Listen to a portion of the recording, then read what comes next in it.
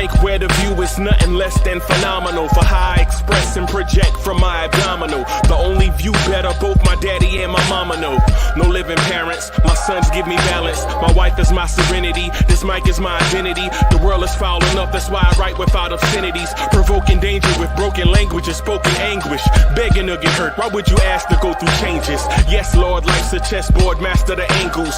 Control the tempo, be the one who holds the info. Acknowledge is just as deadly as machete swings. When spoken, the truth is as potent as that Medellin. While others swear the style is free, I just let it ring. Our time is undervalued, soldiers make us better kings. My fam's on my shoulder, reaching after better things. Today I take the shot, for them I'd rather set the screen. My mama told me follow my dreams. My daddy told me get it by any means. Stand tall, make him bow to a king. But I've evolved, you can see the result. Look in my eyes when you speaking to God. Life and for those who we caught up in using what I was taught with the muse. I guess they call it proving I'm more than an artist. Penciling out my darkest while stenciling out a harvest. And storing what gets me from A to B, just like garages. Instrumental with collages. Envision what I've been drawing. Broadway to give you rhythm like the great Lena Horne. So bent on, found comfort in the storm. Find peace and on when you see them others perform. Organized chaos, I'll cast it like hey ya. Yo, party people in the place to be, what's good? It's the #1 Chief Rocker in Knicks universe, your main man, Uncle Free. Wow, wait a minute, hold.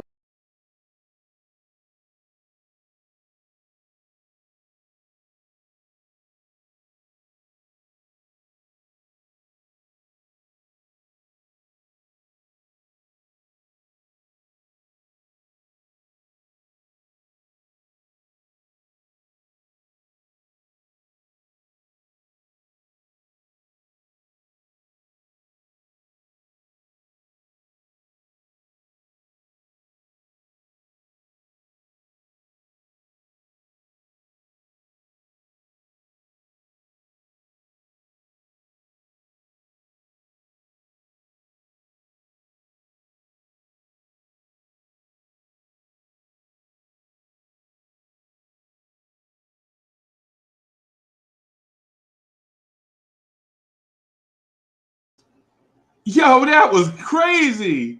Yo, I almost got attacked, bro. Yo, that was crazy, bro. Oh my God, bro. We gotta stop leaving these doors open, bro. I swear to God, bro. That was crazy. I thought that was a UFO or something in here. Yo, that was wow. Gregory Castillo is in the building. What's good, man? Bully is in the building. What's good? Yeah, man, I got to get, yeah. That thing scared the shit. What? Yo, you know what I'm saying? Wow, that's wild, bro. Nah, we don't play no games like that right here, bro. Mo would have seen that. She'd have been like, shut it down. Yeah, man. Yo, this is crazy. Yo, that's crazy. But party people, what's good, man? It's good to see y'all, man. Good to be with y'all, man. I'm glad y'all here rocking with me. You know what I'm saying? We got a few topics that we're gonna chop it up about. But I want to talk about this one here first. So I'm going to rock a little bit on the solo dolo. You know what I'm saying? Because you know how when you try to, y'all know what it is, man. You want to talk about a topic and then others want to have they say be heard. And sometimes, you know what I'm saying, the topic get diluted. Because cats want to talk about Tom Thibodeau rotations and Tom Thibodeau offense to death. You know what I'm saying? And some other, cats want to complain about Randall to death. You know what I'm saying? So before we get that far, man, I wanna just start talking about some real stuff in Knicks universe, like some real things. But y'all want this party started right. Y'all want this party started quickly. Right? Yeah, man, we got this thing off to a crazy start. Yo, you could tell it's summertime, bro. You could tell it's summertime down here. Summertime down here, bugs be everywhere, y'all. Summertime down here, it'd be crazy. It'd be crazy. Right? So,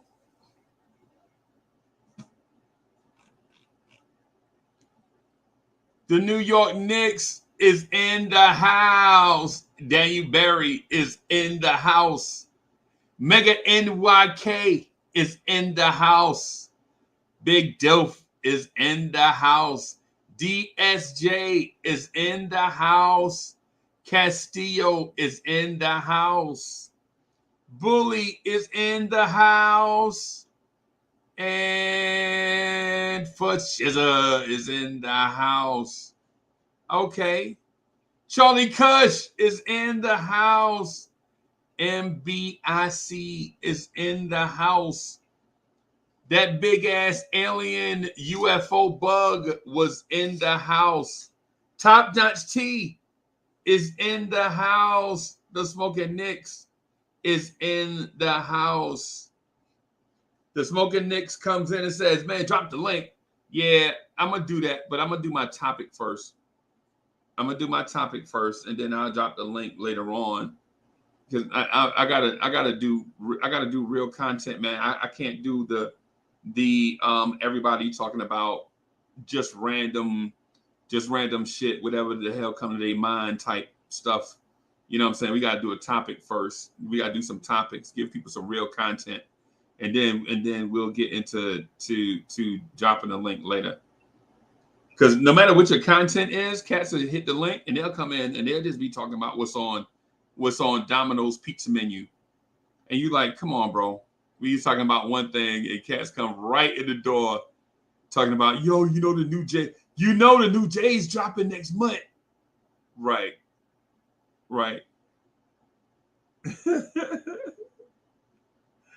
Yeah, man. So let me get into this thing, man, first. Right?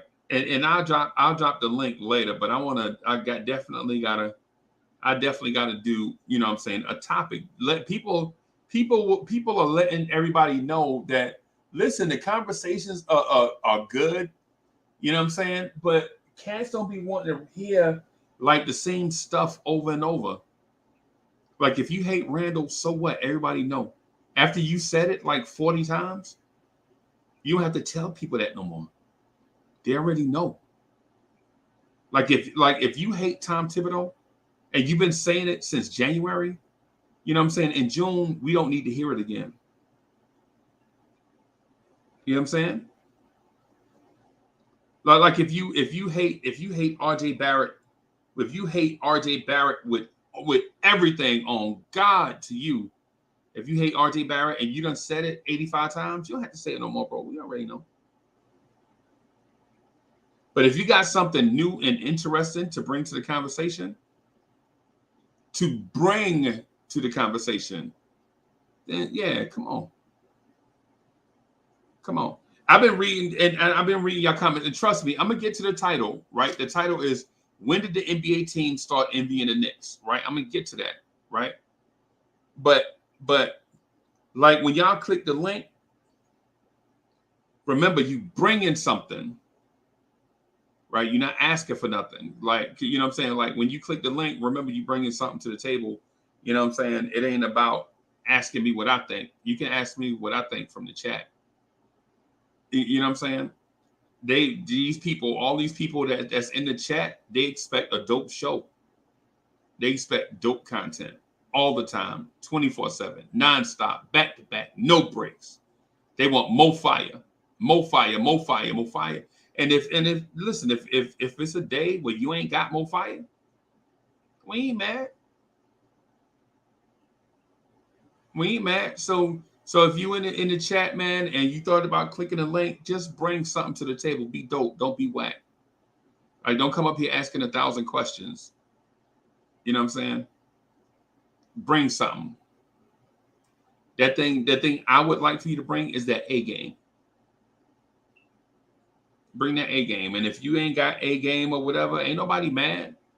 We ain't gonna stop being friends. You know what I'm saying? We ain't gonna stop being cool. Just bring more fire. Bring something. I think over the course of things, and people have been getting on others too. They're like, yeah, some such and such show up talking just to be talking. You know what I'm saying? Casual, man, he just talking. He just talking just to be talking. Yeah, I ain't. Yeah, that ain't with it. I'm definitely bringing A+ content. Whether the content gonna be A+, and whether you agree with the topic or if you're on one side of the topic or the other, is definitely gonna be more fire, more fire, more fire. Right? Right.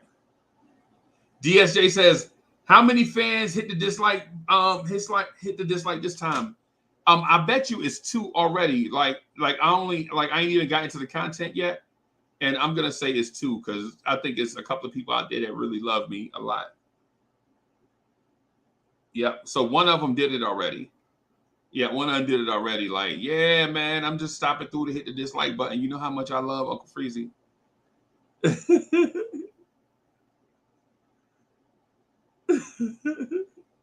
Soulfinger is in the house. What's good, man? Hey, Soulfinger, listen, man. I ain't fussing. I think what has happened is as we grow as YouTubers, right? All of y'all that come on, like everybody that come on either this joint or other joints are now so used to being YouTubers. Like if you click the link and you show up, if you do this like, man, once a week or so, you're a YouTuber. Whether you contribute to other people's joint or you do your own stuff, you're a YouTuber. Right?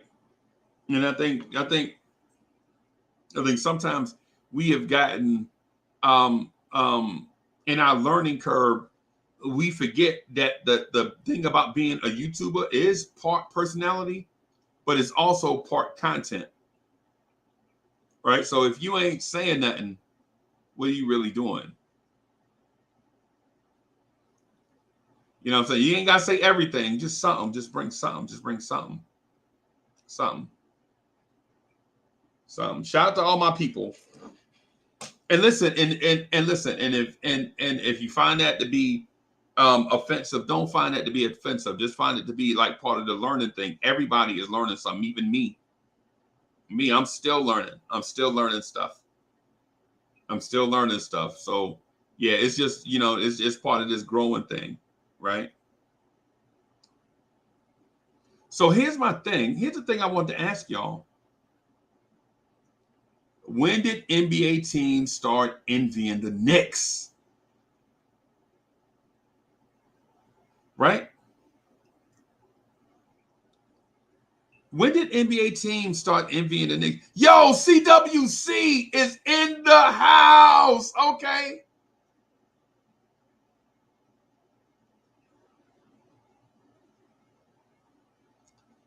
Manchild is in the house. Julian Blum is in the house. Okay.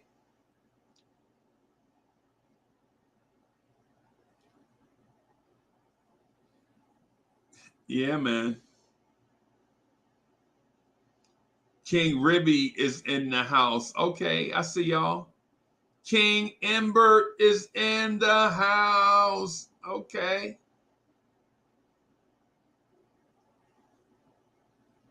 Yeah, man.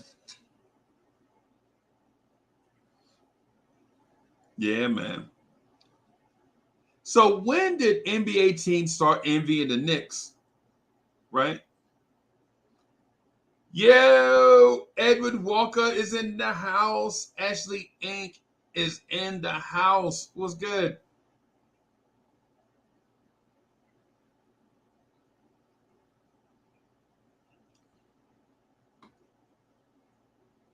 When did NBA teams start envying the Knicks. Is this question actually a legitimate question?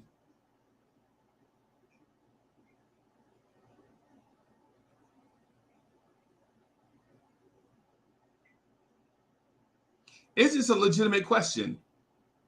Right? Is this a legitimate question? All right. So here's the thing. I'm going to say yes and no to is this a legitimate question, even though I know that teams are envious of the Knicks. Right? Here's the thing, right? Here's the thing with the yes and no part, whether this is a legitimate question. Like, let's look at the word legitimate first, right? Stephadan is in the house. Damian Cox is in the house. I see y'all. Them boys is in the house. Them boys say when they got Brunson, Bim, yep. Sherwin is in the house. So I'm going to say yes and no to this being a legitimate question, right? So here's the thing. Here's the thing. Here's the thing with the legitimate question part. I don't know if it's legitimate because I think it applies to all teams that are in the Knicks situation. I think teams envy teams in the Knicks situation. So I don't know if it specifically applies to the Knicks. So I'm like, no, it's just any team in the Knicks situation, other NBA teams will be envious of. And if you're an NBA team, and now look at the question, it doesn't say when did all the NBA teams start envying the Knicks. It just said when NBA teams start getting envious of the Knicks.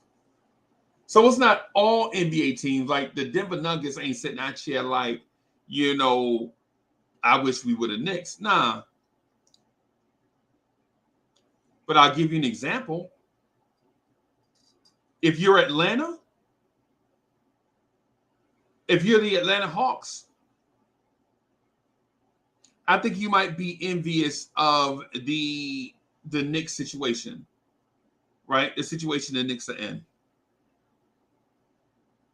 right? If you're the Chicago Bulls right now, where the point guard you paid all that money to, his career might be over. The guy you drafted 4th overall may be a bust. Your best player might not be a franchise player, and the second best player is 34 years old. Guess what? Guess what? Guess what? You might just be envious of the Knicks. Give you another example of a team not behind us but in front of us. The Philadelphia 76ers. The Philadelphia 76ers has a franchise player that you don't know if he wants to stay or go. He might be irreparably damaged by the process, right? You remember, that's the thing that Doc Rivers spoke to it on the Bill Simmons podcast earlier. Tanking scars players, right? Tanking scars players, especially if you're Joel Embiid and you set out 2 years. They're like, no, JoJo, we got you in bubble wrap. We got you in bubble wrap. You teach him that his first 2 seasons, guess what? He don't know when to go 100% and when not to, because when you first got him, you trained him to take it easy.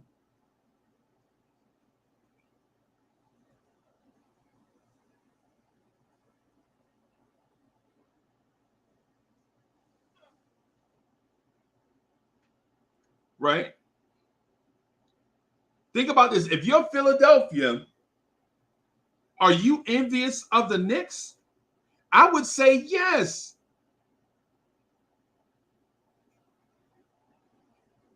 I would say yes. If you're the Knicks, I think Philadelphia may be envious of you, not because the Knicks have more talent, but because of the entire situation.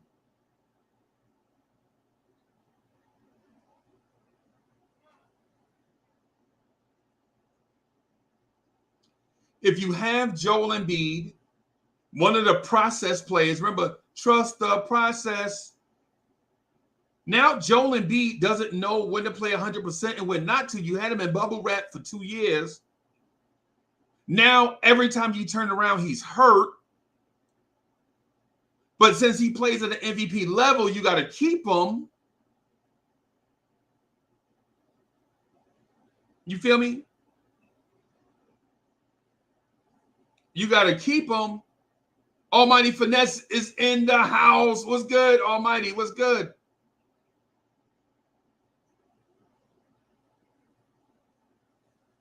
So if you're the Sixers, are you envious of the Knicks? You gotta be, because your best player is the dude from the process who's always hurt at playoff time, like Chris Paul, right?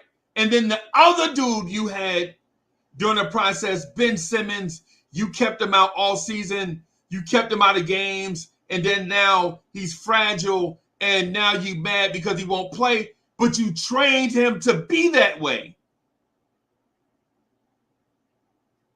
Y'all trained Ben Simmons to miss games, every little ache and pain. You know, if he's like, nah, I'm good. I'm going to miss these next 17 games. Y'all trained him to be that.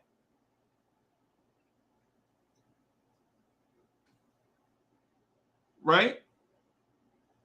Y'all trade Ben Simmons to be that. And then you trade Ben Simmons for James Harden, who always has 1 foot out of the door. No matter where James Harden goes, he always has 1 foot out the door. So if you're Philly, if you're Philly, you have Joel Embiid from the process, who is fractured because of the process itself, right? Joel Embiid is fractured from the process itself, doesn't know when to play, don't know how to play, always hurt, always complaining, it's always something with them cats from the process. Think about all the process cats, all of them. Nerlens Noel, whatever it is with Nerlens Noel. Markelle Fultz, part of the process, sat out a year, injured, can't get his shot right, trust the process. Ben Simmons, up my neck, my back, like that. But Ben Simmons, part of the process. All of them fractured. Now, mind you, they are no longer Sixers. They had to trade those cats away, let these cats go somewhere else to try to get their career back on track. But Joel Embiid is still there, part of the process. So if you're Philadelphia and you see the Knicks, right, all they do is take their time, bring in these nice young players, let them rock, let them take the slow but sure approach. And sure, they don't do that. The choices, they don't back on the scene, crispy and clean. They're not that guy. They just a step-by-step guy. RJ Barrett gets gradually better. Quentin Grimes gets gradually better. Emmanuel Quickly gets gradually better. Obi Toppin, gradually better. Deuce McBride, gradually better. Jericho Sims, gradually better. The Knicks have let's just say 1 million draft picks over the next 10 years. Let's just say it like that. I don't care about the number at this point. I just care about the dialogue. So the Knicks have 1 million draft picks over the next 10 years. They have 2 all-star level players under 30. And they have the majority of their bad contracts about to come off the books. If you're Philadelphia, you don't envy that? I say they do. I say they do. If you're Milwaukee, you don't envy that? I say they do.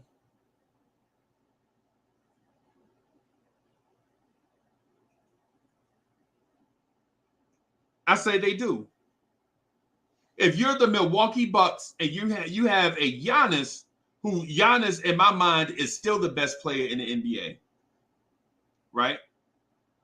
Or let me say this: Giannis is the most, when healthy, is the most unstoppable player in the NBA. Let me rephrase it, because Jokic is the best player in the NBA right now.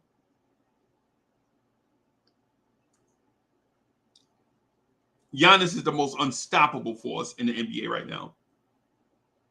But if you're Milwaukee and you're looking at a aging, washed up, or on the verge of being washed up Jrue Holiday, you're looking at a aging and on the very close to being washed up Chris Middleton.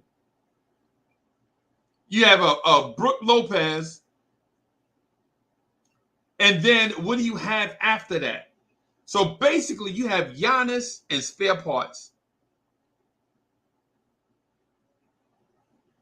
So if you're Milwaukee, how do you not envy where the Knicks are right now?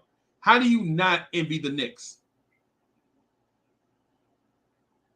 If you're the Lakers, don't even get me started. Don't even get me started.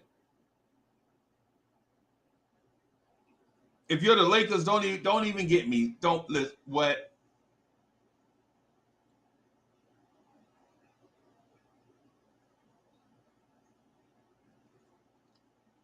But when did this happen? When did NBA teams all of a sudden start envying the Knicks? Did it just happen when the Knicks made the second round of the playoffs? No, I don't think so.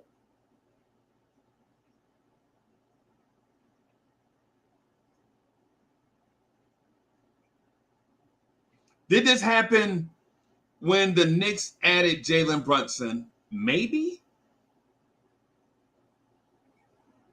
Maybe.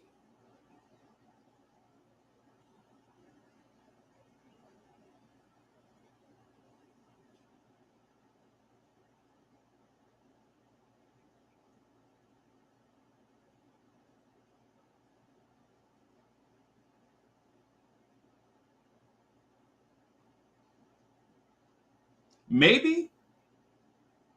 I'm just saying. Maybe it did happen when Brunson was when Brunson was added. But I'll say this, because there's a lot of contributing factors to why teams become green, right? Why teams become green.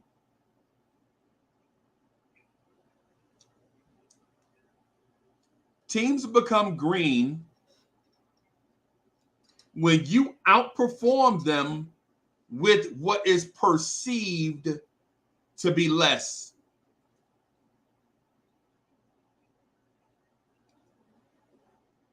And no disrespect to teams like the Hawks, right?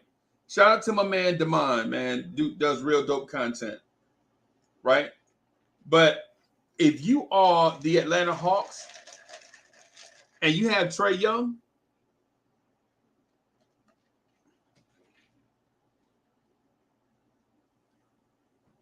and you have DeJounte Murray, and you have Clint Capella, and you have all these young wings off the bench, it seems as if that stuff is fancier than R.J. Barrett, Julius Randle, and Jalen Brunson.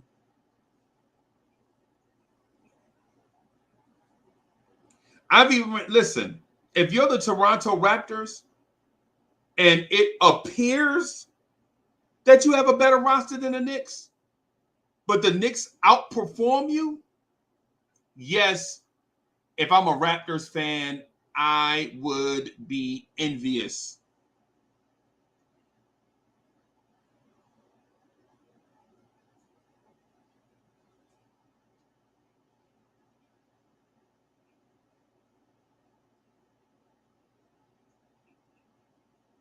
Yeah.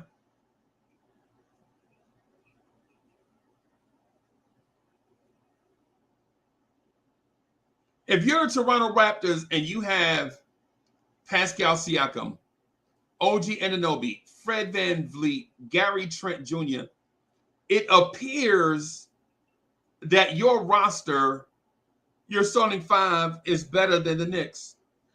It appears that way, right? Scotty Barnes, all those guys, VanVleet, Gary Trent, Scotty Barnes, OG Anunoby, Pascal Siakam, Jacob Poeltl, all those guys on that roster is talented, but they're not better than the Knicks. And you know how I know? Because I saw the Knicks advance to the second round of the playoffs. The Raptors didn't do that. And so teams around the Knicks understand where the Knicks are as an organization, and they are making changes. Firing coaches, letting guys walk, looking to make trades.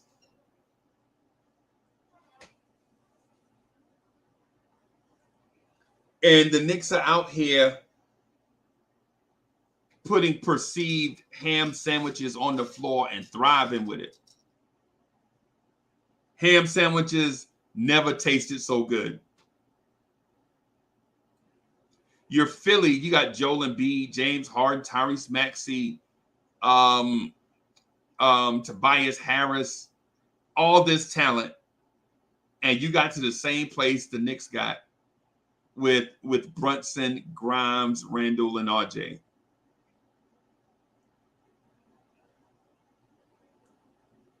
So when did NBA teams start being envious of the Knicks?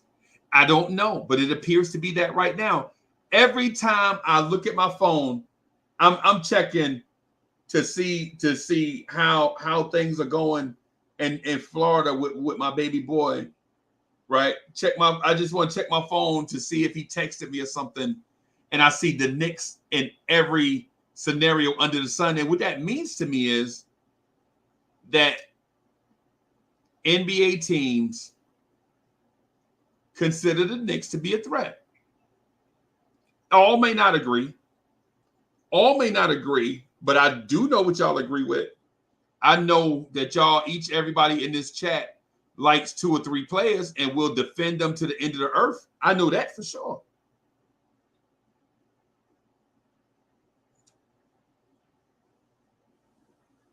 I know there's the R.J. Barrett fans. There are the Randall fans. There is the Grimes and IQ fans. There's the Brunson fans, the Mitchell Robinson fans. Man, listen, I know y'all agree with me probably to varying degrees, but you do agree. When did NBA teams start envying the Knicks? Now, am I saying based off of this question that the Knicks are soon NBA championship soon come? No, that's not what I said. Based on this question, what I'm saying based on this question is yes, it started recently. If you're the Memphis Grizzlies right now? Do you envy the Knicks? Yes. Your superstar is off his rocker. Your second best player is a scrappy energy guy with no sense of offense. Your second, third, fourth, and fifth best players stay hurt.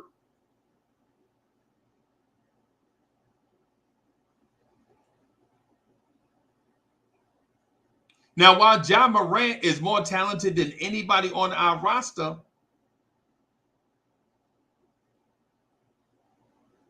would you want him as a Knick right now?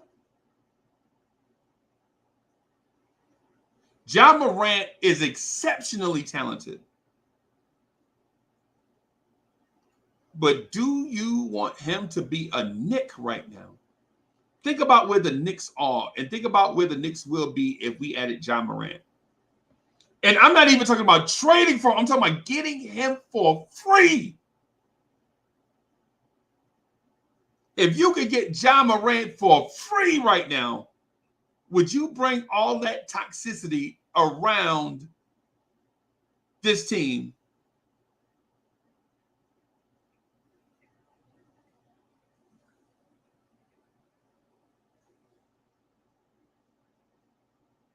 If you're New Orleans, are you not envious of the Knicks right now?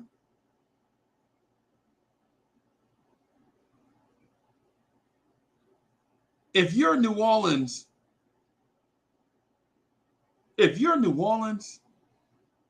are you not envious of the Knicks? All of your best players play the same position. Of course, I'm not including Zion because he's busy right now.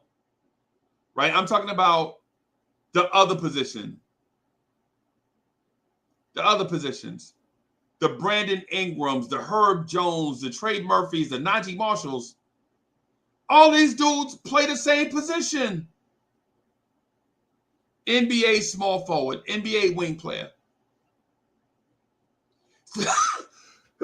So you can't even get the best out of one player or all of them because you're putting the others in positions that they may not fit because Brandon Ingram occupies the main position.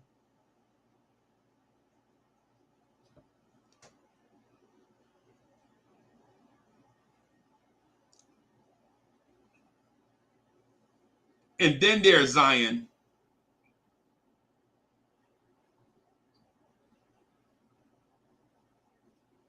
And then there's Zion. So when did NBA teams start envying the Knicks? I'm not sure when it happened. I know, though, I'm confident that it's happening right now.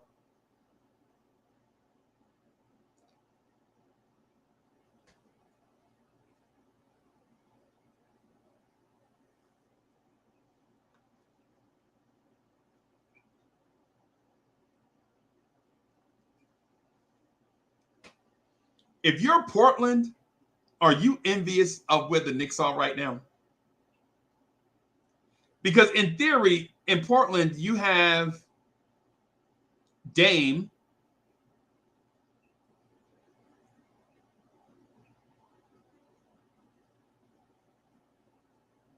And I know y'all was going to say, hey, what else besides Dame, Uncle Freezy? Besides Dame, they got the same stuff everybody else got. They ain't got nothing special. What, you got a 20-point scorer? I mean, he scores 20 points a game. A lot of teams have that. Anthony Simons ain't special. He's not special. If he were special, at least I don't think he's special. I think if he were special, he would be treated as such.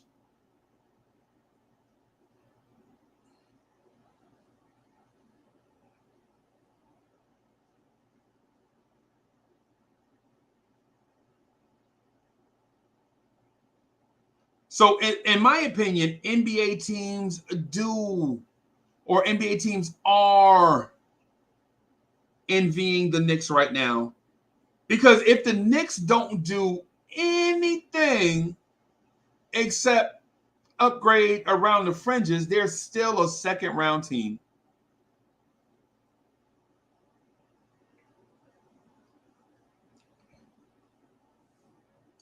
If the Knicks don't do anything except bring back their guys, that's worth bringing back, and just come back healthy, they're still a second round team. How about that? No crazy immovable contract. No off the court drama. No on the court drama. No odd fits.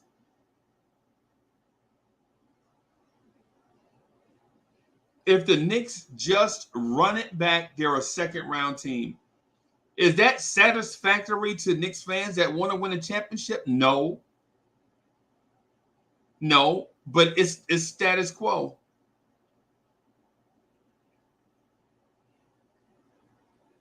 It's status quo. It's status quo. It's the Knicks, if they just show up and listen, and I'm saying this in theory, I'm not saying this in practice because you don't want your team to think they could just show up. But what I'm saying, though, if they just show up as is, healthy, they're a second round team. The question is, can Philly do that? No. Because you don't know. James Harden always has 1 foot out the door.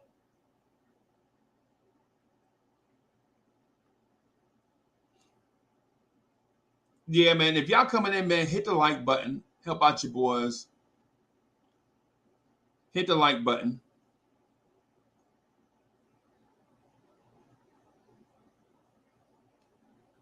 Subscribe to the channel, please.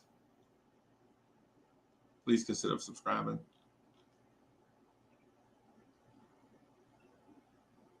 The only teams that may not be envious of the Knicks are the superbly run, superbly coached, superbly talented teams in the NBA. Right? The Denver Nuggets, the Boston Celtics, the Miami Heat. Maybe the Golden State Warriors. Maybe. But I could see them turning a little green when they see us too. A little bit. But they can always just point to their trophy case. Right?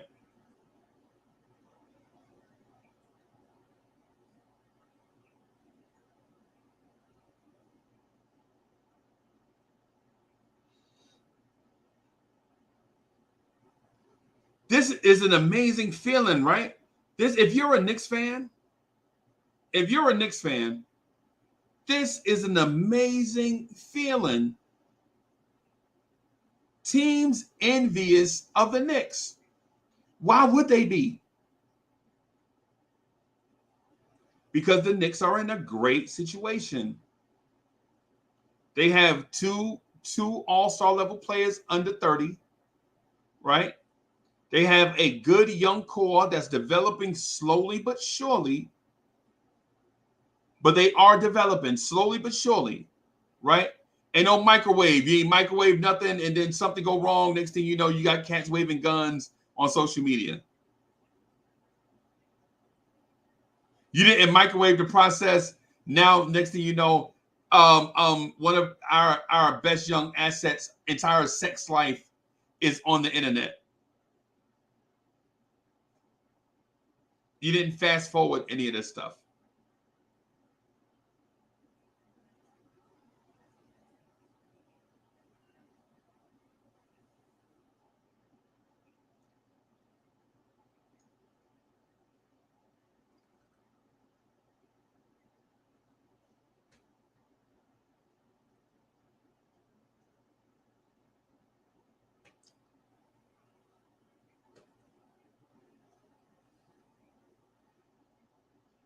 The Knicks are in this enviable situation where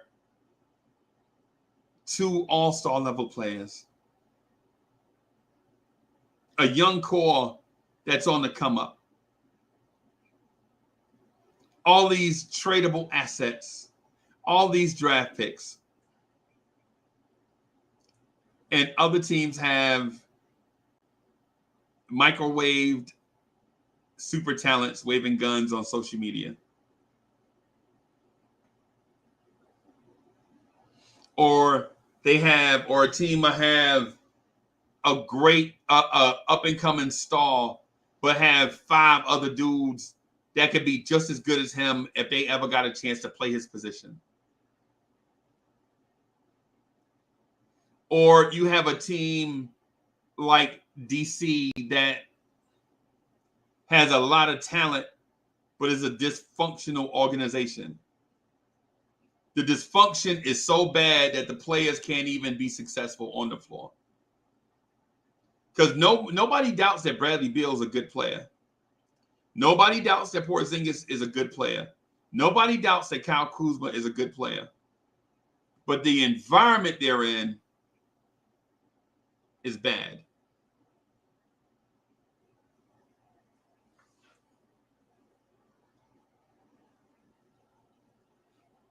Give you another example. Nobody doubts DeJounte Murray is a bad player.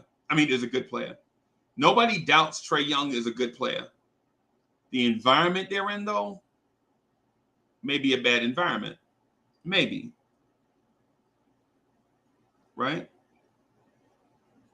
Nobody doubts Paolo Banchero, Franz Wagner, Wendell Carter. Nobody doubts that those are very, very, very good players. The environment they're in just sucks. And then you have the Knicks. Right?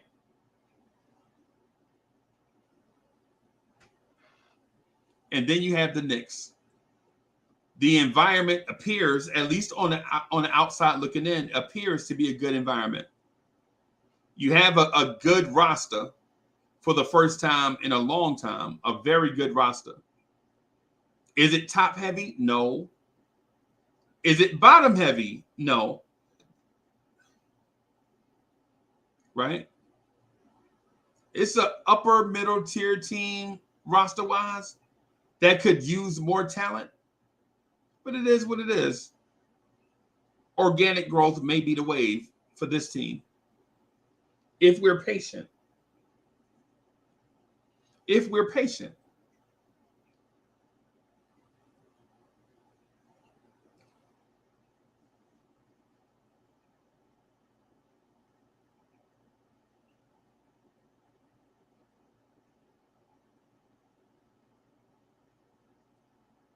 If we're patient, this roster could be a very good roster if we play the long game with this roster. If we play the long game. If we play the short game, you already know what happens. Y'all know what happens with quick fixes.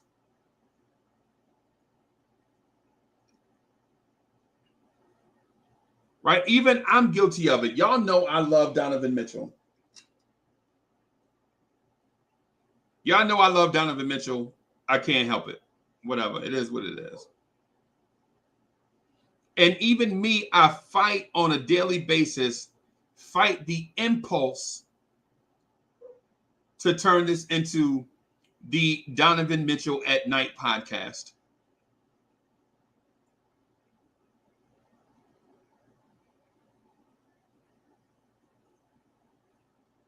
Even me, I know what the best move is, and I fight the impulse to just turn it into the Welcome to the Spider at Night podcast.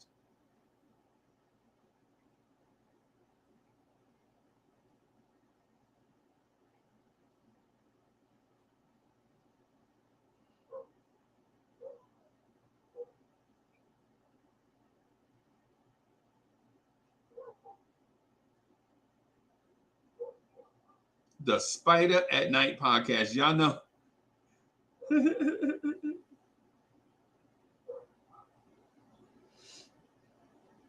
Y'all know what it is. I'm not the only one that has a favorite player, or at least a player that we like around the league, right? Y'all have heard this become the Joel Embiid at Night podcast. Y'all have heard this. Y'all have been around when it has become the Cat at Night podcast. Welcome to Cat at Night.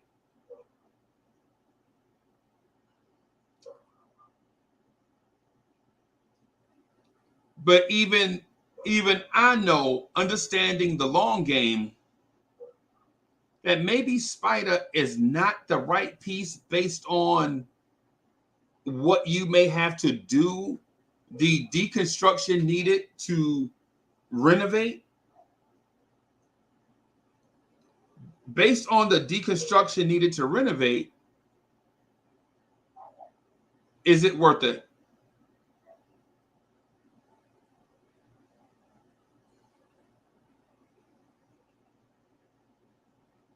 Right? Even I understand that.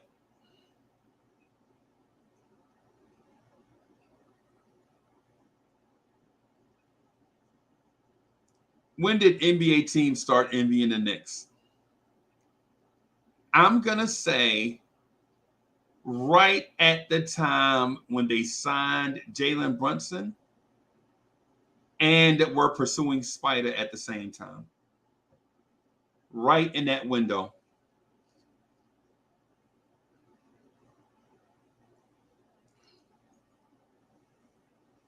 I'm going to say right in that window.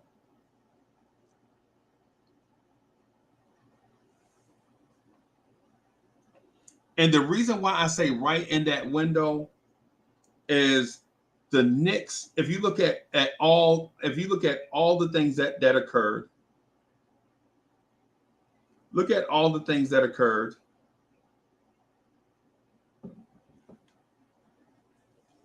The Knicks missed the playoffs, and they trimmed all the dead weight off the rip.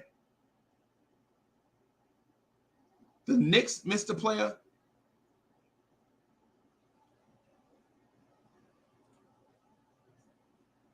Sherwin, 1968, a great year to be born, brother. The best year to be born, 1968.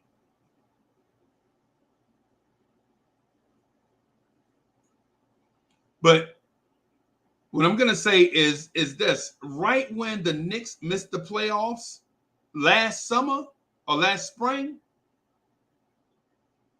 the Knicks came off rip.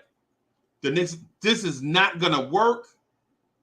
Credit given to the front office. No, Burks, Noel, all you know. No, this is not going to work. They got rid of all the debt. Man, look at Man-Child. Okay, Man-Child. I see you. We're gonna have to get us a club. Illmatic says that 1968 here too. Okay. We're gonna have to get us a club, bro.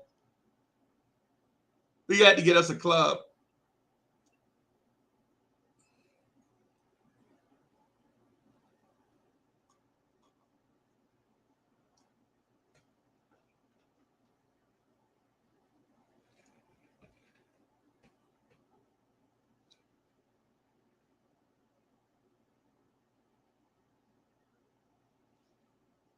So last summer, when the Knicks first got the opportunity to shed dead weight, to get these dudes from in front of these kids, they did it. They removed all these players on these $10 million a year, such and such, got rid of all them dudes so these kids can have an open runway.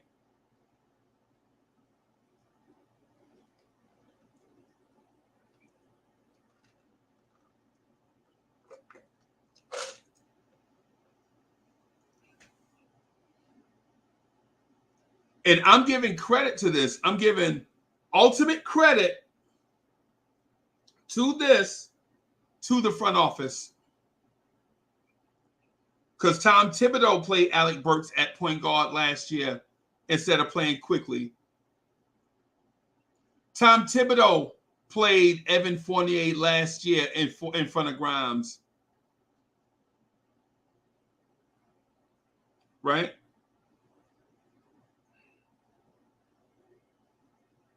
Tom Thibodeau was the dude out here giving minutes to Nerlens Noel instead of playing Jericho Sims. Tom Thibodeau was out here playing Alec Burks in front of Deuce McBride. And no knock on Alec Burks, because I like Alec Burks. He a classy dude. He a classy dude. He was put in an unfortunate situation, but things are what they are. Tibbs even wanted to bring Reggie Bullock back, wanted to give him a 3rd year guaranteed. You ain't giving Reggie Bullock no 3 years guaranteed. Are you crazy? Reggie Bullock?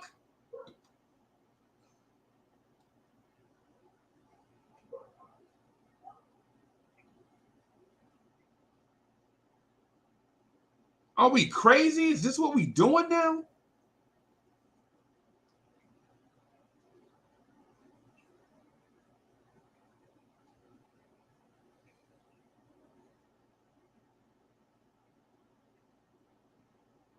Yeah.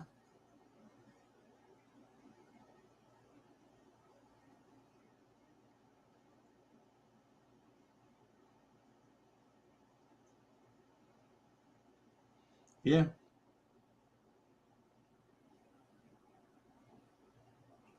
All right, man. I'm going to throw this link in the chat, man. I've been talking for like 57 minutes. Well, not actually 57 minutes. I got taken over by a UFO. You know what I'm saying? We had to stomp that out.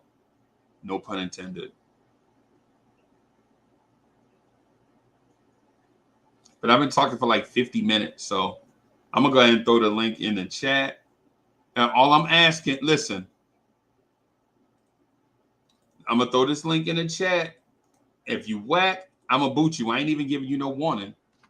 I'm just saying, bro, if you coming in, you better bring something to the table. The people have spoken.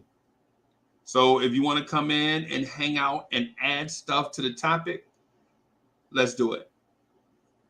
If you're coming in saying the same thing that you normally say that you done said 75 times, I'm booting your smoke. What's good, bro? What it do? What's good, boss?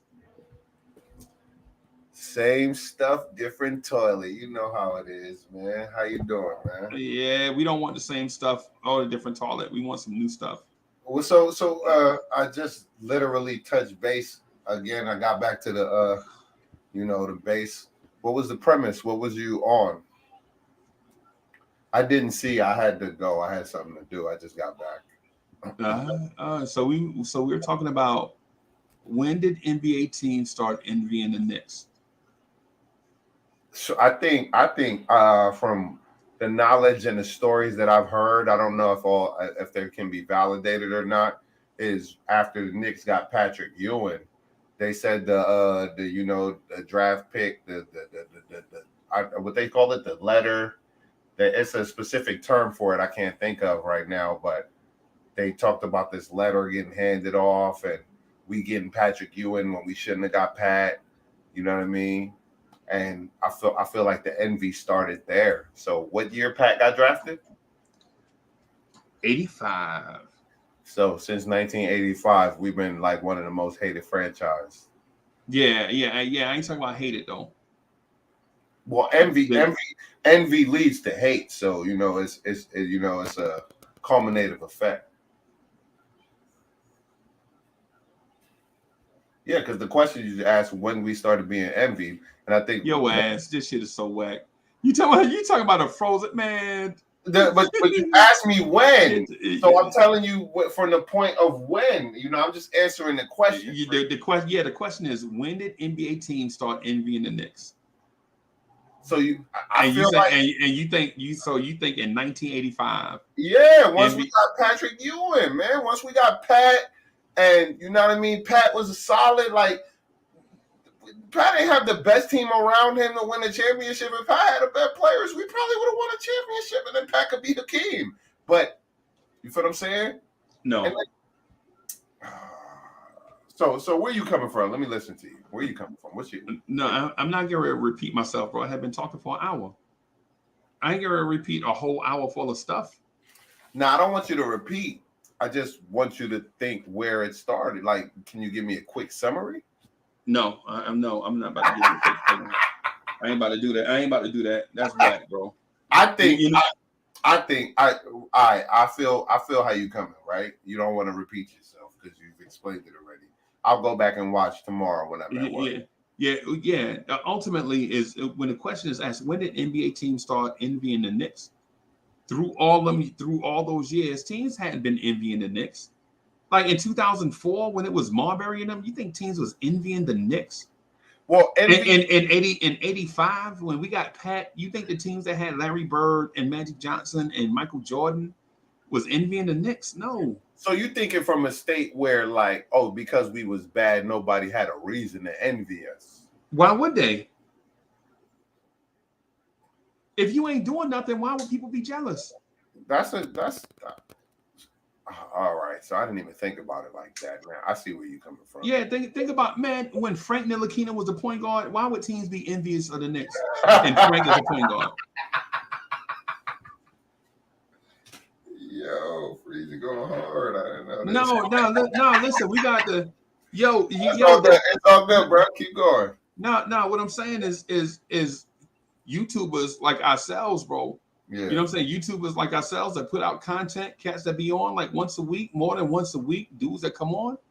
We got to remember the content creation part of it. Because the personality part, I know cats out here like me, bro. I know I could turn the microphone on and not say nothing and just rock with cats and all of that. I know, I get it. I get that part, right? Yeah. I get that part. I get invitations. I get invited to people's shows all the time. I turn most of it down. Every now and then you'll see me pop up on somebody that I really mess with. Like I really, really mess with. But for the most part, I get invited everywhere all the time. Yeah. But I just rock with like a small crew. That's how I move. I ain't never been that guy to like be all over the place everywhere. You know what I'm saying? So in fairness to that, man, I'm coming on rocking with some content, bro, like some things. You know what I'm saying? Nah, but you asked me, and I think the envy came from there, and I don't think it was. Well, yeah, I probably didn't answer you. Well, let me ask this: do you think teams started getting envious of the Knicks when the Knicks made the playoffs? The next year missed the playoffs, traded everybody away, sent a message to the league that it's winner else. Then they signed Jalen Brunson and Chase tried to get Donovan Mitchell. Do you think that might have been when they started envying the Knicks? I think hold on. Let me answer that first question, and I'm gonna answer your second part.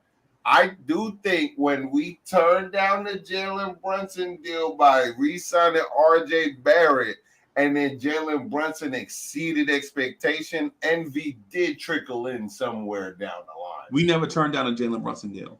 No, I mean when we turned down the Donovan Mitchell deal, signed Jalen Brunson. No, you said Jalen Brunson, but you meant Donovan Mitchell. I got you. Okay. Yeah. Sorry. Okay. I follow you now. Okay. I do think some envy did creep in because we signed RJ. You know what I mean? We tried to give a bluff. Like if you don't trade us right now, we're gonna sign RJ. Then we called they bluff. We signed RJ, and then Brunson exceeds expectation, right? Even though he didn't get no accolades, he still exceeded expectation. So some envy did creep in because we had the hottest free agent signing all season. Yeah. DSJ, what's good, bro? What's going on? How you feeling, Unc? Man, I'm good, bro. DSJ, what it do, big dog? Hey, I apologize to y'all, man. Sometimes I get overwhelmed by so much love from everybody, man, that sometimes I forget about the content creation thing of it, man. I get so much love from the homies, like everybody come on, bro, and it'd be like a party, and then sometimes I forget that, you know what I'm saying, I got to put that content with it. You know what I'm saying? So I'm trying to do a little bit of a correction there, you know what I'm saying? I agree with the content part 100%, but Yeah. I watch your playbacks. You know what I mean? I participate and then I go watch them back because I had to learn how to watch myself back just to see. You know what I mean? So I learned how to behave better. But when I watch the playback, the content is solid, man. Like if like I like it every time, man. If I can but watch we not. I don't want to be a C+ student, bro. I start smoke. I start every joint with yo. It's the #1 Chief Rocker in Knicks universe. So I don't want to be the number 17 Chief Rocker in Knicks universe.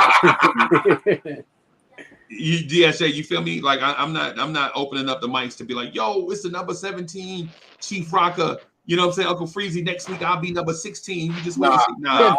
I agree with you, bro. I agree wholeheartedly. It's about improving and getting better and making sure the product is 100% legit. Right. DSA, what's good, bro? What's going on? First off, salute to the channel, salute to the chat, salute to the panel. What's going on, Smoke? What's going on, Ribby? How y'all feeling tonight? Them. Yeah. So, is it possible that the league is envious of the fan base? Some of my little dance, some of the little dance. I'm sorry, DSA. Go ahead, bro. I was just asking, is it possible that the league is more envious of the fan base than the actual organization? What's your point? The reason I ask that is because I consider how many times the fan base gets blamed for front office moves. Okay. The fan base has so much control that we're able to get coaches fired. The fan base is the rule of a lot of the content from sports media. Okay. So when things go awry, they don't blame the organization. They don't blame ownership. They blame the fan base. Well, can I Richard Jefferson. And I don't mean to cut you, sorry, but that is kind of, I don't say it's like you don't mean to, but let's go ahead anyway. It's warranted because but it's warranted because the fan base be having these hyperbolous takes, man, and a lot of people they agree to these takes, and if you take a consensus and majority agree to baloney, then you can kind of say the fan base, right? But you also can't blame the fan base for the thing that gets praised as well, because if you hear those players from opposing teams who love to come to the MSG and perform, the first thing they'll say is, "Oh man, the fan base was raucous. I loved it." So we can't be the villains and the heroes in the same story. You know what I mean? And I think that when it comes down to the rest of the league, they hear this. They hear this from their franchise players. Can you imagine when James Harden was actually good in Houston, him giving so much love and adulation towards another arena? Fam, you play for the Toyota Center and you sitting here giving all this love to MSG? Yeah. You serious? Yeah. But Kobe sits there and says it's his favorite place to play. You don't think that Staples Center was kind of like, seriously? Kobe, do you know where you play at? Right. You don't think he's just being cordial? No. Because I ain't never heard them. I ain't never see them do it for Charlotte. You know what I'm saying? No disrespect to Charlotte, North Carolina, because pound for pound, they probably for entertainment value. If you got like a family and some kids, pound for pound, Charlotte, North Carolina might be the best. Right? When Steph Curry was on par to be the number one 3-point shooter. Yeah. It's probably gonna be cheapest or something like that. They be trying to paint your kids as soon as they walk in the door. They be having people walk around with the mascot be on the first concourse on them big rollerblades. You know what I'm talking about? No, we know. Whatever. Yeah. Inline skates. Or whatever it is, they be on wheels. Whatever, it's something. But yeah, man. So it's pound for pound. They do pretty good. But the point to it that DSJ is talking about is cats love playing in the Garden. It's like a theater for them. It's the Mecca. Yeah, it's like Nobody sits there and says, "I love playing in front of the American Airline Arena." Yeah, But no, they don't. we got the history, bro. We got the hoop at the street hoop, the NBA players. It's the Mecca, man. It's like all these other cities don't got like the original history, so they don't. That's why they don't get held in the same regard, man. Yeah, yeah. Players want to make history here. That's why when Steph Curry had his opportunity to play in certain games, he could have broke that record a little bit sooner. He could have broken in Brooklyn. But instead, no, let me break it here in MSG. And organizations were like, I hate y'all. Yeah.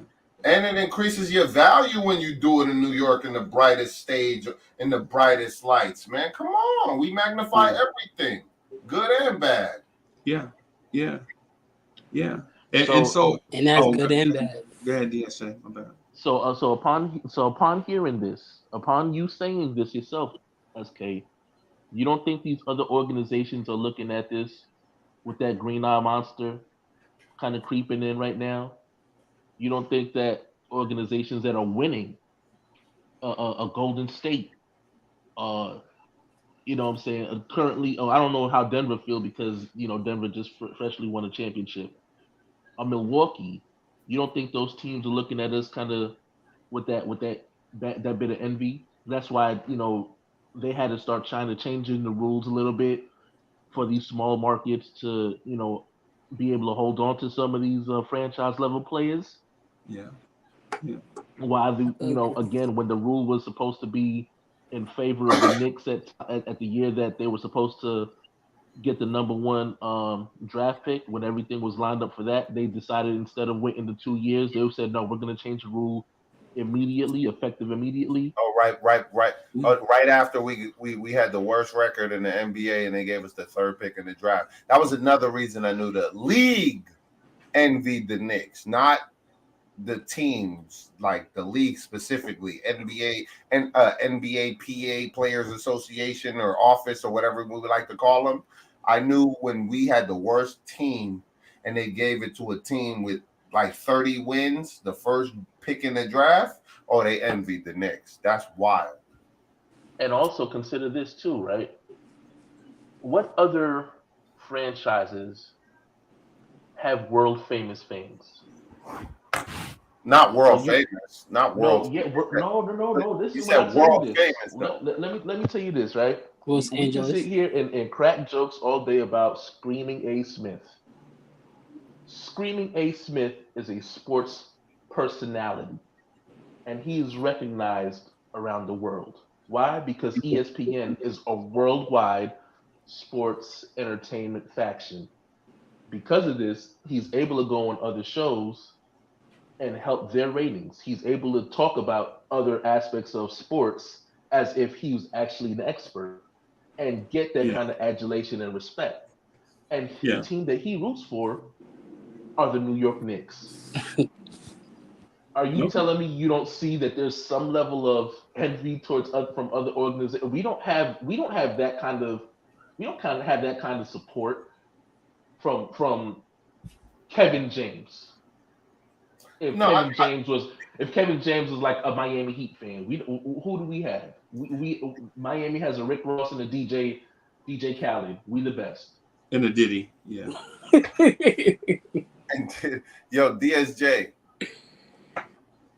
the envy you talk about is truly real because whenever the Knicks are relevant, people will come out of the woodworks pretending that they was Knicks fans the whole time when you see them at other games repping other teams, right?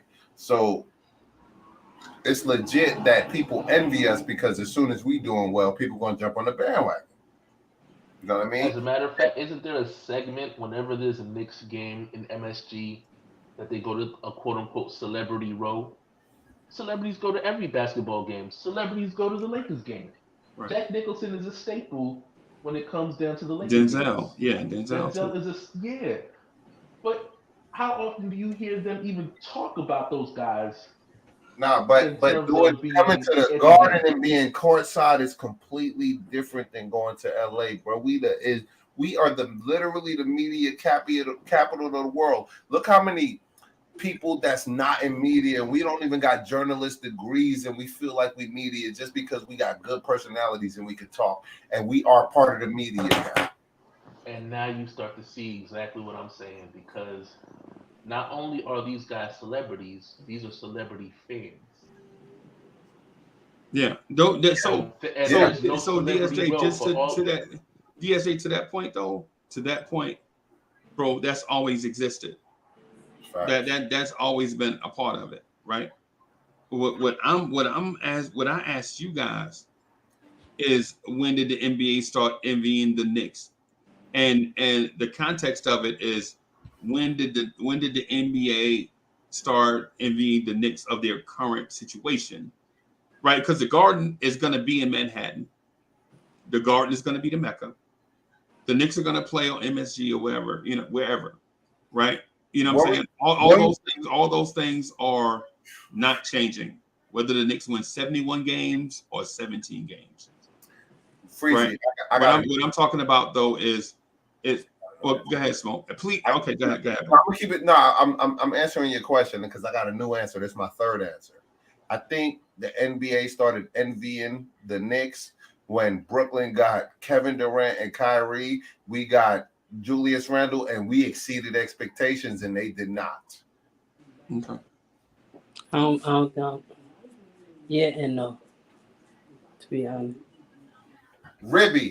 King Ribby. Yeah. Right. What was Ribby? I ain't even understand what you said. You picked Carmelo Anthony in the 10th overall. I don't. Come on, man. You better speak up, man. Put some bass in your voice. No, listen. No. To be honest, yeah, it was Randall. To be honest, and then it was Brunson. All right. Now we getting truth. Okay. That's to be honest. Now we getting truth Are out we here. real? Are we clear? Like, that's what I seen. To be honest. Apply a little pressure, you get the truth out of people. Feel me? Yeah, I was gonna. Yeah, ain't no pressure. Yeah, no, yeah. Well, yeah. What I'm getting at is I don't think it existed before. I think it exists now. Exactly. Right. I think what happens is teams understand that there are multiple ways to build a franchise. The Knicks chose to build their franchise a certain way. It looks as if it's a successful model, and I think teams are going to be jealous of that, envious of that.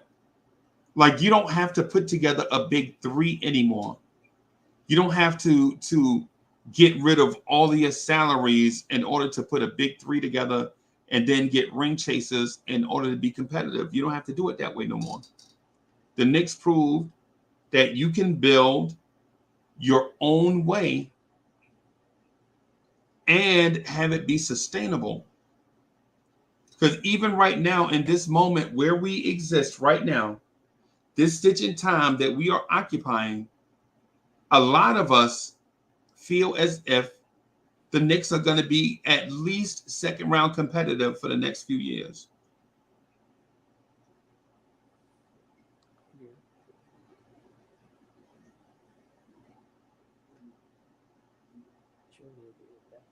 Yeah.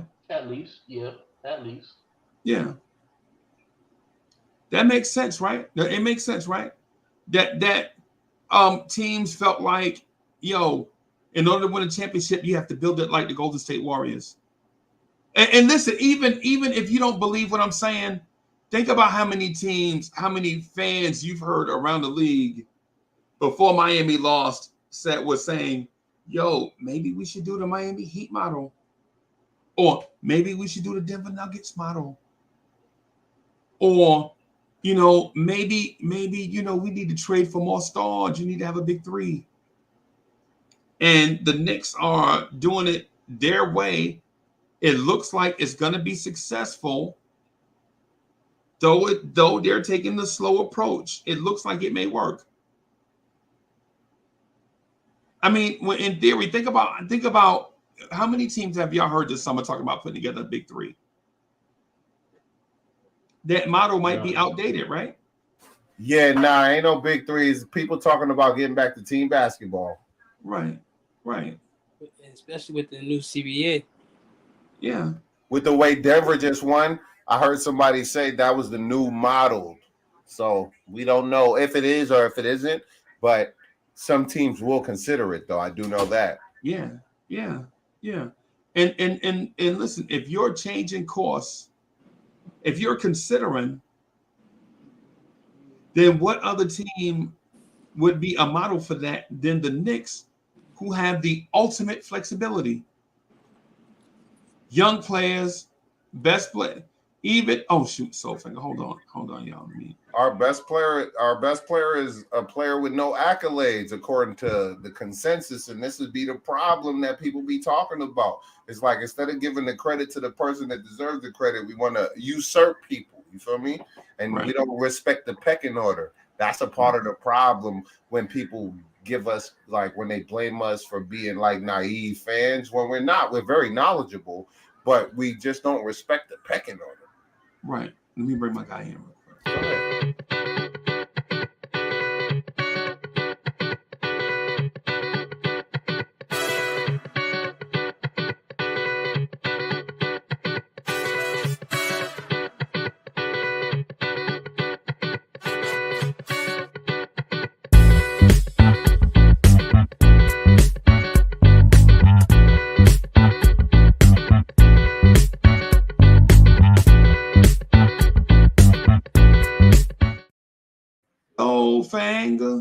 Soulfinger, what's good, bro? What's happening, fellas? What's going down? Soulfinger, man, what it do, big dog? Oh man, you know, down here on the southern end, down here in SoCal, chilling, taking it one day at a time. Southern Cal, you definitely in Southern. Man, you know you always welcome to the Smoking Nick, man. You one of my originals, man. Pull up. Yeah. Oh man, yeah. You know, I'm probably be in your neck of the woods here eventually. I got fam up that way. When you come to SAC, you better hit my phone, man. Hit my line, real one, real line. It never rains in Northern California.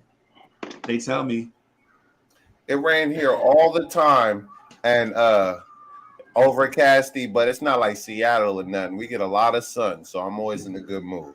Yeah, man. Soulfinger, what's good, bro? Not much, Freeze. Just checking it out. You know, taking in what you cats talking about. You know, picking up what y'all putting down.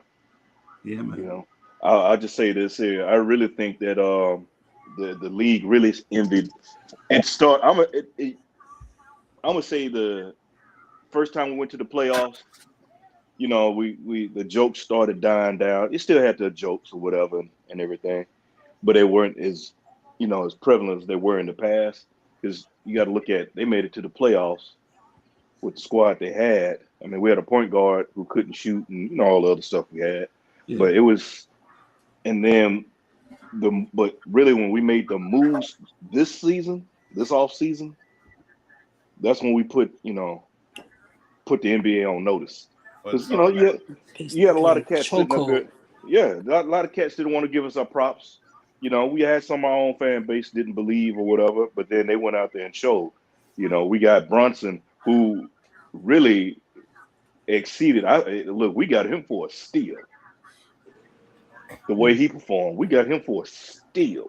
Yeah. Okay. You know, so and really this season, after this season, you know, you got teams like you said before I came in, saying that, you know, you don't need to have a big three and all that to win. If you build it the right way. What he said in the movie, if you build it, they will come. Yeah. So that's what's happening, and we're doing it rather cost effectively. And also we're doing something we haven't done before. We're actually building within organically. You know, you're going to move the pieces around once you get your core and everything, and then you start moving the pieces to build to get what you got to get. So I think a lot of teams they're going to be they salty about some of the moves they made. You broke the bank, giving a cat 200-something million. I'm talking about 1,000, 200-something million, and you can't even make the play in. Yeah. Okay. Yo, Soulfinger, and you know what I think a part of the problem is too. Hey, your mic low. Oh, see, I turned it down. Can you hear me now?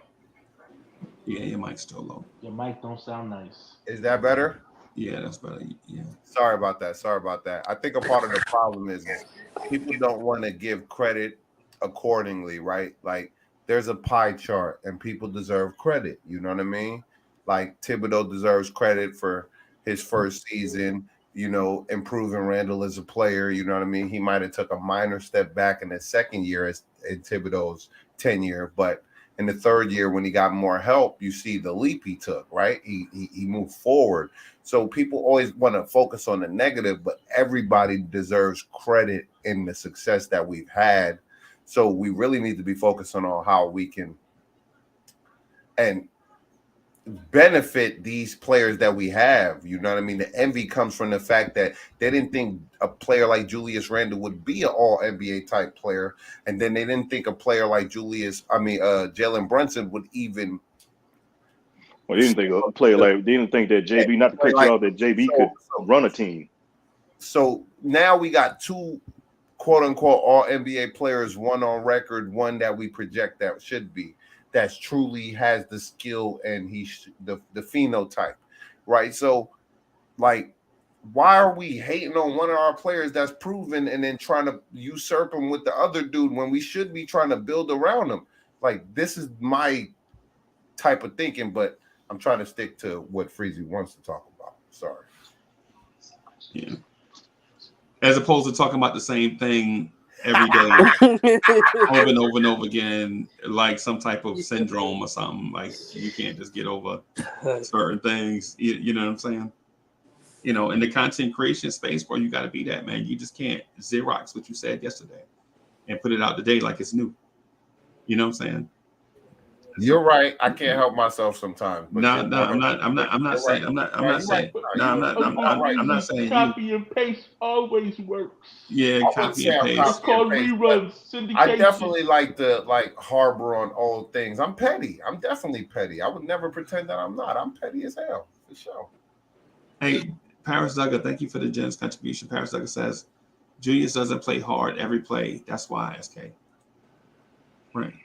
Well, you know, the topic that we were talking about, man, is when did NBA teams start envying the Knicks? Exactly. Right. And if we're talking about if we still talking about stuff that happened 5 years ago, yeah, and you still not satisfied about it, that's not a Knicks issue. That's a you issue. Isn't it all relative? Because it all makes you with envy, and envy leads to jealousy, and jealousy leads to hatred. No.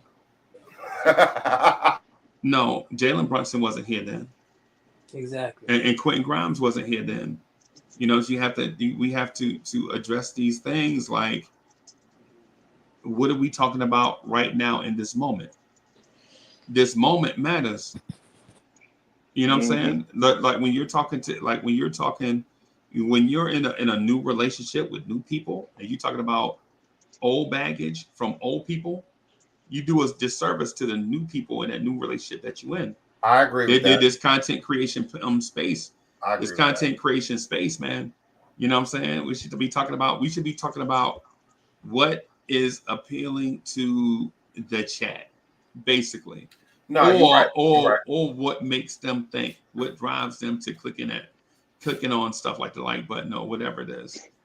You know what I'm saying? Like just getting together and then doubling and tripling down, quadrupling down, you know, going 5 times down on certain things.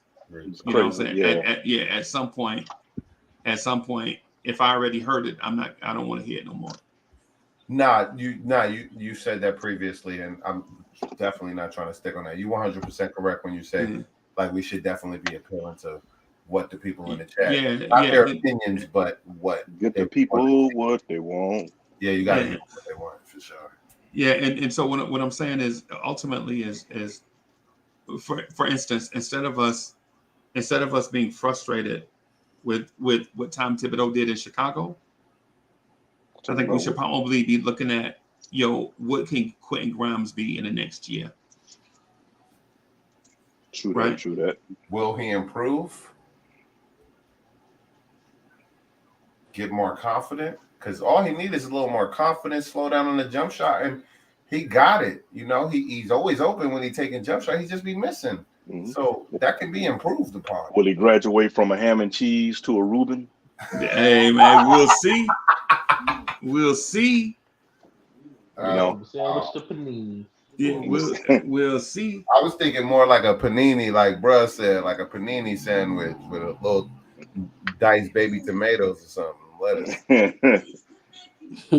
Yeah. And so for instance, I asked a question. I think it was last night. I don't know if it was last night or this morning. I forgot. I think it was last night. You was on a Smoking Nick last night. What question did you ask? No, not Dan. I was on the Knicks Tonight podcast last night. Oh damn! And I asked a different thing, man. Does coaching stifle the young players? Yes, so the young players. That was last night on your show. Yeah. That was last night. Yeah, you know, man, and I felt like I rocked the party last night, bro. I asked a question that people have been dodging. Is Emmanuel Quickly a point guard? No, he not no point guard. That's an easy question. Yeah, you know what, Freeze? Cats were doing the Matrix when you asked that question. Yeah. No, they want to explain who got developed and how they got them. Just answer yes or no, bro. Like, no, he's not a point guard. His decision-making skills is not good enough. Yeah. It's not to say that they can't improve, but they're not the greatest, because when you come down and shoot, you know, you got 19 seconds on the 24-second clock, and you pull up a three from 30 feet out, and you got somebody maybe cutting to the rack that's open. Maybe not a good decision to do that. You know what I mean? Right. And my thing is to that is, first identify what a point guard is. Mm-hmm. Right. What is a point guard? And your sense of the word. That's what I think we should do. And my sense of, and what I think a point guard is, the first thing I do is I break down the phrase. What is a point guard? I start with the word point. Point, yeah. Yep. Where does action start? At the point. At the point, at the tip. Yep. That's where the actions start, at the point, right? So if the actions that you run start at the point, does Quickly get your offense into actions? No. Nah. No. Now the second word is guard. Can he guard his position? Yes. Yeah. I give him that. He's excellent at guarding his position, right? So if you're looking at it in a what does it all mean sense, you know, if he is, I'm saying it like this: if he is a point guard, he is not a good one, but he's learning, right? Is he a shooting guard? No, he's too little, and he don't do what you want modern two guards to do. So he's stuck in the middle. He's somewhere in the middle. So he's a combo guard, right? The tweener. Yeah. So if he's a combo guard, does he do enough at point and enough at the two for him to earn quality minutes? I'm going to flip it. I'm going to say Quickly's offense needs improving, but his defense is excellent. Quickly can guard any one and some twos in this league at a high level. And the reason why I say some twos are Bradley Beal size. Yeah. And some twos are Devin Booker size. Exactly. I would say the same thing. Right. So if you look at it like that, is he a point guard? Not does he? Because I could easily attribute Obi Toppin's lack of development, not just to Obi, but to Quickly as well. If Quickly is a second unit point guard and Obi Toppin is not getting touches, that's on your point guard, yeah. That's on your point guard, right? Yeah, that's on your point guard. Now, do I think Quickly can become a great point guard? Yes, he's got all the requisite skills to become a starter at point guard in this league. Right. But my thing is everybody has a different version of what a point guard is. Like some people think Steph Curry is a point guard. I don't think so. No. Right. But he's titled that. Right. And a lot of that's due to height. Some people think Damian Lillard's a point guard. Right. Is he that, or does he just have that title because of his size? right? If Damian Lillard was 6'7", would he still be a point guard? No. I don't know. I don't know, right? And I know today's point guard is not what it used to be back. Dare I say it, in my day, right? But at a bare minimum, if you are a point guard, if you're a combo guard, you have to make others around you better. And if you're not doing that, then I, Uncle Freezy, don't think you're a point guard. Right? If you're not making people around you better. Right? I say the same thing for Deuce McBride. Does Deuce McBride make people around him better? No. Is he point guard size though? Yes. Is his defense great? Yes. And his defense, he's a monster. I like. Yeah.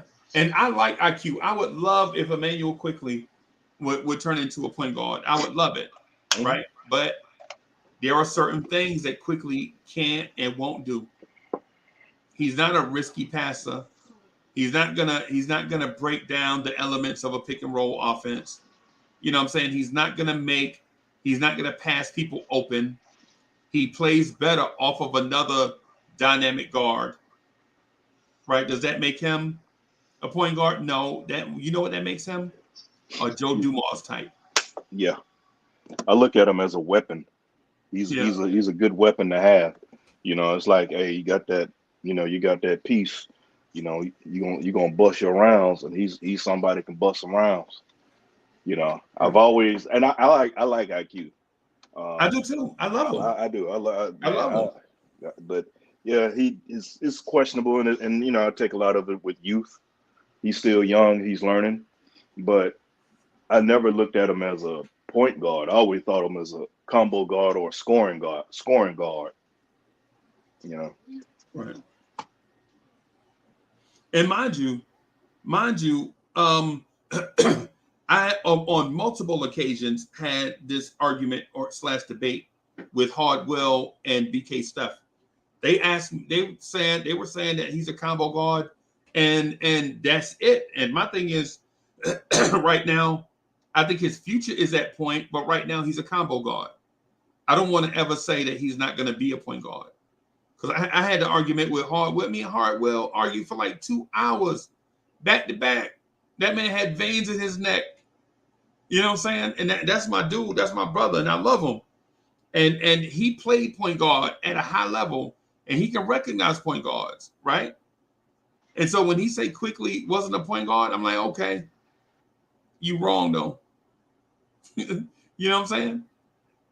DSJ, what do you think? You think Quickly? Did you say Quickly was a point guard? No, I said he was a combo guard, and I think that he had the skill set to become a point guard. But he fits the narrative of what the team needs at the moment. For instance, he's good in transition, like in terms of playmaking, right? His best skill sets in terms of playmaking is on display during the transitional run.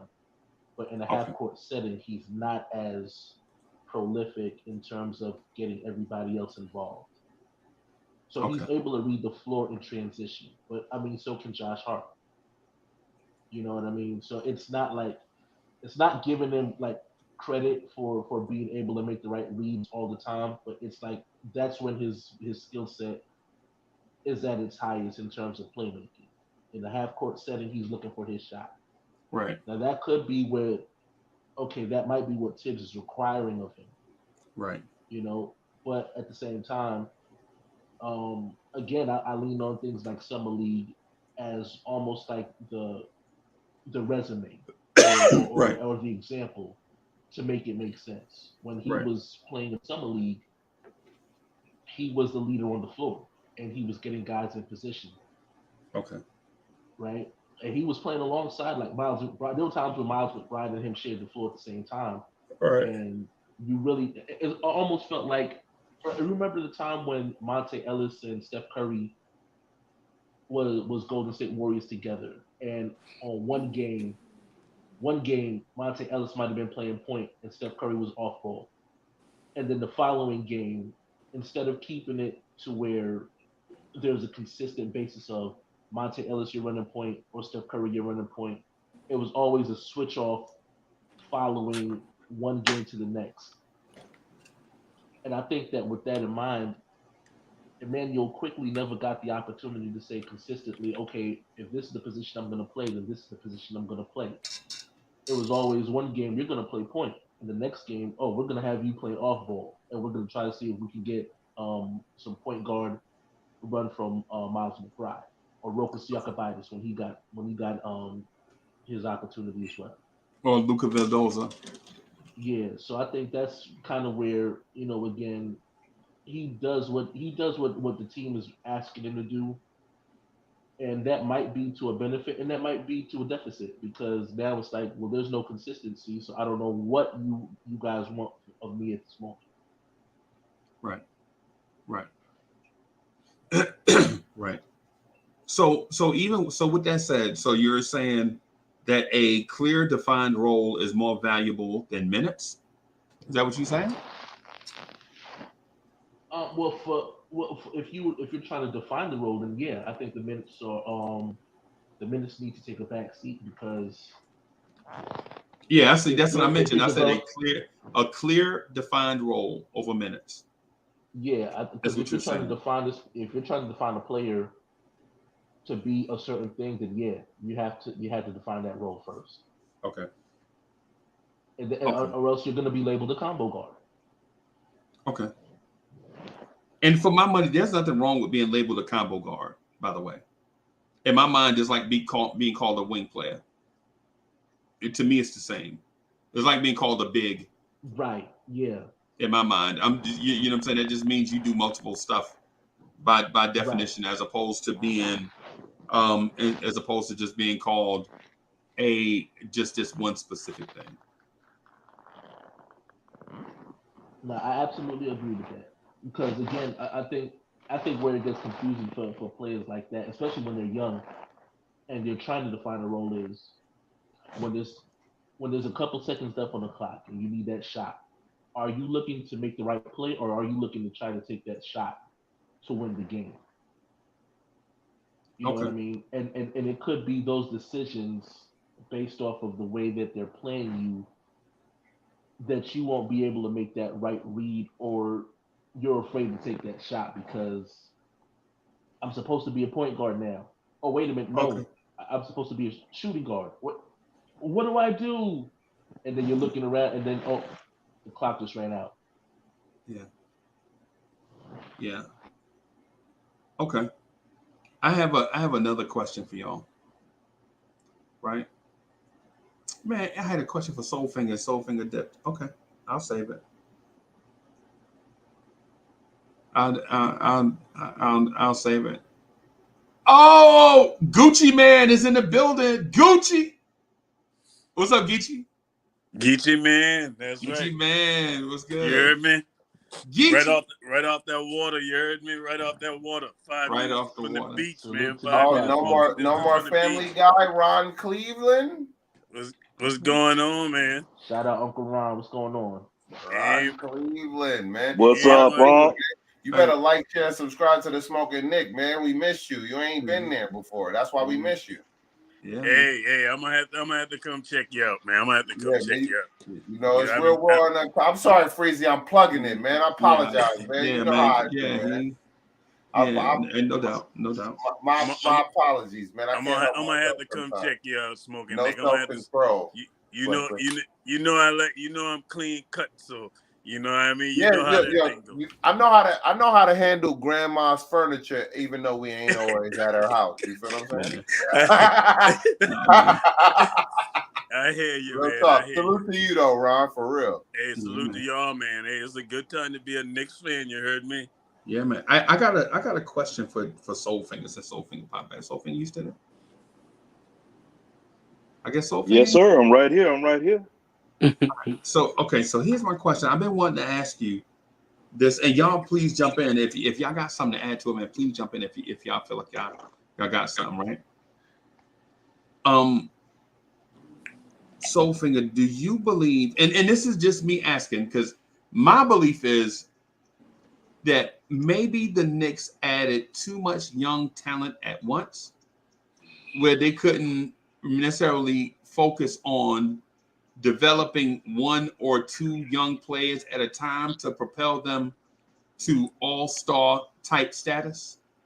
Okay. I think what happened over time is when you have 6 young guys you're trying to develop at once, and you're trying to bring up everybody's floor at the same time, then you diminish the resources that if you had just that one guy, like a Kobe, that you could have put all of your energy into at one time. Do you? Oh snap! Let me hold on. Let me bring my guy in real quick. Hold on.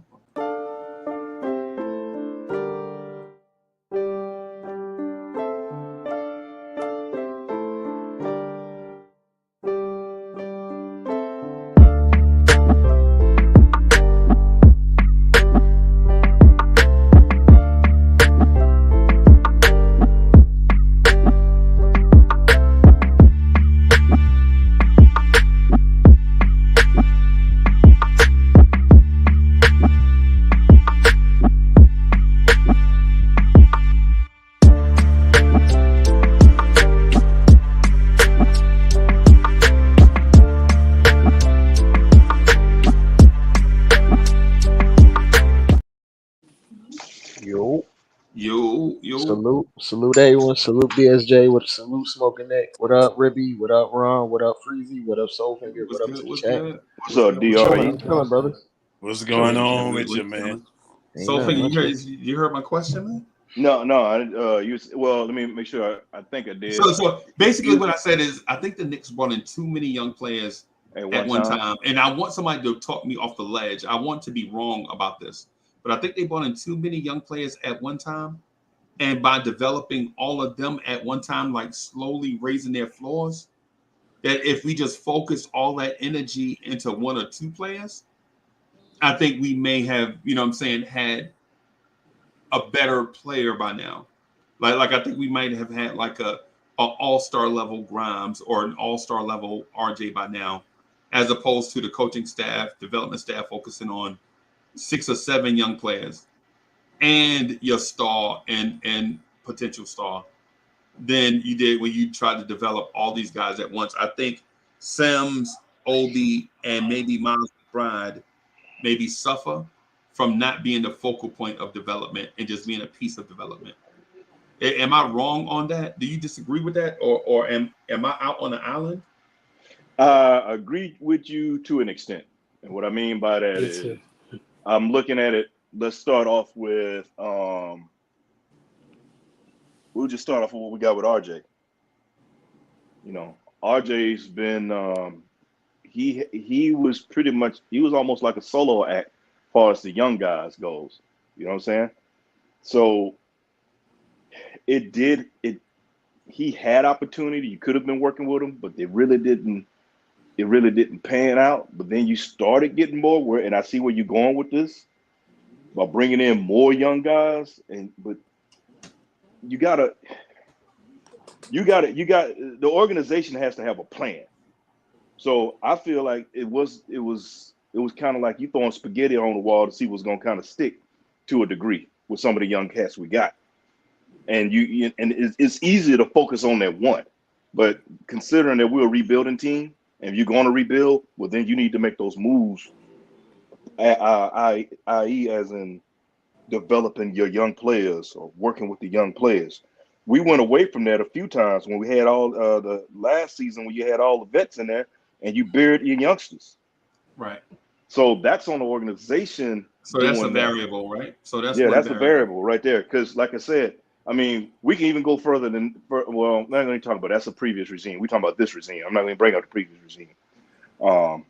But you had all those vets. And again, it was mentioned in this conversation, you're talking about Burks. And I like, as they call him, fourth quarter Jordan. I like Burks. Yeah. But the problem is, you saying you got point guard, but he can't even get on. You're not putting your point guard on the court to run point. And if IQ's supposed to be a point guard, why wasn't he running the point? You know what I'm saying? Right. So the front office or the organization did it. They shot themselves in the foot on that one. So, but I agree with you to an extent, but then there's like you said, there's variables in that messed it all up, man. Right. I think they wanted to. Once Brunson got here, I think they wanted to rush it. I think I it's my fault, Cleveland. But I think it's entrusting Tibbs with players, and ultimately some players can thrive and grow despite whatever or like organizational mishaps may happen.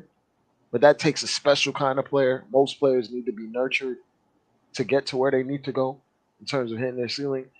And there's multiple ways to develop guys behind the scenes and putting them on the court. And I don't think Tibbs is that guy.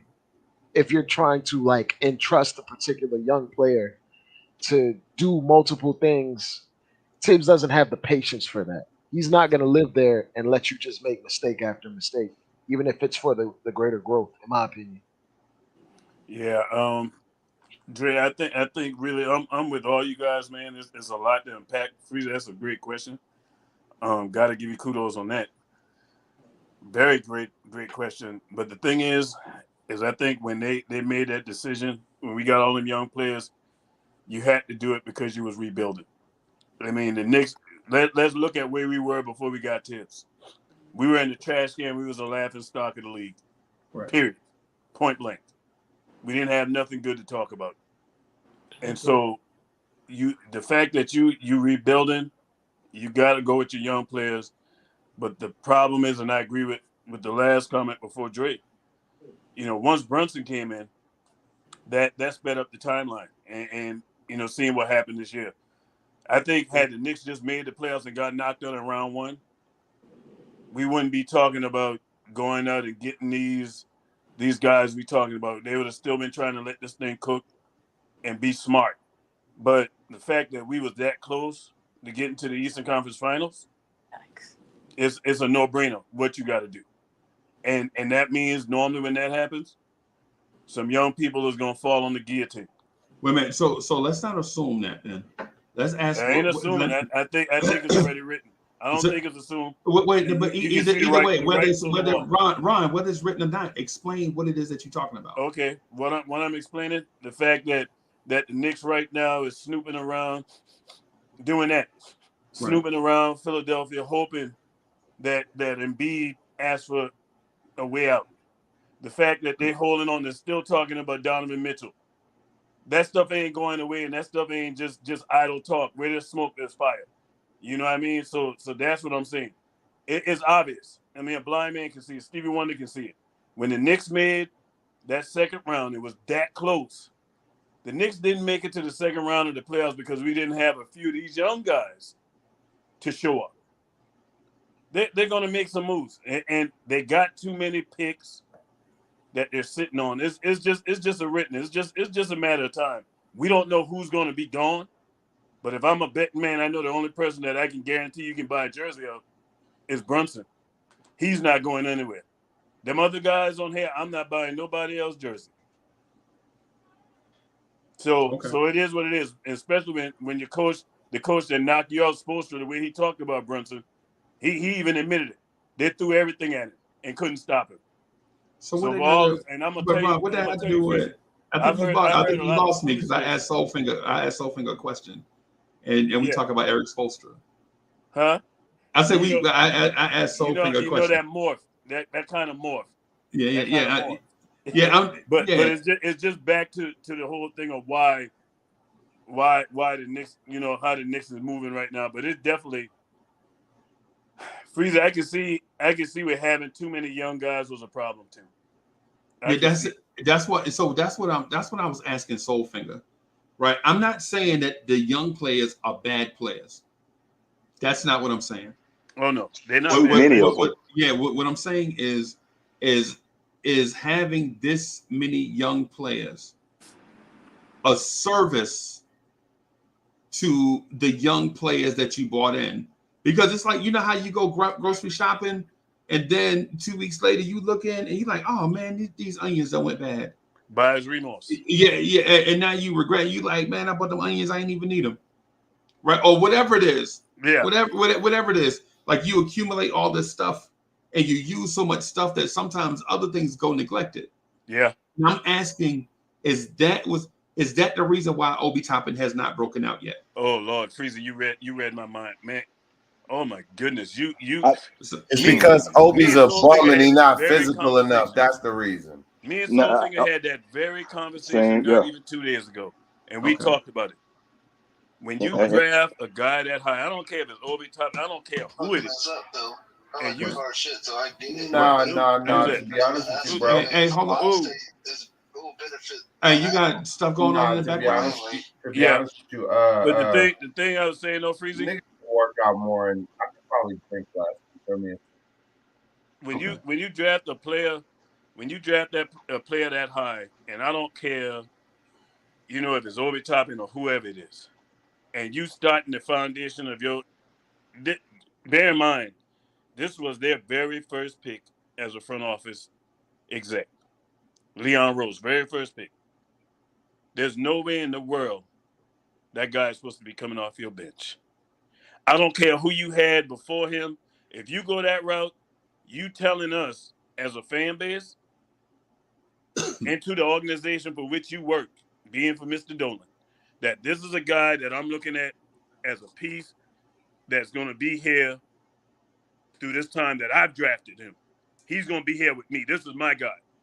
And for that guy not to start day one when you're rebuilding, clearly, that was a terrible move.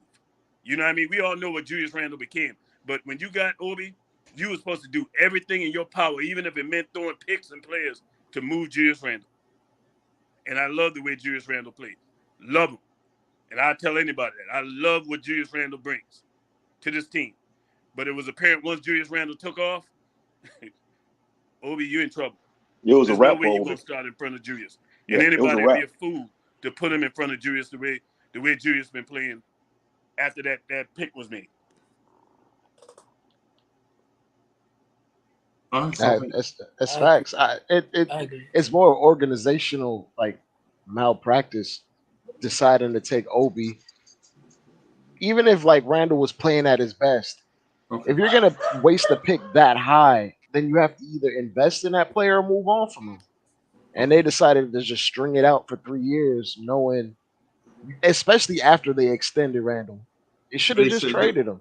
Yeah, they should have. They should have. I agree, Dre. Hold on, y'all. Do they string it out a fourth year? No. Ooh. I don't think so. Okay. I don't even know, Freezy. I think he's before the start of the season. Okay. I don't trust them to trade him. Okay. Okay. All right. I got you. All right. So if they don't string it along, which player is going, Randall or Obi? Obi. Ron, who you think, Ron? I don't even think it's neither one of those two. I think it's RJ. All right. So I'm lost on that. So why would they trade Obi? I said that for a reason, Freeze. I threw you a curveball. So are you playing Obi at the 3? No. Are you playing Obi at the 3? I'm not playing Obi at the 3, man. I'm not. Okay. If I'm in the front office, matter of fact, if I'm Obi, Freezy, for the sake of my career, I'm going to the front office and say, hey, I appreciate my time. I thank you for giving me the opportunity. It's happy to be here. This is home. But for the sake of my career, I want to start. Okay. Move me. Please move me. That's what I'm doing if I'm Obi. For the sake of him getting a second contract, that's more than some junk. Exactly. You gotta move. Move me, man. Give me I more need to get my minutes. numbers up. Right. The only thing though is with the move is it puts you in that Cam Reddish situation where you play a certain number of years with a team and you just just move me anywhere, and then you go somewhere and then you might wind up if Obi leaves here and goes to New Orleans, that's worse than being with the Knicks. You know what I'm saying? But we're talking about lesser of two evils.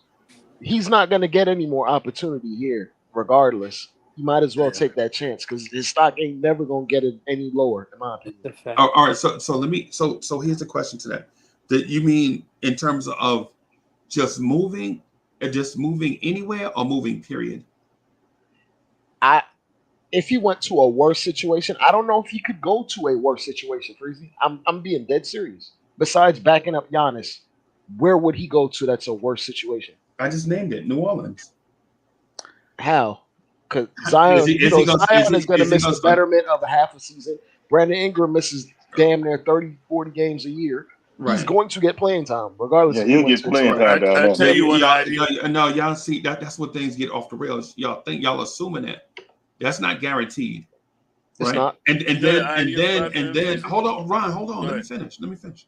The thing is also Obi here has never been in competition with a backup power forward.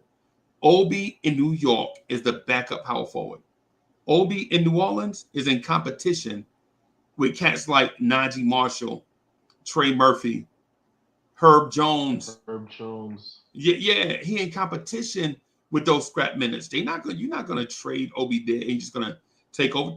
Obi's not better than Trey Murphy. Well, Freezy, number one, you're assuming they won't put Obi in positions where he'll play with other forwards instead of like we're the only team in the league, Freezy, that runs four bigs in their rotation: a center, a backup center, a power forward, and a backup power forward. He goes there. He might be playing minutes at the 5/4 alongside a Najee Marshall, alongside a Zion, alongside a Brandon Ingram at different points of the game. Just like you see, who's that kid that they have down there that they're gonna get rid of? Kid with the long hair. Jackson Hayes. Yeah, they're not Obi gonna. ain't better than Jackson Hayes. He's not better than him. I'm not saying he's better than him, but they're probably not going to bring him back. And Jackson Hayes actually gets minutes, despite all of the log jam of players that they have there. And they have a starting center that's good. What about Yeah, so I mean, it's. I'm being absolutely honest. He might just he might just go to a different place just so he can have an outside chance at an opportunity. Maybe he needs a fresh start, right? Yeah. But the thing about Obi's though, the thing about Obi's, and it's not fair to him, but you can find a 6'8" athlete anywhere USA, right? It's not fair to Obi because Obi may be more athletic than them, right? But to think that Obi is a unicorn, nah, Obi's not. Obi's our unicorn, right? Because we don't have 6'8" athletes like that. Freezer, I'm glad you brought that up. But you in my head tonight, boy. But if he went to the Lakers, is he more athletic? Is he better than Anthony Davis or Jared Vanderbilt? Oh, absolutely not. I'm telling you, the players for Obi is right there, but they're talking about that now is Washington, and I ain't talking about for what the ramifications is about him coming to us. I'm talking about the reports of with that being a whole new front office, that the guy that's taking over said the ownership then gave him the green light to totally blow that thing up. Right. I ain't talking about any of them guys coming to the Knicks. Nah, I'm just talking about the fact that they're talking about starting over. Yeah. That'll be an ideal place for Obi. Yeah, not to cut you off there. You saying Obi and quickly. Okay. But what will we get though? Because they're not unrestricted free agents. I don't know. These dudes are under contract, so they'll have to give us something for it. I know. All right. And the reason, and listen, I'm not trying to trash Obi. This is not what I'm looking to do. What I'm saying is, or what I'm asking is, I want somebody to talk me off the ledge because I know I might be walking the plank on my own. But what I'm asking is, did we spread our resources too thin on the development of these kids? Like, because in my mind, I feel like Obi right now should at a minimum be 16-7 off the bench. That's a lot for a big off the bench reasons. Like that's like Bobby Portis numbers. And when Bobby Portis puts that up, he's running for 6th man of the year. That's a lot. And how many minutes is Bobby Portis getting a game in comparison to Obi? Yeah, he's playing more minutes. 30, probably 30, but he playing multiple. Obi ain't getting that many minutes, so it ain't gonna happen with the Knicks, man. We done seen enough of that. And I like their big man rotation. My bad, Ron Cleveland, but their big man rotation is 3 bigs really. Yep, and they just rotate between the 3. That's why they have enough time for him to get those numbers. Like Obi in 15 to 18 minutes is probably not gonna get that, and that's if he's lucky to get that much. But I think he could average 16 as a backup if he was given minutes. I mean, people, If he was getting everybody 30, talk yeah. about his defense or whatever, but nobody don't talk about the kid offense. And his offense, I'm gonna tell y'all right now, that kid got the ability to be very special offensively. I ain't talking about the defense side. Don't get that out your head. The offensive side, what we saw even in that small sample size toward the end of last season when Julius Randle was hurt. Don't forget what that kid did. And I know people say, oh, well, they did that against this team and that team. Stop. It's still NBA players.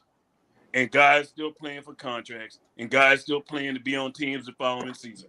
So miss me with all that. Because people are still saying the guy, if he was trash in them games, oh, you see what Obi did? He got starting time. He was trash.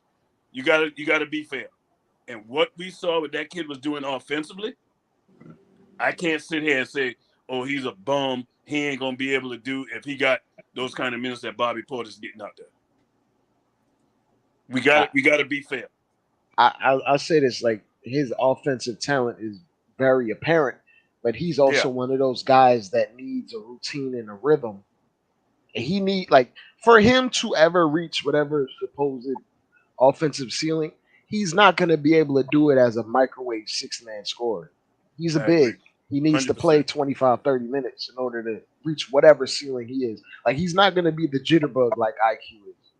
Like he's never going to be able. Like put it this way: when he doesn't make his first or second shot, he's done. He's cooked. Yeah. He's done. Right. And Ron, also I think you're wrong about the NBA player thing. And not that your point doesn't make sense, because you have to be in the top 99-ish percentile in the world of playing the NBA. But there's a difference between Giannis and Najee Marshall. If Obi is being guarded by Giannis, that's one thing. He being guarded by Najee Marshall, that's something else.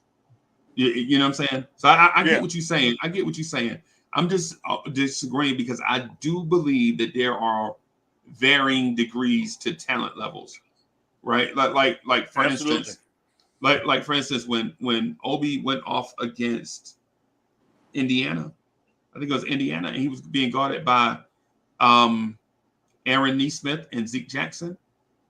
That's one thing, right? But then when he played New Orleans the next night and was guarded by similar size athletes, similar size athleticism, you didn't quite see the same thing. You know what I mean?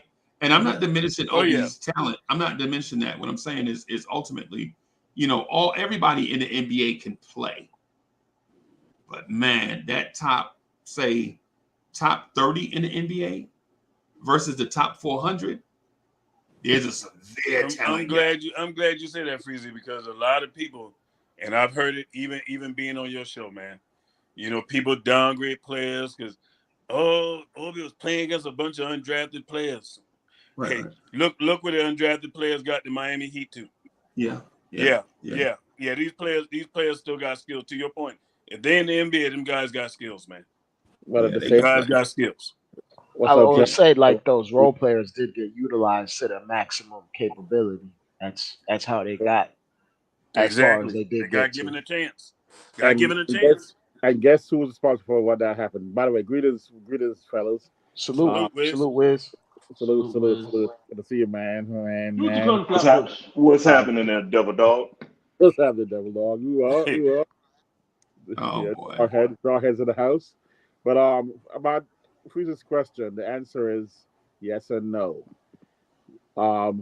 We did not have too many young kids, but we did have too many young kids for the coach we had. That's like if Tibbs was coaching the Miami Heat, those undrafted players would not be performing at the level they perform because he does not have the ability to spread the diverse knowledge he needs to each person separately. It's almost like teaching there's some teachers in school, public school teachers, by the way, give them credit. Let's give them props. Wiz, you got to say that opening part again to that answer, because you can't just say that one time. That thing got to be repeated for emphasis. And you got to give Dre credit because that's Dre's point. Dre had been making that point. Okay, Dre said it too. Hey, that's Dre had been making that point for like 6 months. So that's huge, man. That's copyright. Yeah. Yeah. And see, he said it the whole. Hey, Wiz said it way better than I could because I couldn't get it right to hit that point. But he hit the nail on the head with a sledgehammer with that one. But so it is Dre. But Dre is the originator of it. That's so true. Got to give DRE his dues. I plagiarized. I can't even disagree with that statement, man. That thing hit so hard. Hey, Wiz, if I still had my show, you'd have been getting a jersey tonight. When people say certain things that move me a certain way, that's when I was doing them giveaways. And that really stunk. That really hit. Where my hoodie freezer? I gotta give it to Dre because you can't copyright Dre paper and then claim it to be your own. I used a chat body, chat ABT, and I made it better. Yeah, that's right. But that's right. But two things I want to touch on real quick. One was, I mean, Freeze's point, because I'm an Obi fan, but Freeze's point is his best probably utilize probably can be really focused using the boxes. The top 10 heavyweight champions. You sound far away from your mic. My fault. Wait. Yeah. Oh, sorry. Let me get my headset. Is this okay? But the top 10 boxers in the world.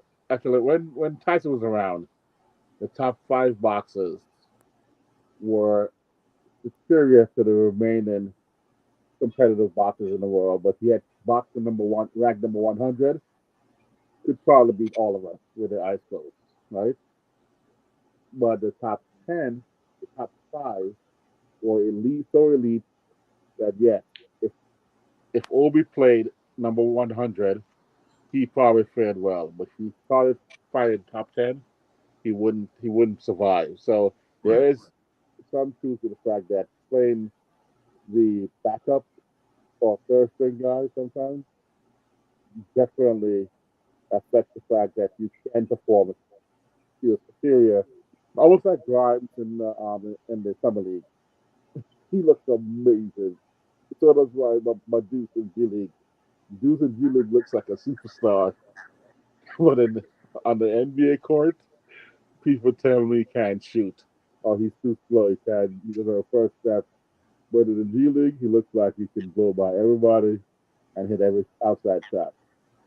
But the other aspect of my boy Obi, yeah, he may have to be traded. All right, I can hear you. What'd you say? He might what? He may have to be traded. He may have to be traded. Paris Sugar, thank you for the generous contribution. Paris Sugar says, funny how Michael Porter Jr. looked just like Obi.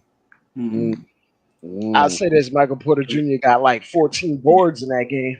Yeah, I didn't see Obi do nothing like that. Yeah, and Paris Sugar, thank you for the generous contribution. He says Randall going because he's eligible for $200 million in 2 years.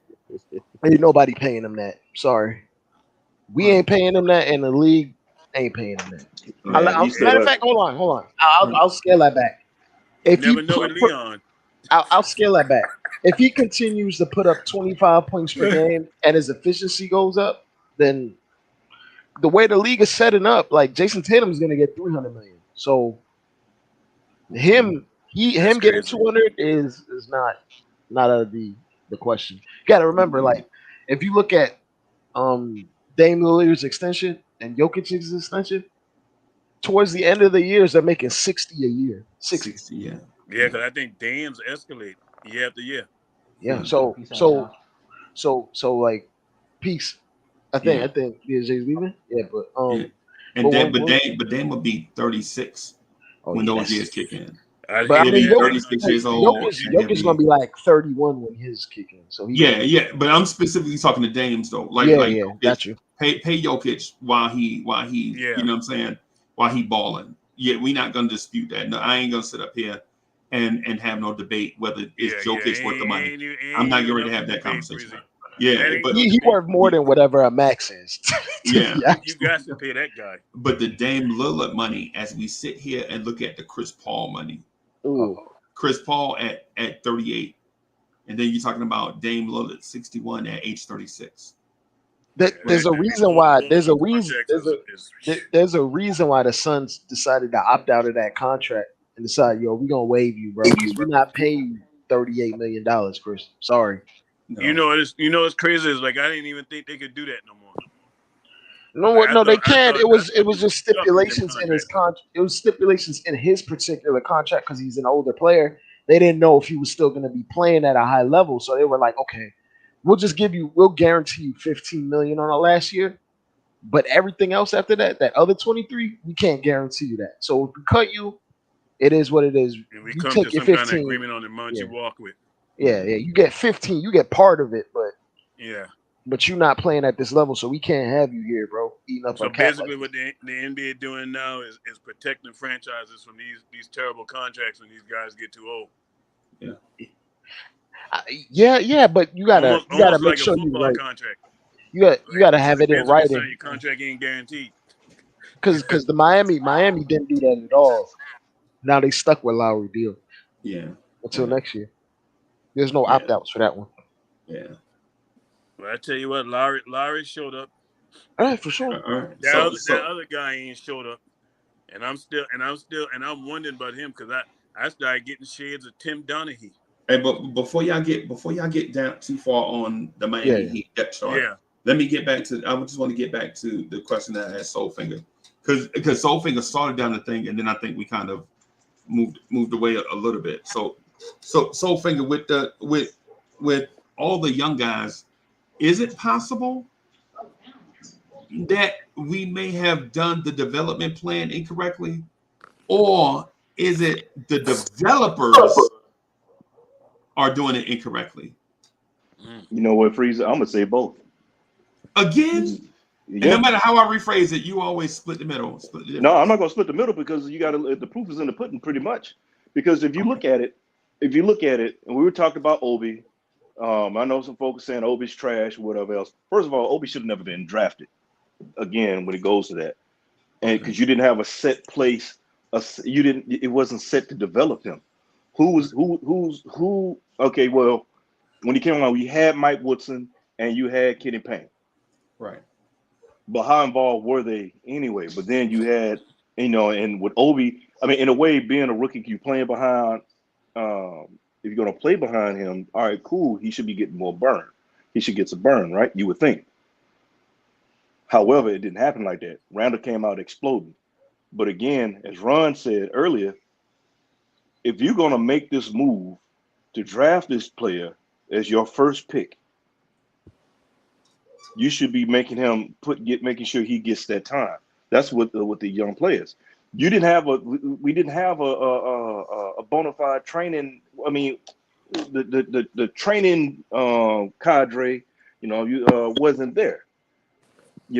And you had too many. You couldn't focus on which one. Who are you focusing on? Which of the young players? Who's the main one out of the young players? I would say out of the young players we have, IQ is the one who pushed ahead, and you have to put that on IQ because of his mentality of the way he plays. You know what I'm saying? He has his quirks, his flaws, but he was the one that was getting a lot of burn. RJ had been started for Jump Street because of the way he was drafted and everything else, but the others were kind of lost in the sauce in a sense. Grimes didn't get any action until that Bucks game. Yeah, we had injuries. He had to get in, and then he started going. So it took COVID and injuries and it took Damian Dotson getting hurt. Y'all remember that? Yes, he was on the team. We bought Damian Dotson back, and then he hurt his shoulder again. And this is why you can't have Tibbs. Like, put it, Freezy. I'll put it this way: if Tibbs was in on the Denver Nuggets and they had drafted Nurkic, would we see the Jokic that we see? Like, because Jokic Jokic Jokic literally usurped Nurkic and was like, you got to get Nurkic up out of here. Yeah. Right. Would we ever have seen that, or would they have just drug it out because on paper Jokic is a second rounder, even if he's talented, he can't. We got to keep both of these guys for 2-3 years. As soon as Jokic got there, after 1 year, they was like, "Yo, you got to get this guy up out of here because this other dude can play." Yeah, this other guy can play. So they weren't getting any action. Grimes was the perfect one to really look at the whole situation. We're talking about his defense and everything now, but we had to have COVID, injuries, alien abductions to come on before you could even get somebody in there to play. Right. And So- let me just I just want to clarify something just real quick. So Randall's first year, Randall's numbers were not bad. Like Randall didn't come in here and stink up a dog. No, he didn't. Right. Randall's first year here, that team was terrible. Man, Yeah, the team was trash. The team was trash, but Randall was good. team was dumpster juice. Yeah, I mean, now did Randall make bad plays? Yes, of course. Because on a bad team, he would make untimely bad plays. I mean, he was known as dubious handles. Hold on, y'all. Let me finish. Let me finish my thing. The thing is, on a terrible team, when you make a bad play, it's compounded because everybody expects you, the good player, to play errorless basketball. Mm-hmm. Like you got to play mistake free in order to help the people around you get better. But when you make mistakes, it's compounded because the alternative is Elfrid Payton going off for 45 points in order for your team to win. When you know that's not happening. Tim Hardaway Jr. Freezy, you man, me and you seeing, I mean, eye to night, boy. I'm telling you, it's really what it was. It's really what it was. Yeah, you know, I mean, Julius Randle was the best player, and you think about it, like you remember the next year was a down year for him, right? Right. And it was because he was doing a little too much, and we was like, man, hey, Julius Randle, it's obvious you are the best player on the Knicks. You don't have to prove that to us. Right. You the best player. But his stuff got magnified, like you said, because he was the best player and the team was trash. This dude was out here. Yeah, this dude is out here. Well, let me read. I'm gonna read some of the names, and y'all try not to laugh, okay? Ignaz Brezdeikis, Reggie Miller, Damian Dotson, Wayne Ellington, Taj Gibson, Mo Harkless, Kevin Knox, Frank Ntilikina, Elfrid Payton, Bobby Portis, Dennis Smith Jr., Alonzo Trier. Man, but 3 or 4 of them guys ain't even Bobby in the league Portis was the best one. Bobby Portis was the best one he had to roll with. Yeah. Oh, yeah. Now I'm not making excuses for Randall because there were times where he made bad mistakes, bro. You like Randall, why are you doing that spin move in between 3 Brooklyn Nets? Yeah. Yeah. Yeah, I remember the play he kicked the ball out of bounds and Jarrett Allen didn't even touch him. But Freezy, this is the thing. We keep holding Julius Randle to the standard. He is a power forward. He should not even be handling the ball like that. But we put him in these scenarios, forcing him to do things that he's not supposed to do. And this is what I was. This is what I want to say to everybody that bashes Randall. Bash on. If you bash Randall, keep on bashing. I don't care. What I'm saying though, ultimately, is if you don't address the other guard spot, if the other guard on the floor with Jalen Brunson doesn't pick up ball handling responsibilities, guess who's going to be doing it? Will be Randall. And guess what, Freezy? Guess what? And I'm waiting for the answer for this one. When the last time we had a power forward as good as Julius Randle? Never. And don't talk to me about Amari Stoudemire because Amari Stoudemire didn't last. Man, them knees were done. Don't talk to me about Amari Stoudemire. So that's gonna be the one everybody talk about, right? So who can you find since then? Nobody. Because Amari Stoudemire knees were like smoked oxtails, bro. They exactly. He had about a 2-month run where he was 30 points a night, and then once Melo came, we know what happened with that. But anyway, find me somebody, because people that say Amari Stoudemire, find me somebody even since him that's better than Julius Randle at that power forward position. Right. And so the point that I was making about Randall is I know Randall's flawed, right? Don't mean I dislike him because I like Randall, but I know he's flawed. But our team has flaws, bro. Like if we had SGA and Brunson together in the backcourt, all that Randall ball handling stuff, you would never see that. Right? You would never see if we had another guard to go along with Brunson, just say a Cade Cunningham type, right? Or just not even Cade, not even SGA, just a big guard that can handle the ball for stretches during the game where Brunson can play off the ball. Or initiate. Or yeah. You would never see the stuff out of Randall. In my mind, he'd be more efficient. You know what I'm just saying? finishing plays, not starting plays. Yeah, and that's where he's at his best when he can get it and go, not having to get it and pound and trying to find other. That's the thing. Like he needs to play. When Randall has to think, that's when you see the least best version of Randall. It's not an indictment on him or saying he's dumb. He is a power forward. He's not a point forward. It's the same thing about He's Obi. a power forward. It's the same. You can say the same thing about Obi. And not saying that Obi is low IQ, but when you force Obi to do things outside of his, when you force Obi to be a thinker instead of an athlete, you took away his superpower. You know what I'm saying? Because Obi's superpower is that he's athletic. Like I'll say this, Freezy, for how great Giannis is, right? Even though Giannis is the best power forward / center in basketball, whatever, he's a power forward. He still averages 4 turnovers a game. Yeah. Because he is a power forward. He is not a guard. Right. And then when you're giving high usage to guys that are power forwards, turnovers are going to happen unless you make these guys just finishers. And I think Randall's best, most efficient version of himself is when he's going downhill, abusing guys at the rim, beating up teams. That's his best version. And we don't really get to see that because we don't necessarily have the ball handlers around him. Or we don't incentivize other guys to set Randall up. Yeah. We try to, like, if it ain't Brunson starting offense, it's Randall. And I feel like that's too much on his plate. You got that flip.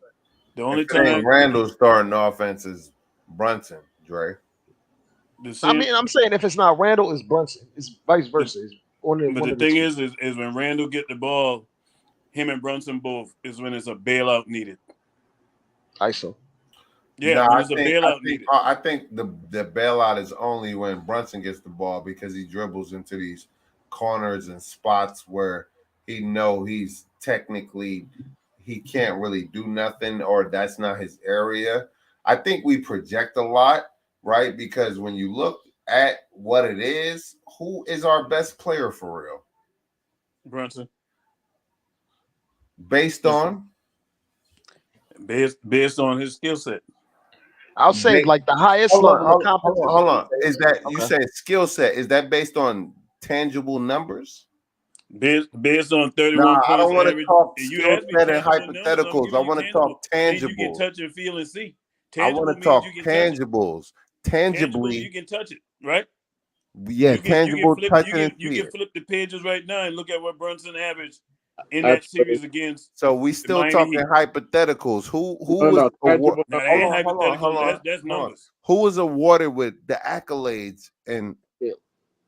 1 second, after Smoke. How about is that person accolades not tangible, or is we just? Hold on, off before you think you get. Who's better, Michael Jordan, or Randall? Who's better? Bruh, of course it's Michael Jordan. Michael Jordan got the tangible. It's not right now. I'm talking right now. Right now, it's Randall. Michael Jordan don't play no more. Better right now, Brunson. 4 months that is ago, not fact. Where's the tangible evidence that Brunson is better? What accolades does he have? I saw. Okay, I can give evidence. Where's the tangible evidence besides we feel like he's better? Lie on us. From the three. The last 3 months of the season. Where is the tangible evidence? My tangible. Hold on. My tangible evidence is he averaged 30 points per game against a team that was designed to stop what, him and though? only him. In What what? do you Specify. in a playoff series? What do you mean? So is Even the that coach during the said it. They season threw or everything just at in him. one series in the 8-game That is the span, most 16-game recent thing span? that happened. He Recent played better stats, than him last throughout the 30 playoffs. games. Hold on. Go back So 30 we're games. not. We're Go hold back on. 30 games. Wiz.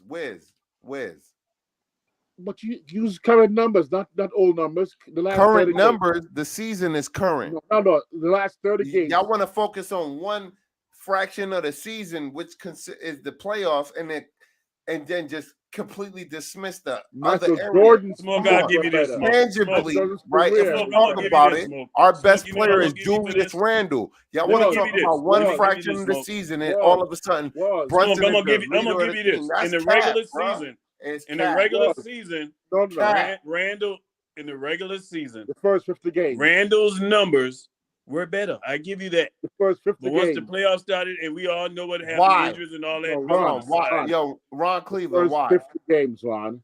Hold on. Huh? No. First 50 games. Forget the 50 games and Randall how was many better. times Randall was people 25 and hold 10 on. in the regular We season. keep The last talking 30 about games, regular season. was better.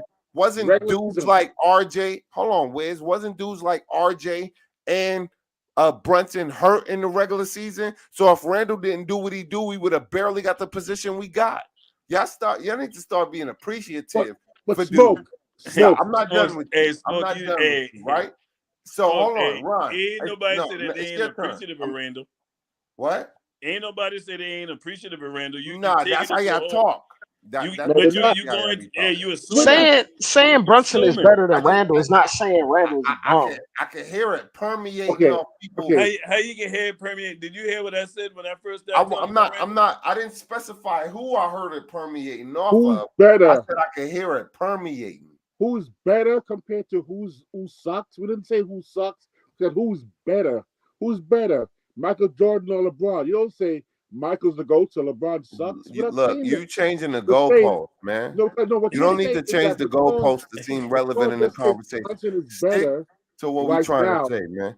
Y'all be hating on Randall just to hate on Randall when he we're not is hating, we're saying technically the focal point of our team. Hey, And Was, the reason was, he didn't past do tense. good in the playoffs is No, not because playoffs. he got injured twice. The Y'all last might 30 not like to acknowledge that, but those are facts. Oh, I agree. Player. I agree. Them two Smoke. injuries, and I think the second one really did him in. That really did him in. But But I Ron, tell you, had just like I just surgery said, on, Get but playoffs. Hey, because we just you'll never- conveniently you'll forget these never give things it to playoffs. because we want to protect. Yo, Wiz, Smoke, you ain't. forget playoffs, Come Smoke. on, bro, Forget Wiz, playoffs. cut it out. Forget Lowndes, the I want to playoffs. ask you this Smoke, question. I just said Hold on. Hey, hold on. Let Wiz go ahead, Wiz. What was Wiz Yeah. saying? Okay, forget the playoffs. Let's look at who has improved over time. And you can't say last year's player was the best, and now this year someone couldn't be better than him. People improve over time, and what happened was Brunson kept getting better and better. Cap. Surpassed. Cap. I put it this way: if you want to Yeah, use and- numbers, Cap. if you want to That use is numbers, better. if you want to If he use was numbers, getting Yo, better this- and better, this he whole- would have got this- the Hey, y'all accolades. argue, Yeah, man. What? this You don't want to this hear. whole thing You don't is- want to hear the truth. That's why Nah, he don't want to hear what you're saying, You Smoke, know what I'm because saying? because that stuff y'all saying is Yeah, whack, yo. bro. Smoke. Yeah, the whole thing. I've been listening the whole time is whack, right? All my man said was players get better over time, and instead of y'all acknowledging that players getting over time, y'all saying no, that's wrong. So if it's wrong, that means one day a player is bad, the next day he's great. that's facts. That's ridiculous to say that players don't get better over time. Come on. I was gonna say like get better over I was gonna say like if you make it a statistical debate, okay, so that means Julius Randle is better than Jimmy Butler. If you just making it a statistical thing, because he averages more points per game than Jimmy Butler. Hey, Dre, is that directed at Smoke or at Wiz? That's Smoke. It's Smoke. Okay, so that's directed at Smoke. I mean, Okay. but you can't use statistics for everything. And to be honest with you, is statistically, yes, he is. Is he Oh. Gabe Vincent? Is he Duncan Robinson? Oh man. Is he all those other players that was hitting those threes? Oh, Matter man. of fact, fam, did he have that same series that he had against Milwaukee and Boston? Did he do that against us? And y'all not Are you Hold on. Y'all not considering the fact man caught 2 ankle injuries and got bowed in the eye, bruh. And y'all still holding him accountable. Forget like he was playoffs. just come on, Smoke, man. I don't Stop think it, you've been man. listening to what you might have Smoke, been asleep I'm when I was I'm talking saying about forget Randall. playoffs. I think Okay, yo. Smoke was asleep when I was talking about Randall Freezy because I know I distinctly heard myself. You can rewind it. I said, tell me the best power forward we had since Julius Randle. Yeah, I agree with you. I'm not I getting don't know at where you Smoke- specifically, Ron. It's not. No, I'm just saying. Now, like, Smoke I'm is gonna tell you, getting at I Smoke getting at recognize Dre. Julius Randle. yeah, Let me yeah. tell you. It be the, Julius it be the, I'm not was even the talking number bad one about it's not. Julius. No, it's first not a quarter player specific in the person league. individually, right? Let me explain. It's not a specific. Yeah. It's all this bad juju and this bad energy. No like, one's saying it. Nah, Smoke, hold on. stop. Can I finish Smoke. before you just start? Can I finish before you get your feelings hurt? Go No, ahead, I'm not bro. hurt. Go You're the ahead. one who's hurt. Go ahead. No, I'm not hurt. I'm Go just ahead. talking Nah, with what's the- passion, and now you getting butt hurt, right? Go ahead. The problem is this, right? I have no. Y'all keep Wiz, let that man finish. Go ahead, Smoke.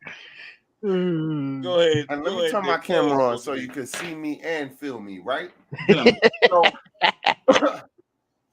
the problem is y'all keep trying to usurp a dude that has no accolades compared to the dude that's put us on the map and help us get the dude that y'all want to help usurp that dude, right? So before we start moving the goalposts and doing whatever we do, be honest and be truthful, not with me, with yourself.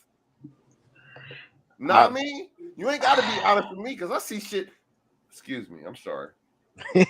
Okay. I see things for what they are, right? So Right. I don't care how real talk. Freezy always tell me that's light. I'm not being light. It is what it is, right? Yeah. So real talk. Nah. Okay. Yo, it You is finished, what boss? it is. I don't care what people think. I think how I think, and I think y'all wrong. Period. Okay, got you. Okay, so all right, Smoke. Go ahead, Wiz. That was your opinion, right, Smoke? Thank you for your opinion, and I respect it. Now, here's my opinion based on what I see and how I see the game. My statement of Brunson. I don't need no long BS, Wiz. Keep it And short. we're not. Can And I Wiz finish? was smoke when Smoke. he was Yeah, talking. Smoke. He just let you have the floor, bro. I made a statement that you call cap. I said Brunson. Wait. Hold on, Wiz. Smoke. I know. Smoke. Come on, dog. I know you ain't just dip out on me like that. No. I know you ain't just suck your teeth and fall back in the chair. I know good and well this dude ain't suck his teeth and fell back in the chair. And a second ago, he was talking about Wiz being butthurt. Come on, Smoke. Don't do that, bro. We just talking basketball, bro. Come on, dog. I stand on it. Okay. Okay. All right, so I got it, Wiz. Doing things we Okay, shouldn't so- broadcast, man. That's So I'm gonna actually Okay, full okay. disclosure on two things. I think both Julius Randle and Jalen Brunson are excellent basketball players. Fact. Who's the best player on the team, Wiz? Let me Wait, let finish him my finish statement. it. Can I Yeah. finish? Sorry. I also, full disclosure, I really don't like either one of them, by the way. Fact. I don't really like either one of them.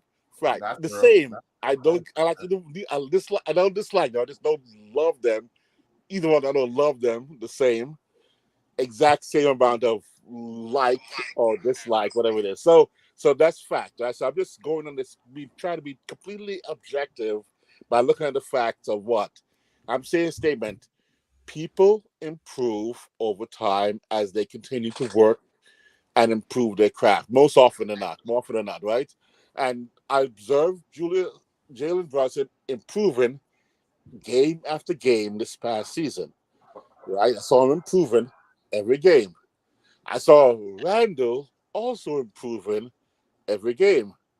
However, I think Brunson improved at a faster pace than Randall did. And in the first 50 games, I would probably have picked Randall as being the better player, more than likely, if not a tie. But my edge would go to Randall. And in that first 50 games, who's my all-star in the first 50 games? Julius Randle. All-star. Don't preface with the BS, man. I'm Keep making it a real, statement. man. I It's don't a want to hear. fact. It's BS. It's facts. I don't want to hear. This is my reality. I don't want to Smoke, hear the stop lies, being bro. hurt. I don't even feel Smoke, it, bro. stop Don't crying, stop lie, crying, man. don't cry, Keep it Smoke. real, Okay. Wiz. Smoke, stop crying, stop crying, stop crying. Okay, let me talk. Let's Yeah, talk you about true? it. You want me to hit the crying baby? Yeah, hit the cry emoji. 'Cause Exactly, I hit the am crying crying. baby for And Smoke. then I'm that's crying. it. I'm All crying. right, yeah, this is for Smoke.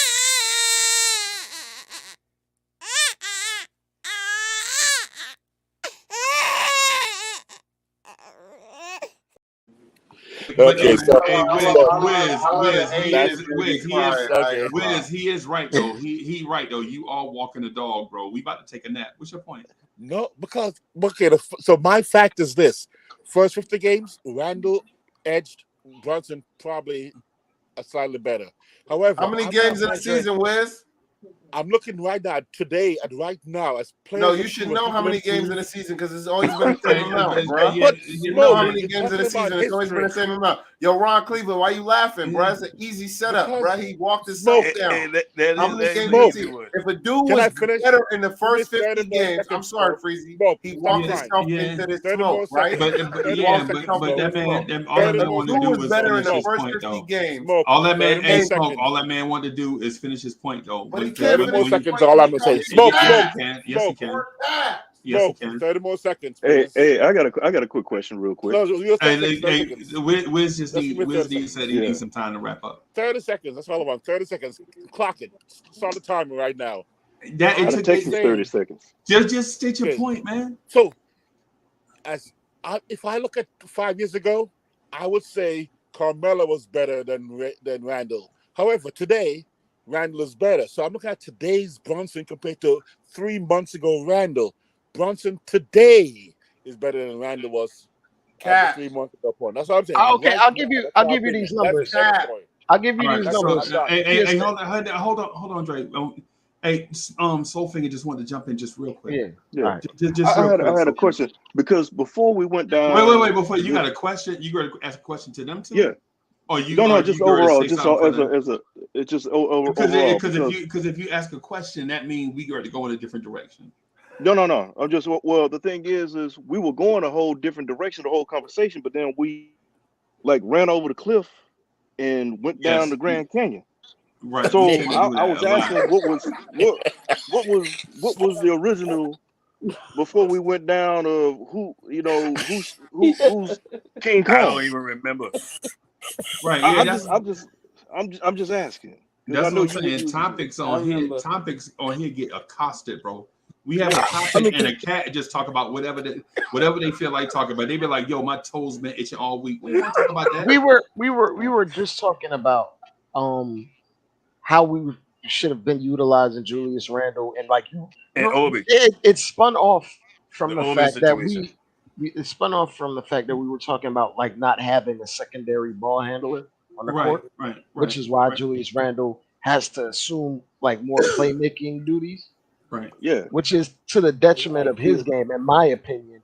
Right. And and then it spun off into who we thought was the better player between the I two. mean, but because we keep going down that road, to be honest, we keep having to come. Who's the best? Is it keeps going down. So I was I trying really don't to care figure. about who's the best.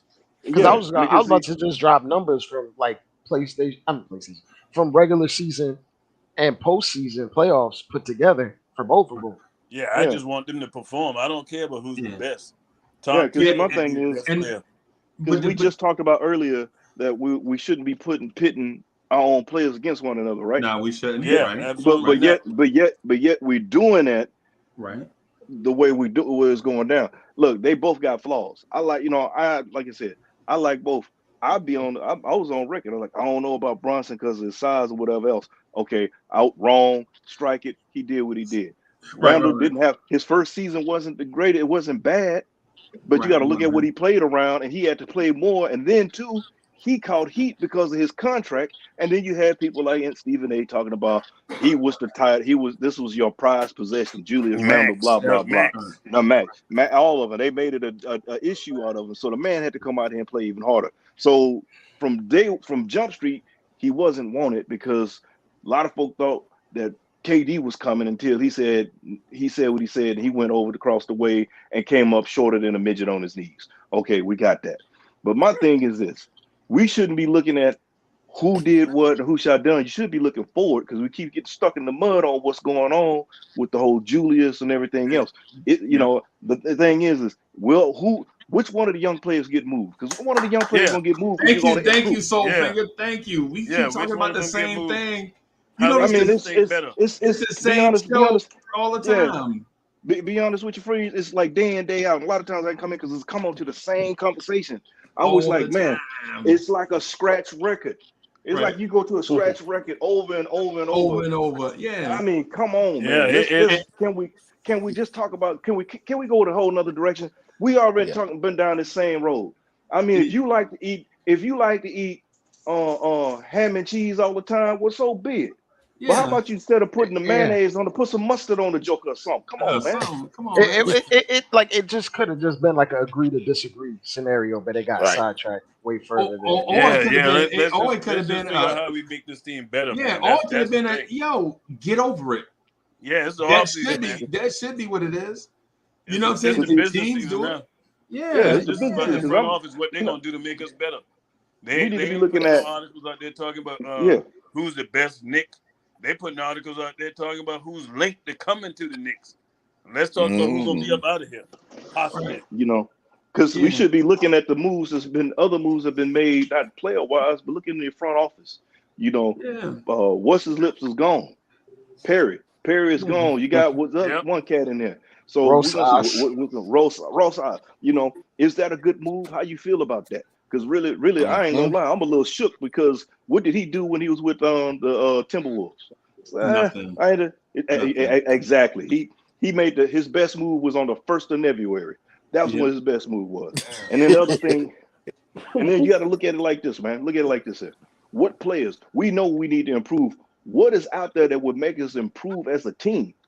There you go. So you cooking with hot fish grease on Friday. I'm just saying, you need to be looking at what's going to improve this team. Because you know what? Yeah. If we didn't have Brunson, we wouldn't have the season we had. And guess what? If we didn't have Randall, we wouldn't have the season we had. So guess what? They both got that right too. You got that right, boy. Smoke. Hold on, smoke. He just said Randall smoke. If you had anybody get compliment if they ain't complimenting Randall, you got a problem. You got a problem. Listen to what I'm saying, Smoke.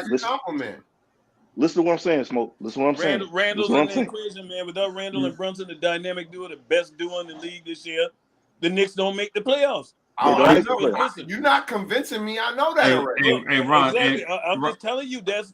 I want you to know where my head's at, so you don't be thinking in your head, "Well, Ron ain't said nothing but Julius." he think Julius ain't did nothing. Because if I talk about Brunson first and I don't bring up Julius name first, hey, Smoke gonna be like, "What about Randall?" Exactly. Yeah. Respect. But hey, Randall been good for me, man. I ain't gonna tell you no lie. Thank goodness we got Randall and Brunson. Yeah. So time actually. So hold your theme Freezer was jealous. Are the teams jealous of us? No, not jealous. Okay, not jealous. Envious. Envious. Okay. Envious. The tie with Soulfinger's point is, who may not want to give us in a trade because of their envy. They may not want to trade. So not as who can we get, and who's out there who may not even trade with us because their envy of us is going to not let them allow us to get a better player, a better position. So that may be a factor to bring in as well. Freezer, that's a good topic because envy is actually worse than jealousy. Right. Because a person that's envious, they feel like you shouldn't have what you got and that they should have what you got. Right. Envy leads to jealousy, which leads to hate, which I told Freezy but that's not what Ron said. Ron said envy is worse than jealousy. Envy is worse than jealousy. Yeah, that's what you envy somebody, you feel like they shouldn't have what they got and that you should have what they got. Right. Which is jealousy, right? Which ultimately leads to hate. Cut it out. It ultimately leads back to what I said. Envy and jealousy, two different things. Yeah, they two different. Jealous meaning you just jealous because somebody got something that you don't have. Hold on, you literally just said the same thing twice. But you ain't. He literally just said the same thing in two different ways, bro. I'm not slow. He literally just said the same thing in two different ways, and And come on, that's man. that's exactly not what he said. That's exactly what he said. That's man. exactly the opposite of what that man said. That is not the opposite of what he said. That is. No, jealous. Hey, look, I ain't gonna argue. Let Believe what you want to believe, right? Believe what you want to believe. Let me the point is, Ron Cleveland was talking and you cut him off. Hey, I'm gonna illustrate it for you this way, Smoke. I see Smoke driving a 2023 tricked out Mercedes-Benz S, and I look at him, I see him driving, I'd be like, man, I wish I'd had that. And I'm stone faced. I'm jealous of you. That's jealous. Yeah. But you know what envy is saying? You know what the envy is when I see you driving that car? It's saying that you shouldn't have it. I should have it. Yep. That's worse. That's worse. Because I'm telling you, you shouldn't even be driving that car. Yeah. You see what I'm saying? So hey, you know the best way to put it. Hey, sorry, Ryan, because you seen Belly, right? Y'all seen Belly, right? Oh yeah, we did. Yeah. Yeah, you remember when man was out there eating the banana? So, you want to review that Saturday? Saturday? What do I got going on Saturday? Yeah, you know what? We can do that. Let's do that Saturday. That's fire. All right. We can do that. All right, go ahead, boss. My bad. Go ahead, boss. Yeah, but I'm saying, you remember when man came out there with the banana? I don't like that. I don't like that. I don't like that. Yeah, he said he didn't like that. I'm about to drop the dime on them cats. There we go. That's what I'm saying. That was K. He said it like a baby too. Mm-hmm. Yeah. And first of all, I feel uncomfortable watching a grown man eat a banana. Right, but secondly, and the way he ate it. Yeah, and you got a perm. It wasn't even the glasses. It was the that was low key like ASMR before. You can hear him chew it. You can hear him chew it and everything. Yeah, like why you smacking on a banana? A banana ain't even crunchy, bro. I mean, what's happening? It was the bifocals for me. It wasn't even the glasses. It was the bouffant. It was that bouffant perm he had. Yeah. That bouffant perm did it for me. That dude was the bifocals and the banana eating. Like, yes, I don't like them cats. I'm gonna drop. He should have been on the Chiquita commercial, man. Yes, that banana. Hey, he should have been advertising for somebody when he ate that banana. Right, Ron, he was smacking hard.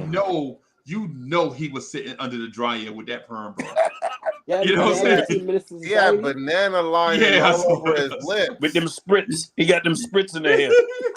I ain't never seen a scene where a dude ate a banana and had banana lining all over his lips, talking about I'm gonna drop a dime on them cats. That make me feel uncomfortable, bro. I ain't want to. Yeah, every time I think about it, I'm like, ah. You know what I'm saying? But anyway, Soulfinger had a point, but I got a point that I want to bring up amongst y'all too. Y'all got about 30 more minutes because I want to put a specific point out here that nobody else talked about, and I want to chop it up with y'all about it. Y'all okay with that? Get it. Go ahead. Get it. All right. I'll behave. Go ahead, Soulfinger. What you was gonna say first? Well, I mean, I was just saying, just trying to, bring us back, but we really need to be looking at the moves. Look towards the future on this, man, because we know the shortcomings and things we needed on this that we had on this team. Look at the money that we got tied up on two players that eventually gone. Derrick Rose is off the pasture, and we know Evan Fournier is going to be in some kind of trade package. In San Antonio, yeah. Mm-hmm. Yeah, he's going to be in some kind of trade package. And then you got to look at, I know we have a lot of fans of Knicks Nation want to hold on to certain players, especially young ones. But to get better, you're going to have to, scared money don't make money. You're going to have to break bread, period, point blank. Somebody's getting moved. It is what it is. It's the nature of the beast. Somebody going to get moved. I can rightfully say, and I'm going to say it with my chest, I got on a freeze. I got the elephant collar rayon shirt with the patches on it with the taco meat hanging out. And I'm going to say it right here. And a male symbol, you got a male symbol on your herringbone? Oh man, you think I don't want to do? Like Dolomite? Yeah. Yeah, they think I don't want to do. Hey, with a cool cigarette behind my ear and a toothpick in my mouth. Them. So that cool cigarette guy. You know that thing gonna explode because they probably got Afro sheen from your hair in it. So as you light that cigarette up, it's gonna explode from all that Afro sheen. Hey, and it's the green and it's the green Afro Sheen at that. Oh yeah. Oily. It's the oily Afro Sheen. Yeah. So what I'm gonna say it like this is two players you can guarantee is not going anywhere, and that's Bronson and Randall. Okay. So the thing is we still a lot of people saying, why would you say RJ? RJ, as I started looking at it, because one, they tried to trade him. I'm looking at it. You tried to trade him not once but twice before he was in the package. Even beforehand, Tibbs first got there, he wanted to trade RJ. Right. When he first got there, they were like, "Oh, pump the brakes, partner." But it's a possibility. If you're gonna get better, look, I'm willing to trade. The next move would be your best move. If it's gonna make your team better, and you gotta give up something to make the team better, so be it. But you shouldn't be trying to go backwards on what we got, because, like I said, many people don't like Randall for whatever reason. They don't like him because. You don't like him because he probably got black gums. You don't like him. Personal reasons. Yeah, personal, whatever reason it is, man. Look, the cat came in, he balled, he got injured. And the thing is he got injured at the end of the season. And this is no trying to pick up form or whatever else. Don't preface it. Out there Speak on it. Don't preface it. No, I'm speaking on it. I'm speaking on it because, like I said, I'm sitting up here with the taco meat out. So I'm just gonna tell you like it is. The thing about it is, look at what the man did. He went out there and he played. That second injury, hey, Sims put it out there for all to see what was going on. They sliding feet up under the man. You see what they were doing to Bronson. Those two meshed together. We just need to bring in other pieces around, just like what they did, just like Chicago when they had their run. They got their foundation. They were bringing in different pieces to make that run. Denver brought in different pieces when they finally got it to make that and things happen. So basically, all in all, man, look, the sun shine on the dog's backside every now and again. It's about time for this dog, his backside, to be sunburned. We need to go and get things going. Yeah, it's our time, Soulfinger, man. It's our time. You talking like you in Texas, but you in Southern Cal, Soulfinger, and they don't recognize or respect that, fam. Well, see, the thing is, I'm not from Texas. I'm from the boot. Right. I'm from the boot. I'm representing all, because if you wear Tim's, you representing me. I'm from the boot. So that's what it is. Everybody got a boot. Okay. Yeah. All I'm saying is, I didn't assume where you was from. I just assumed what you sound like. You feel what I'm saying? No, I hear what you're saying, but I'm just telling you, this is what it is. Or better yet, like I said, man, all in all, man, the move's gonna have to look, like I said, Randall and JB, man, when they got out there on the court and you saw things, how this team turned around from the season we had to the season where we came, it came together like butt cheeks. So we gonna be fine, man. You just gotta move forward. Look forward, not backwards. Yeah, it was quite shocking. I tell you that. I didn't see that explosion happening, and it was an explosion. Like the Knicks got relevant. We got real relevant again. We was been. This ain't sustainable. We was relevant. We fell off the year before, man. That move when we brought Kimber and Fournier in here, that just that didn't really hurt our relevancy because we had a minor adjustment. We only lost 4 games than the previous year. Hey, smoke! It was a disaster. We played less games the year before. To not even making the playoffs the next year. That's a disaster.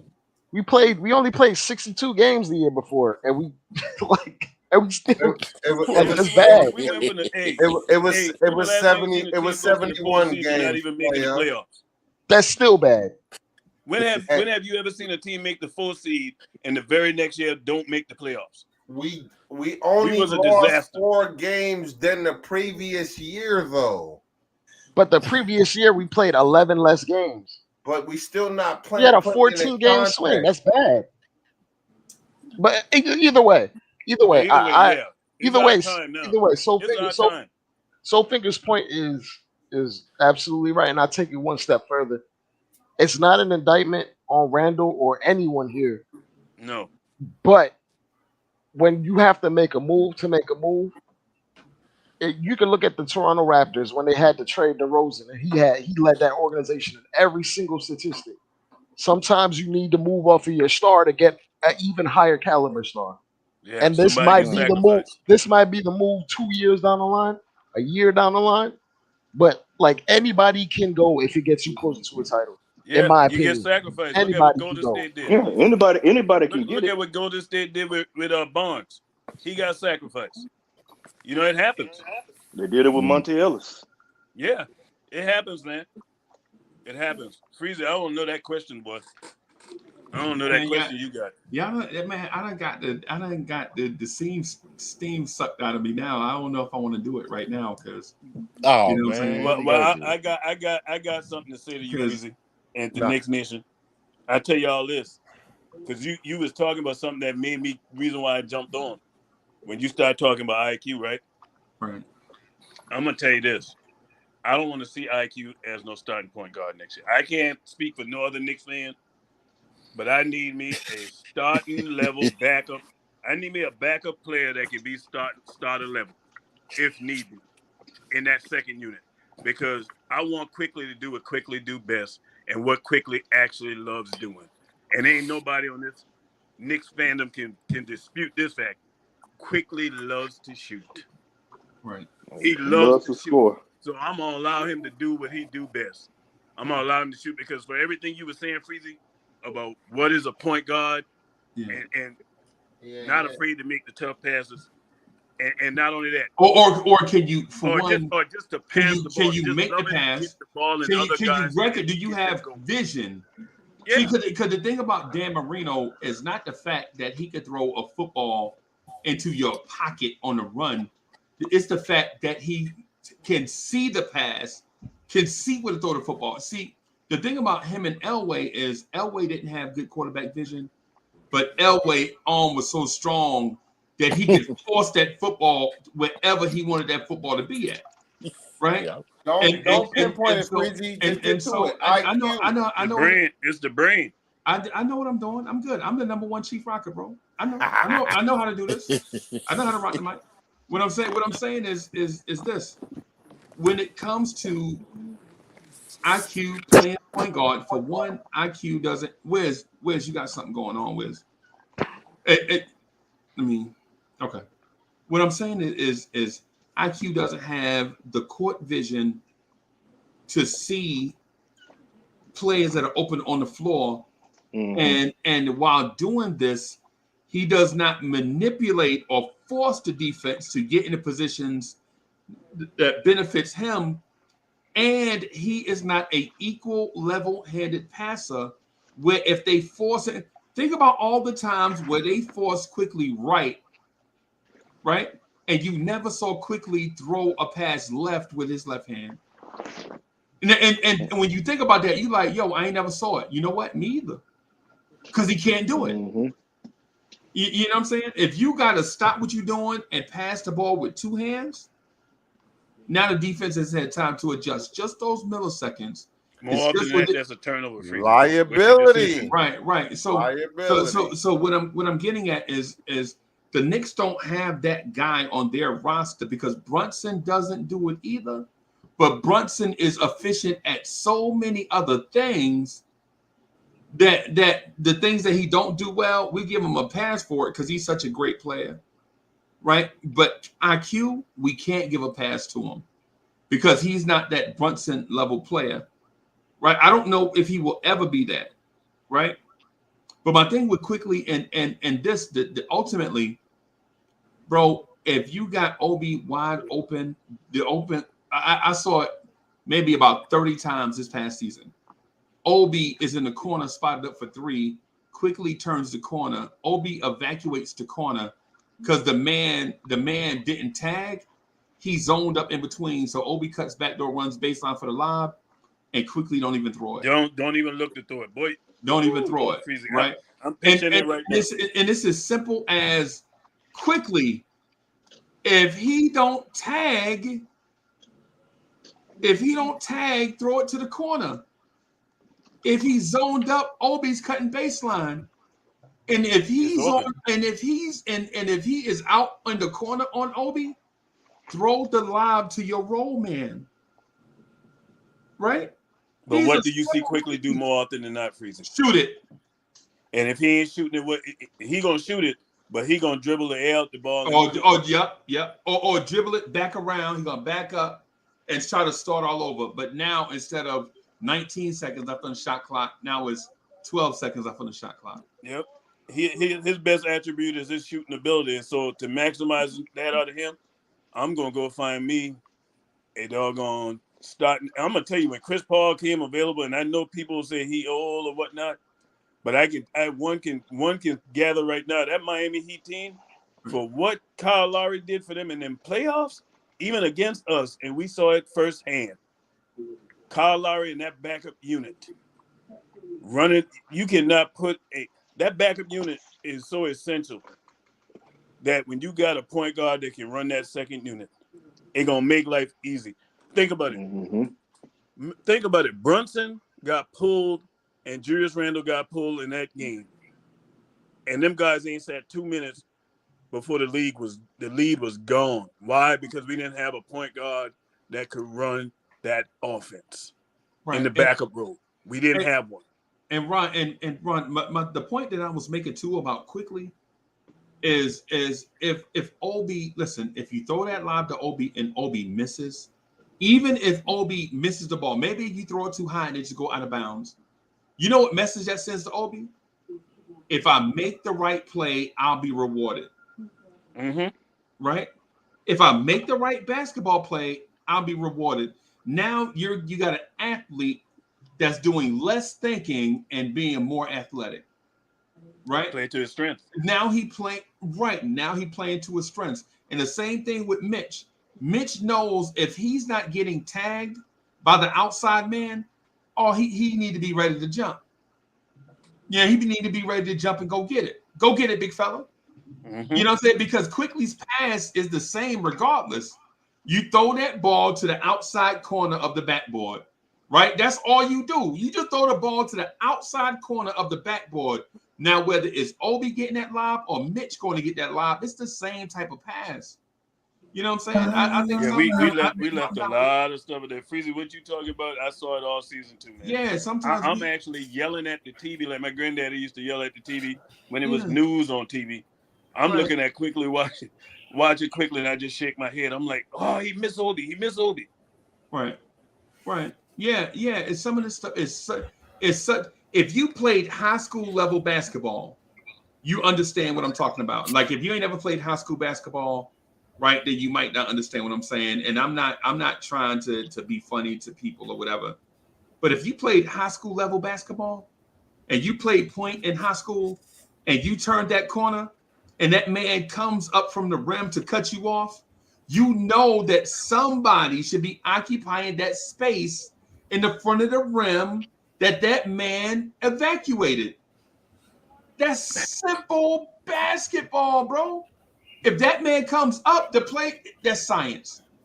That man can't be in two places at one time, right? Either he at the rim, giving you space to get your jump shot off, shoot it.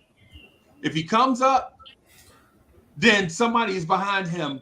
If the tag man is still right there, kick it out to the corner for a jump shot. If that man is in the corner, his man should be cutting back door. You want that. Ron, you want your homeboy when you run your play, you want your homeboy to catch to that. eat. Yes.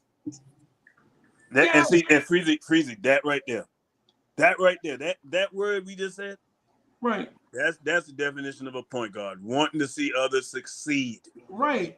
But when you, regardless of what the defense is doing, you just throw up your floater.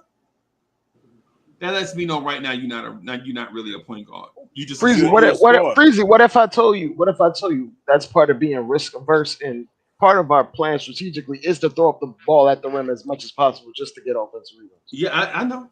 Yeah, that's in the game plan for sure. Right. You know that's in the game plan. Right, but so but, like I'd say that there's been time. My bad, but like there's been times when IQ throws up the lob and it misses. And then the camera pans back to Tibbs. And Tibbs is like, God damn it, why would you? Yeah. It's crazy. It's like you see flashes from Quickly every now and then where he have a game where you're like, man, he really looked like a point guard. And even in those games, he'll leave some meat on the bone so far as assists that he left on the table. Right. Yeah. No, I'm not disputing that part. But I love the kid game, but I really think if we mess around and can get our hands on a backup point guard, starter level type, quickly. Oh my goodness. He's the one I think will benefit the most from that because now you're not asking him to do something that he's not comfortable doing. But you gotta the offensive part. I agree with you with quickly. The defensive part, I think we can't do without him. I love his defense. I love his defense. You got to keep quickly because Jalen Brunson is not a defender. Oh yeah, I don't want to get rid of quickly at all. I just want quickly to be. I want quickly to play that 2 spot in that second unit. Okay, that's what I want from quickly. Freezy, you want to see a joke? I looked up like the free agents at the shooting guard position, right? And they put Josh Hart as a shooting guard. Oh yeah, that's the biggest joke ever. A shooting guard who refuses to shoot. Yeah, a shooting guard that doesn't shoot or guard. Ron, this dude told Obi. This dude came down. Is him and the Heat point guard. What's the Heat point guard name? Gabe Vincent. It's Josh Hart, Gabe Vincent, Obi, and Bam. And you know what Josh Hart told Obi? AD, really? What you moving furniture? Man, I got an expensive microphone, man. Give me a moment. Okay. What's going on, AD? Yeah, you sounded like the Black Eyed Peas. All I heard was boom, boom, boom. But yo, so Ron, this dude came down with Gabe Vincent, Obi, and Bam Adebayo, and he was like, "No, Obi, I got Bam." What? And then Bam Adebayo dunked. Obi look at him like, and he like, "Yeah, he got me." I could have. He could have got you. He could have dunked him if he was gonna let that happen. And he got a little scrappy do syndrome. Let me at him. Let me at him. Scrappy on Scooby Doo. Yeah. Let me at him. Yeah, boxing like them 1920s boxers with the fist facing the other way, the wrong way. Yeah, those are the things that frustrate me with Josh Hart, bro. Those moments, that's a low IQ play, right? You in a playoff game on the road and you down by 6 or 5 or 6. And you're gonna make that type play there. You're gonna let ego get ahead of team play. That's why I'm frustrated with Josh Hart, bro. I don't dislike him because of heart. I'm a heart guy. I like dudes with heart, right? But I also understand, man, in a team game where everybody where the team goal is on the line, you gotta listen. You gotta set aside your personal goals and play for the team. Right? It's just that's my thing. Yeah, sometimes he plays out of control, man. Sometimes he plays out of control. And that crying to the ref stuff, man. Hey, man, them refs, I don't know what these guys be thinking. Them refs ain't changing the call once it's made. If they don't make the call, hey, they ain't made the call. Well, you still arguing with them for the game's still going on. Yeah. Yeah. I don't understand it, man. I'm like, you learn that early. Don't cry with the refs. You think they're gonna blow the whistle just because you start crying to them? But everybody does that though, Ron. Yeah, but you know what though? Everybody. But you know what though? We do it a little too much. Yeah, we in the collective. We do it a little too much, AB. Not we as in we can be singular. Yeah. It ain't just hard. But I'm kind of afraid, man, because I don't know really what direction they're gonna go this offseason, man, with these moves that can be made. It seems like every day we hand a new potential person. Right, you know what's gonna happen, right? We're gonna trade Randall for Bradley Beal and give Josh Hart $120 million. That's what's gonna happen. I'm gonna tell you what, if we trade for Bradley Beal, I'm gonna tell you that's one trade right now. I'm telling y'all right now, I'm against a Bradley Beal trade. I'm gonna tell you what we're gonna do. We're gonna bring in Cream Biggums. Yeah. Jab step. I don't want Bradley Beal on this team, man. I'm gonna tell y'all for me, I don't want it. I don't want it. Not for that money. No, not for that money, and not coming with no trade clause neither. So then you assume that contract. So then, what star player are you collecting? You consider Bradley Beal a star? I'm gonna tell you what. I think before I go get a Bradley Beal, I tell you this, AD. Before I go get a Bradley Beal, I'm addressing that center position. No, I get you, but we must remember that when you look at stars are at another tier of the food chain. I hear you. You gotta pay. I mean, stars pay the come with a major. They come with a major contract. Why? They stars.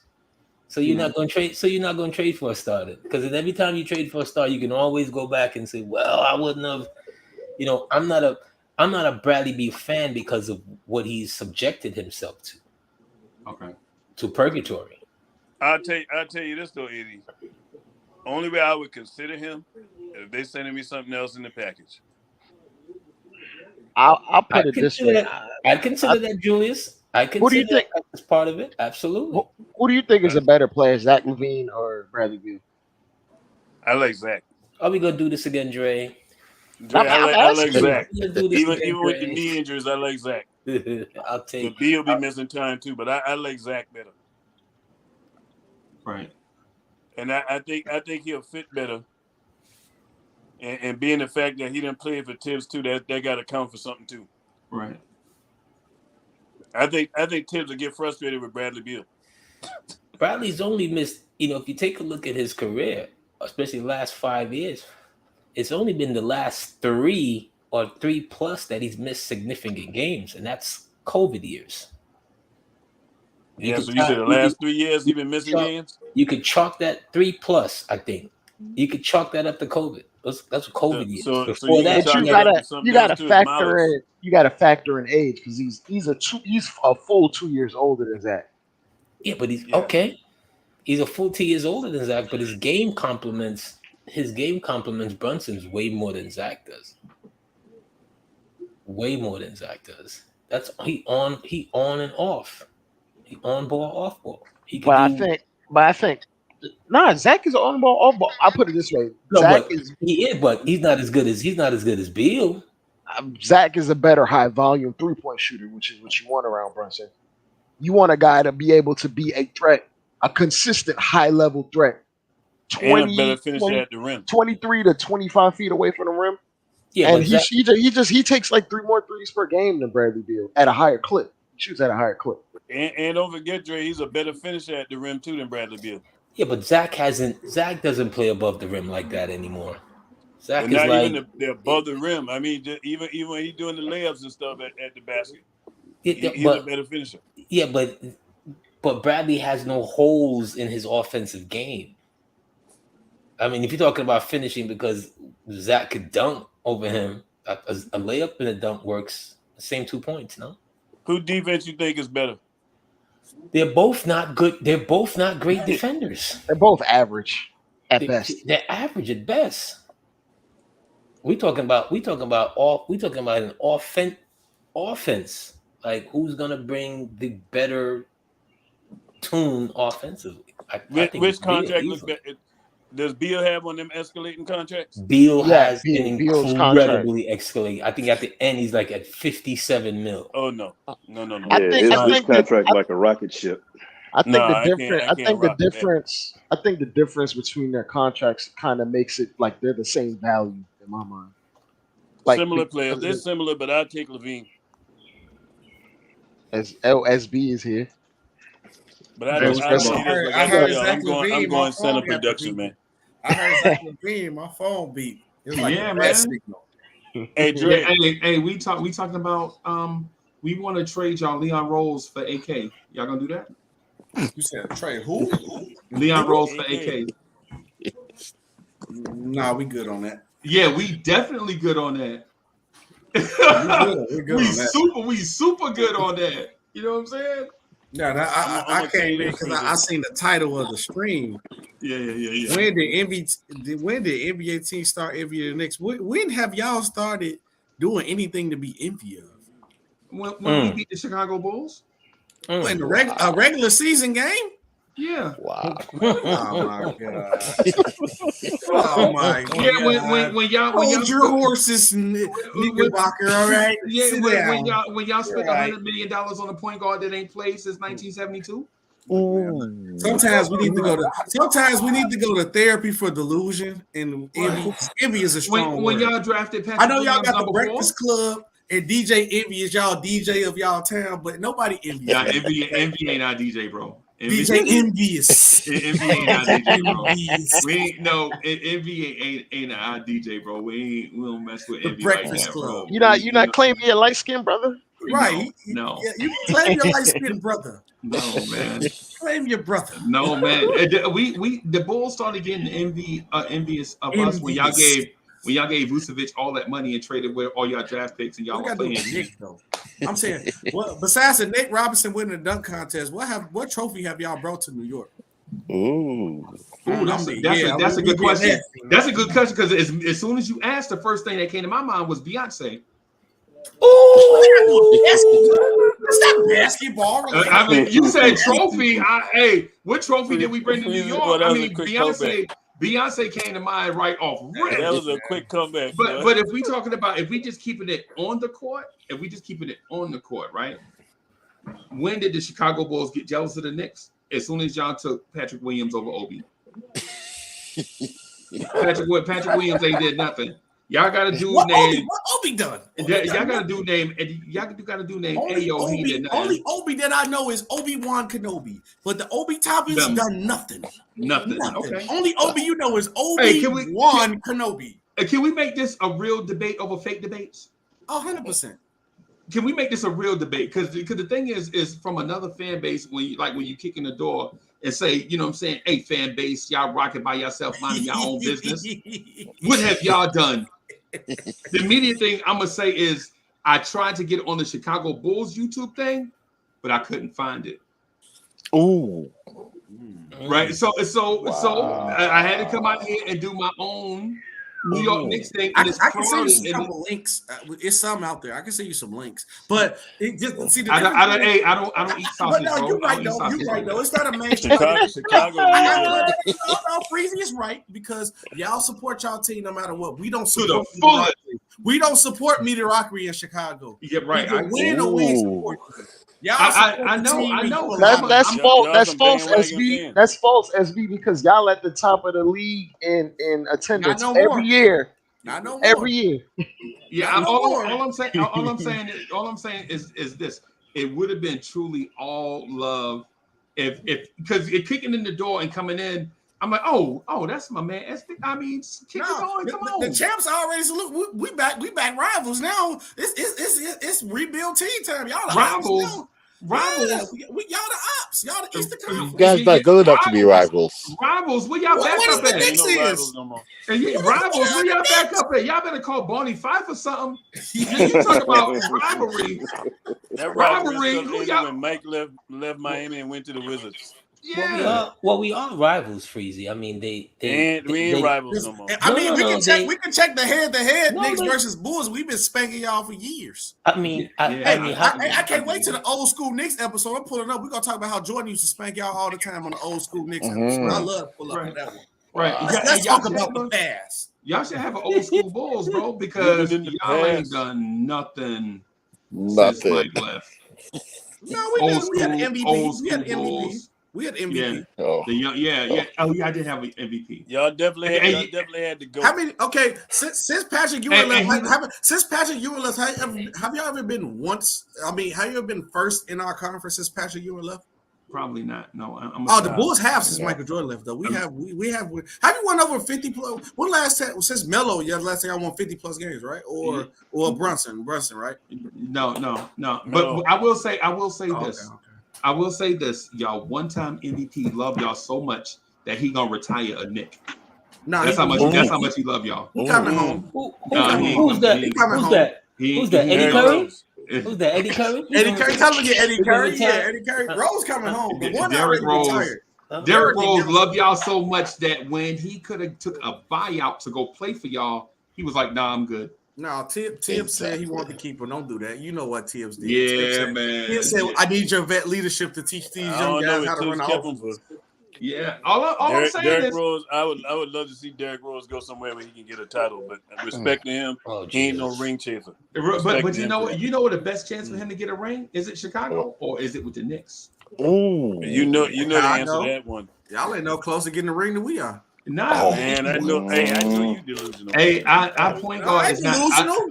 Y'all made one second round of I y'all know made you one delusional. second round appearance. Now y'all championship contenders. Now we up here with our chests all out in the They in the lottery, screen. ain't they?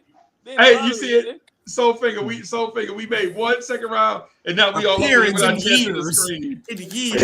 Hey, freeze. Hey, y'all, everybody Y'all running better around with take the y'all taco your meat out. butters, your Timbs off, and your Yankee fitteds off, and look straight because y'all are blinded. Okay, that's 1 second round. Well, appearance I in know years. the Bulls rebuilding, and y'all in the lottery. Y'all rebuilding too. Y'all second best Rebuilding? player who are all man. who made all Turn NBA his third team. mic Y'all off. want to get rid of Rebuilding. Y'all second best player who made all NBA third team. Y'all want to get rid of. Y'all rebuilding.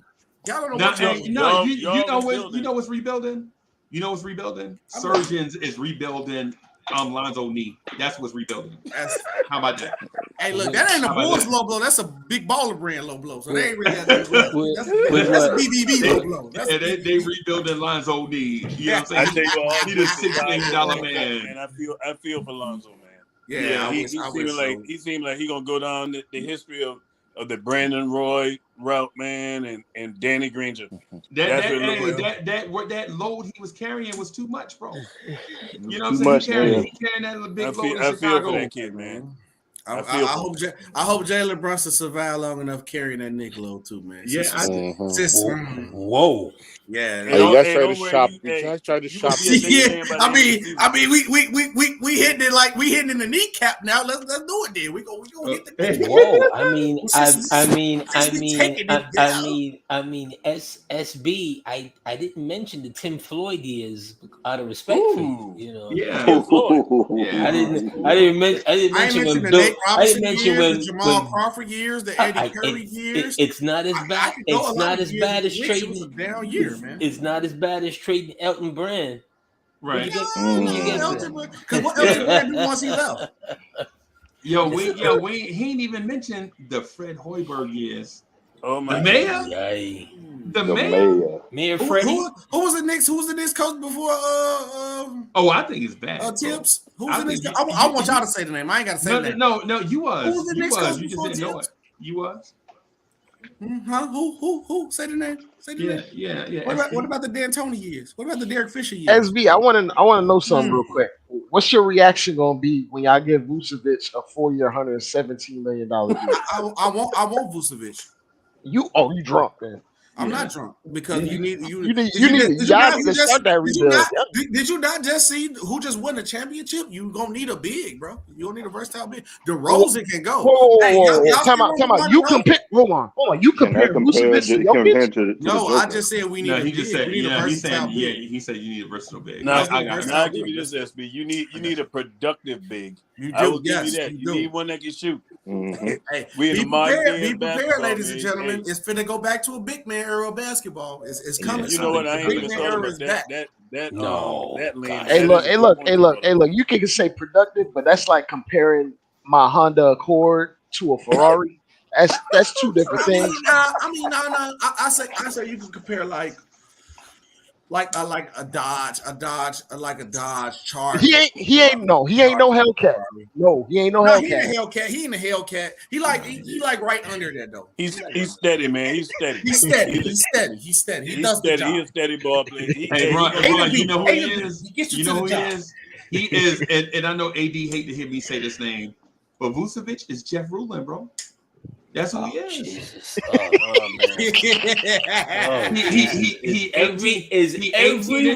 Every white man over 6'9" Jeff Rulin? Good. No, every white man 6'8" is Jeff Rulin. Hey, he 18-12. Is Vucevic not 18-12? No. I like Vucevic. Yeah, I'm gonna tell you, I wanted him when I heard Orlando was moving him. I said, man, he'll be nice with us. I like Vucevic, but his game is just slow. He efficient. He a big body. Yeah. He's not Mitch down there in the paint. That's all day. But on defense, he ain't Mitch. Yeah. No, on defense he's not Mitch. But he's just. He still need a productive big though, for sure though. Vucevic could lose. He definitely can shoot. He could He stand can to shoot that rock. lose. Like he could stand to trim up 15 to 20. Do y'all think if the Knicks made the finals, y'all would have won one game against the Nuggets? Say that again. Yeah, we did. Yes. Y'all would have beat the Nuggets? No, that's not what you. That's not what you asked. You asked if we won. So y'all more than one game. won 6 games. 6 games. Well, I don't know, but Against but Miami, yeah. No, against Miami, the Nuggets. yeah. No, against the Nuggets. Against the Nuggets. No, we're not. It's just not as good as them. No. Yeah, except we beat them twice this season. Yeah, but we beat them twice this season. Yeah, but we beat them. Freezy. I mean, you can play it like this. The D Rose Heat has swept the Heat, and what happened? We got our head pushed in the playoffs. Yeah. And for those Chicago Bulls fans that's watching, you know what I'm saying, I wouldn't even went down this road if SB wouldn't have came in salty. He gave it hostile, man. Yeah. And that's my guy. Jordan because the Knicks got a bad pass too. Yeah, and ironically, I started to call you Thursday night, right? I was like, man, I wonder if he. But then I thought you know what I'm saying, because we did an all-time draft. Yeah, I missed that. Yeah. Not we. Yeah, I did. AD won the all-time draft. Say it right, Say it right. AD won the all-time draft. I took them boys to that the dude woodshed. That dude point guard is fat lever. Get I out took of them here. boys to the woodshed and back. I took them boys to the woodshed. This dude's center is Joe Barry Carroll, and he up here bragging. Yeah, that's tough. Yeah, he up here bragging about his center, and his center is Alton Lister. Who drafted Motorboat Jones? AD.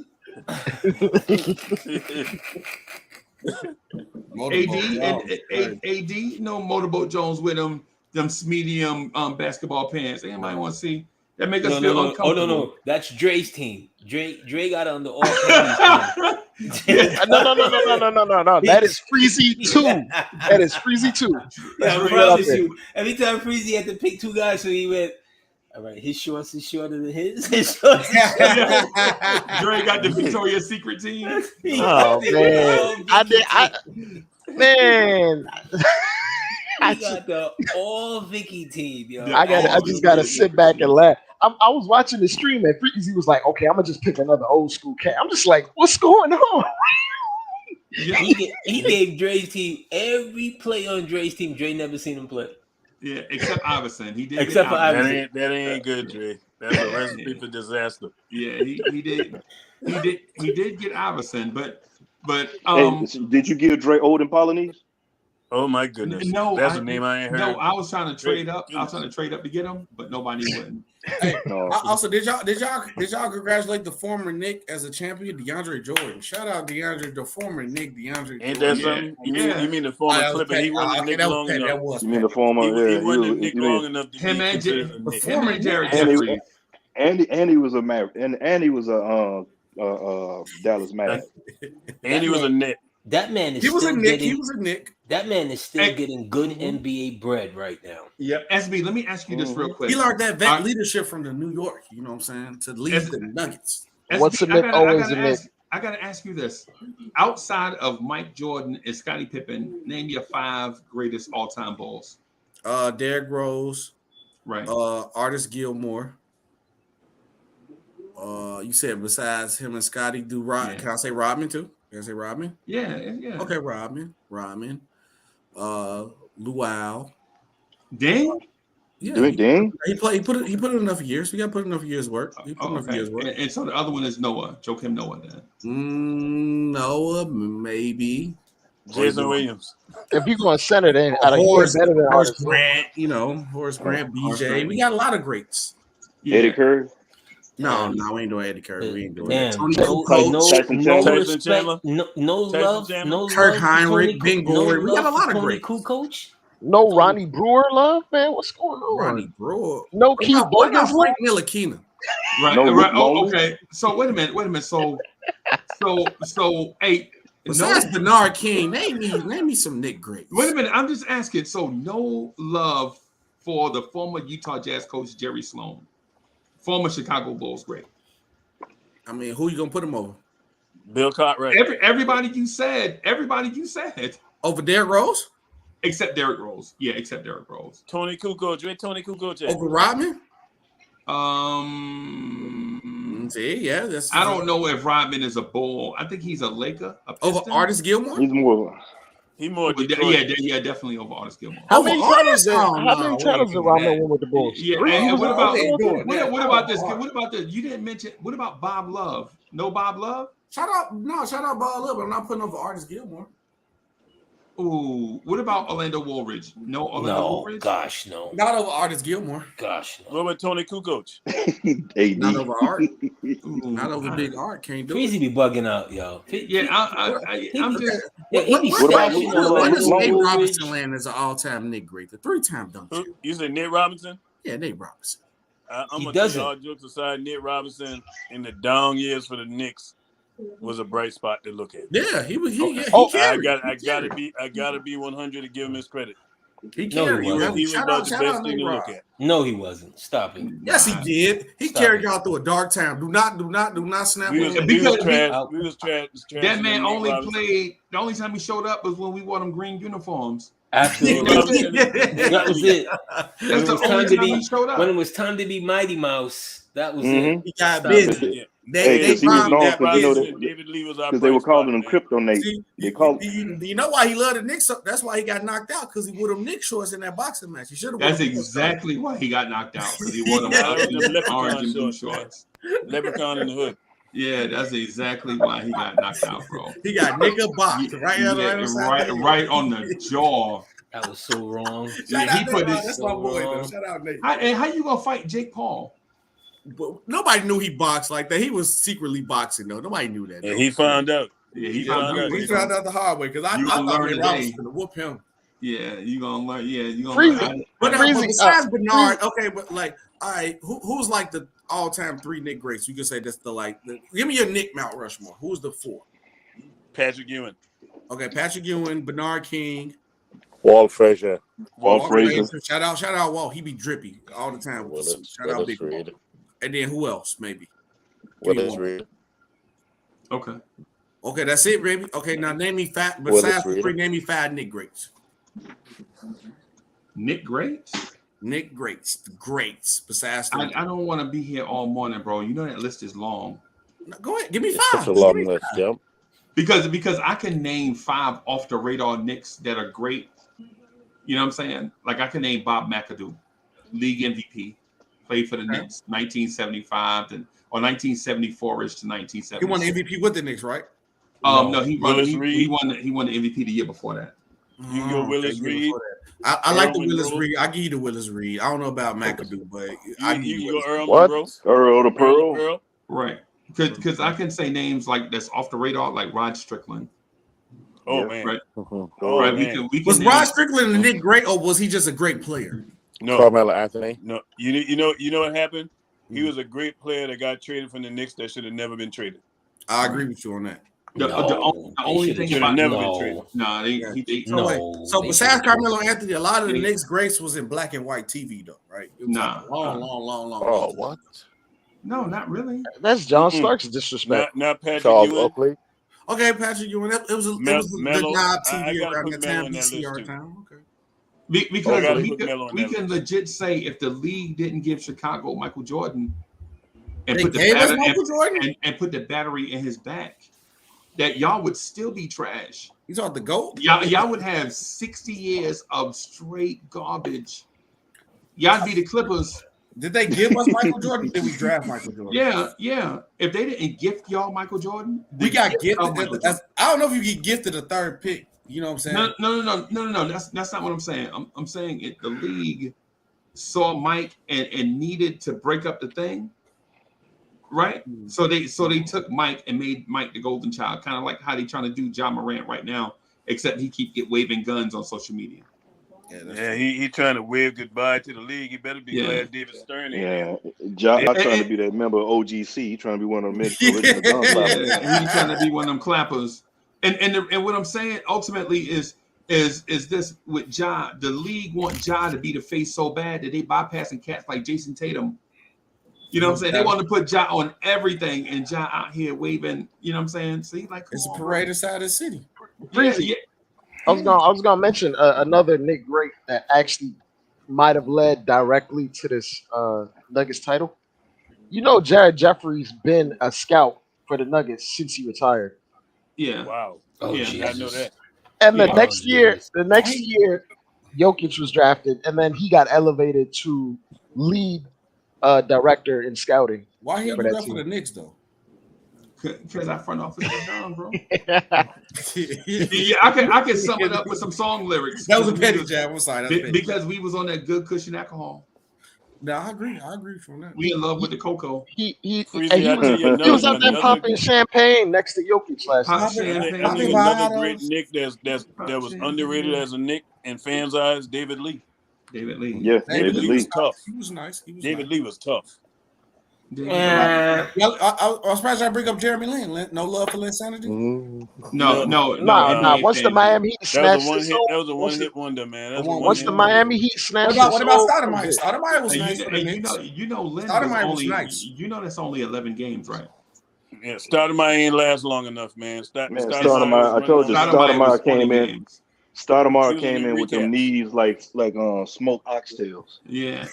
we could have got falling off the bone. Sooner we would have had something. Yes. I think Melo should have waited. Melo should have just waited till the offseason and came to the Knicks. I always said I will agree with you on that one. I always said that. If Melo y'all would have had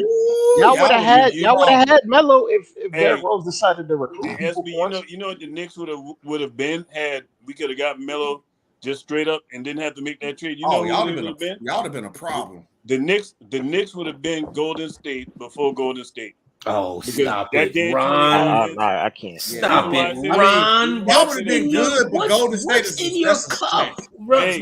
What is in your cup, man? The reason why I say this, fellas? Go ahead. Because if you remember the type of coach that D'Antoni was, that offense was all about shooting threes.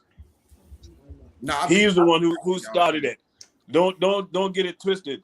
Golden State just ended up and drafted the best shooters in NBA history. Them two guys. But D'Antoni started that 3-point shooting mess. Yeah, but the Knicks did not have that. The Knicks did not have shooters like that. This is the only thing in conversation y'all have been in Warrior ass.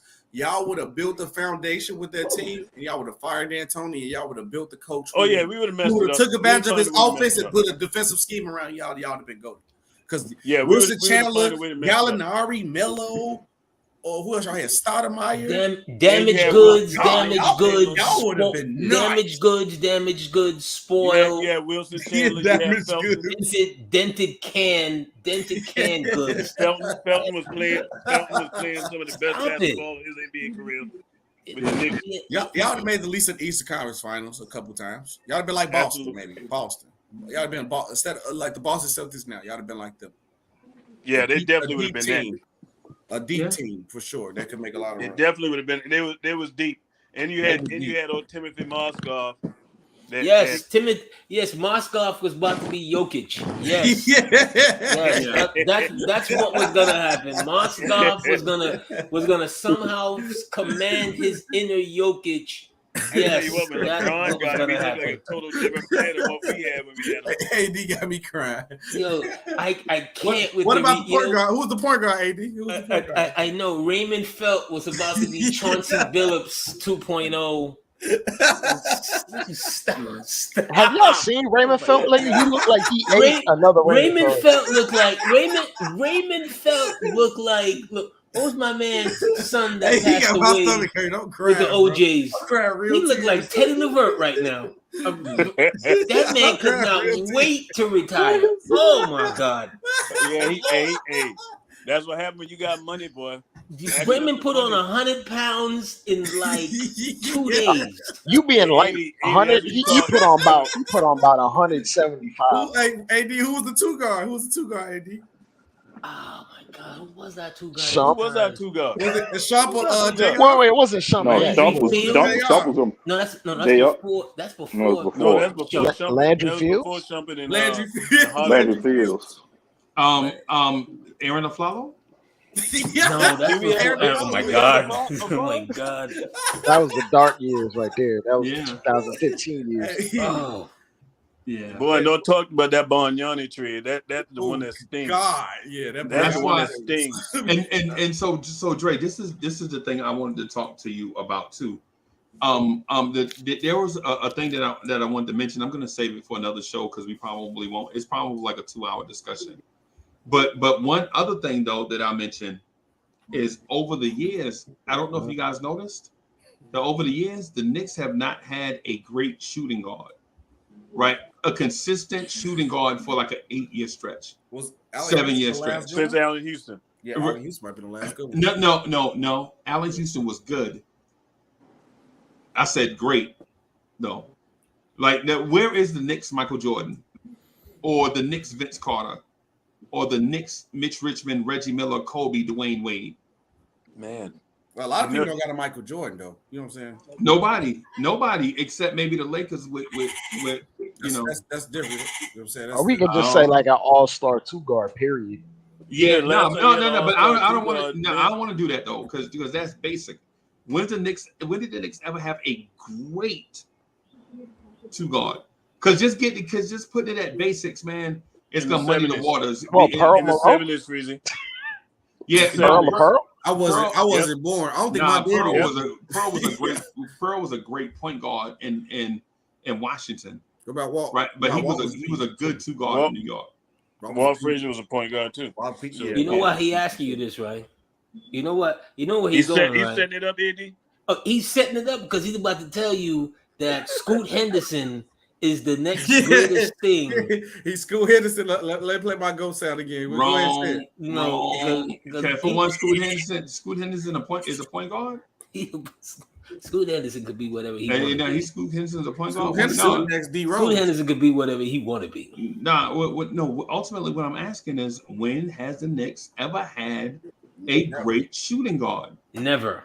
And so what I'm getting at is, when has the Knicks saw where the NBA is going and then jumped on that train, as opposed to wanting to be who we are? Would you get rid of? We ain't doing that. We ain't gonna change because we ain't gonna go get no 3-point shooters. 3-point shooters can't win no championship.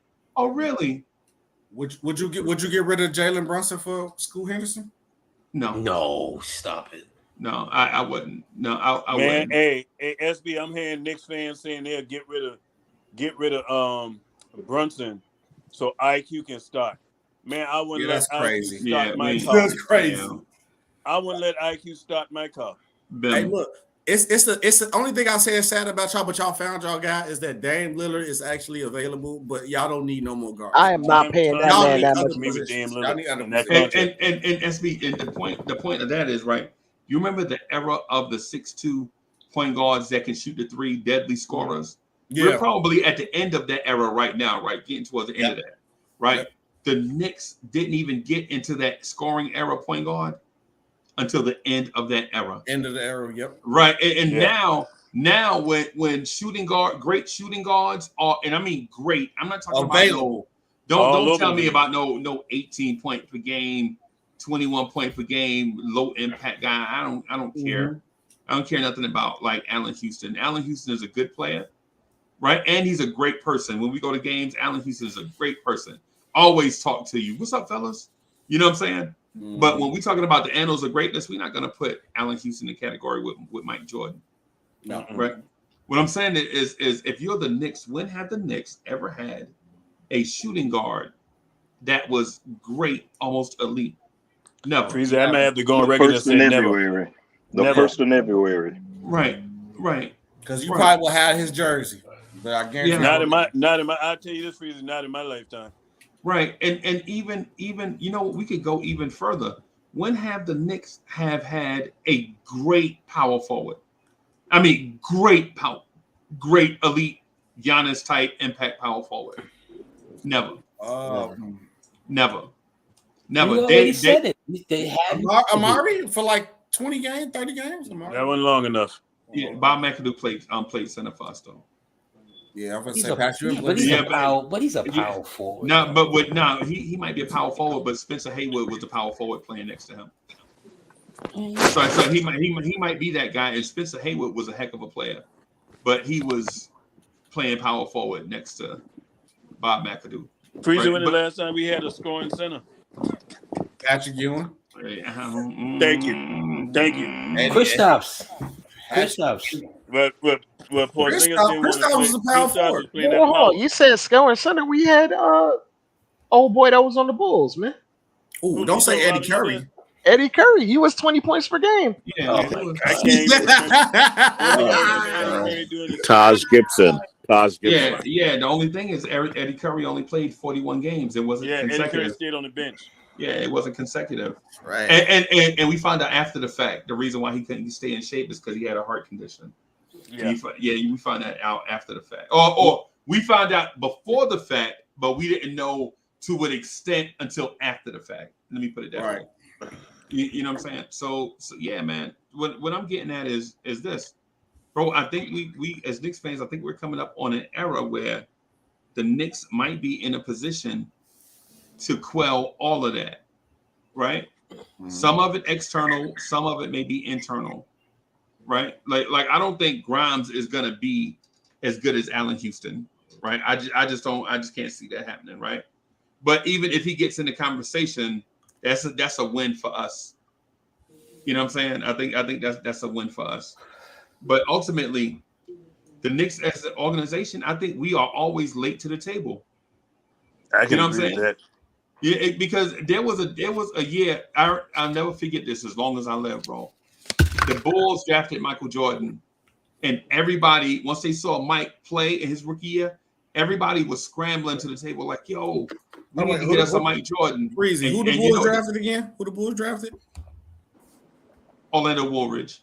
No. Say. Orlando Woolridge. Quentin Daly. The GOAT. You got the GOAT noise. You said Michael Jordan. Reggie Tears. The GOAT noise. Bad. Yeah. Green Bigums. Yeah. But the point that I'm getting at is after that, everybody was trying to search for that guy. You know what the Knicks did?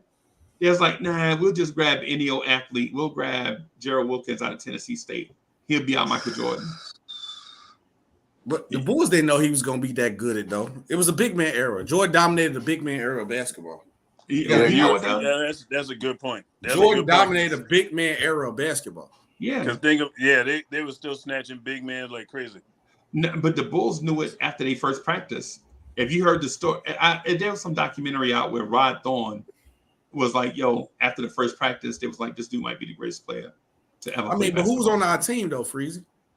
Orlando Woolridge, Quentin Daly. He was cooking the cocaine circus. Of course, he gonna look like the GOAT. Everybody on coke. Yeah, they had good players. They had what it is with those Bulls teams from the early '80s, just like some teams now, like the Phoenix Suns now, like better example, the Washington Wizards right now, a whole bunch of top tier talent.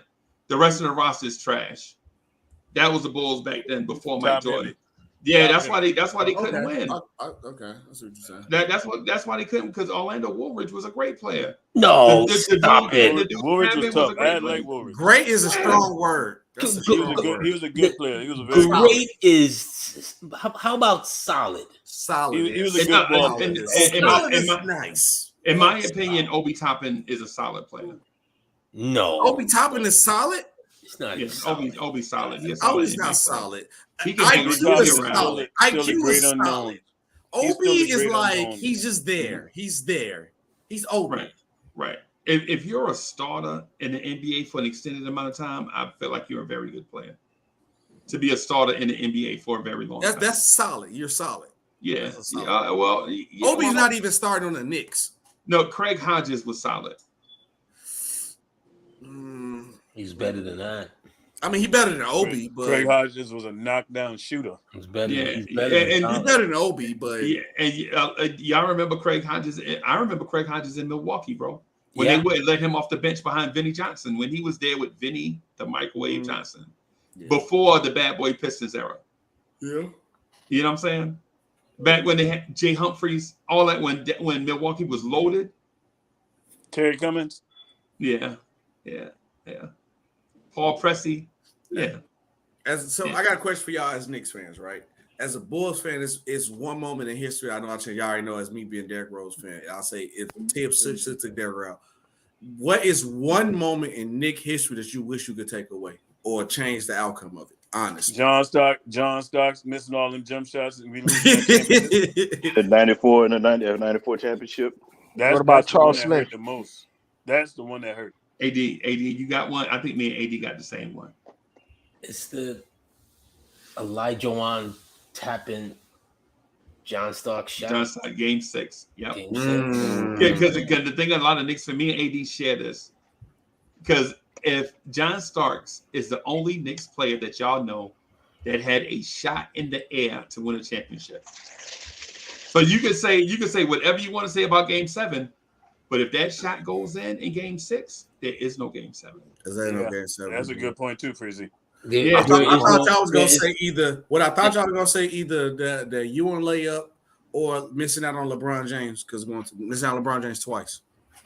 Jesus. Nah. The LeBron. Peak LeBron for the Knicks. He LeBron. Oh, no. I mean, LeBron was never gonna come here, bro. It was possible. It was possible.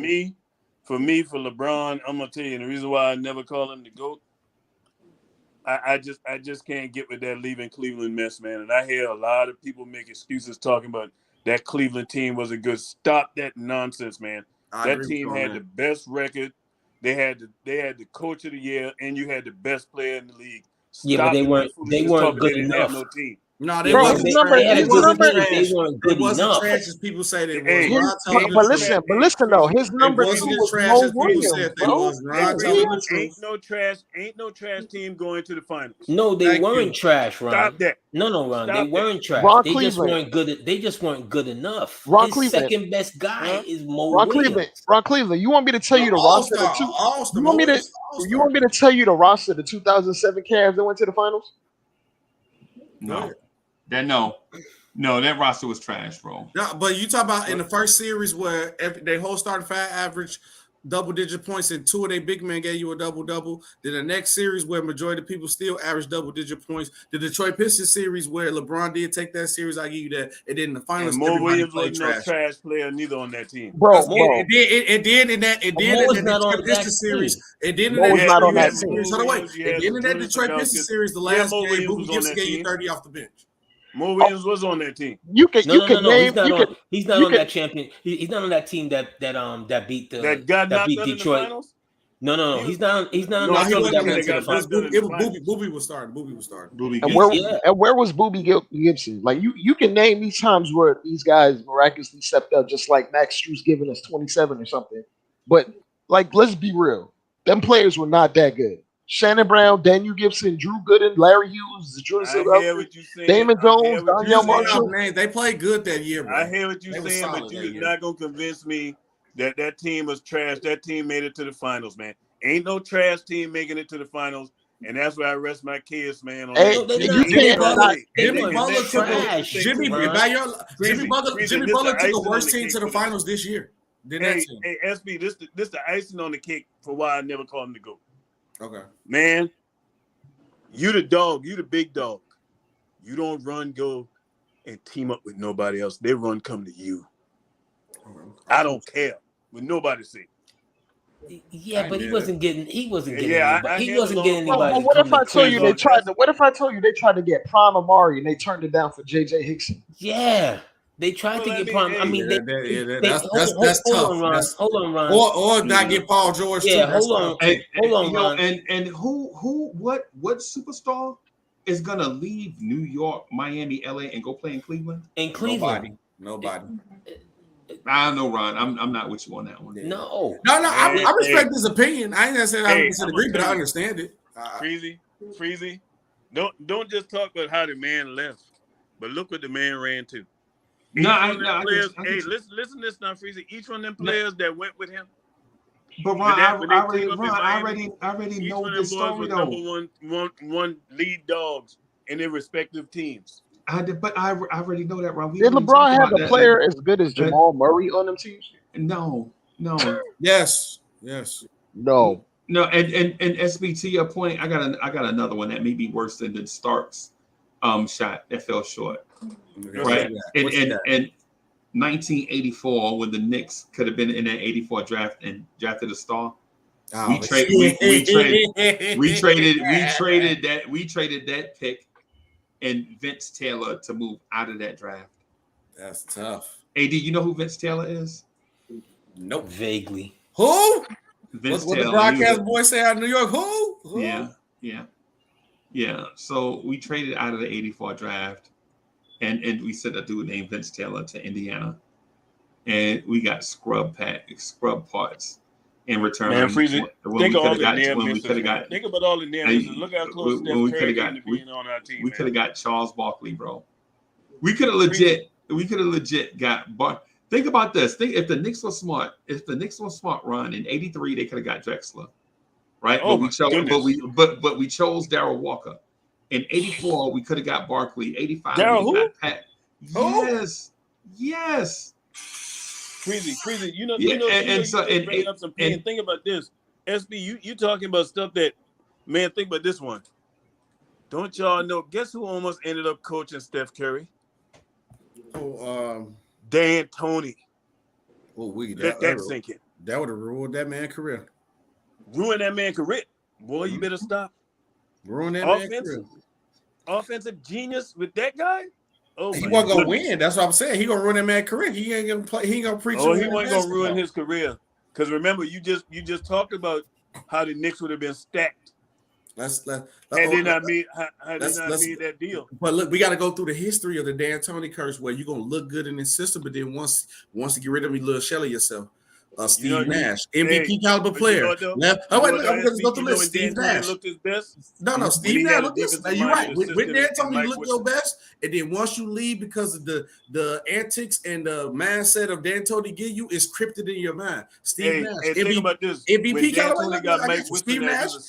Listen, Steve Nash, MVP caliber player. Once D'Antoni left, shell of himself. James Harden, MVP caliber player. Once D'Antoni left, shell of himself. Carmelo was better before that, but got with D'Antoni, shell of himself. Steph Curry would have went with D'Antoni, got all D'Antoni habits, and stuck with that. They got a new coach and become a shell of himself once he left. Melo wasn't the shell of himself with D'Antoni now. Yeah, but you're a little bit off with your pieces there. You're a little off with your pieces. But the point. I agree with him though. I think Melo could you imagine with Mike Woodson though? Melo wasn't the same potent guy. Melo had to take advantage of power forwards and mismatches by the time Mike Woodson got there. He was still an effective scorer, but he wasn't the dynamic, high flying corner Melo. When we got Melo, how old was Melo when he came to the Knicks? 27. He was in his prime. 27. Yeah. So there you go. There you have it. Closer to 30 than he was to 21. Right. But he's still in his prime though. But I'm not making excuses for any of that stuff. I get what you're saying, but the facts are the facts. The dude just wasn't the same. Could you imagine D'Antoni getting his hand on a human cheat code and Steph Curry? Oh wow. Think about that. Think about that. With this guy, say what you want to say about D'Antoni, but when people play for D'Antoni, their offensive numbers goes up. Okay. Defensive numbers goes down too, though. But their offensive number goes up. And once D'Antoni got Mike Woodson as his assistant, that thing was looking real good. But the problem was Mike couldn't take no more Carmelo, and Mike quit on the team. Yeah, because he wanted to move the ball, and Melo wanted to. And Melo didn't want to buy into it.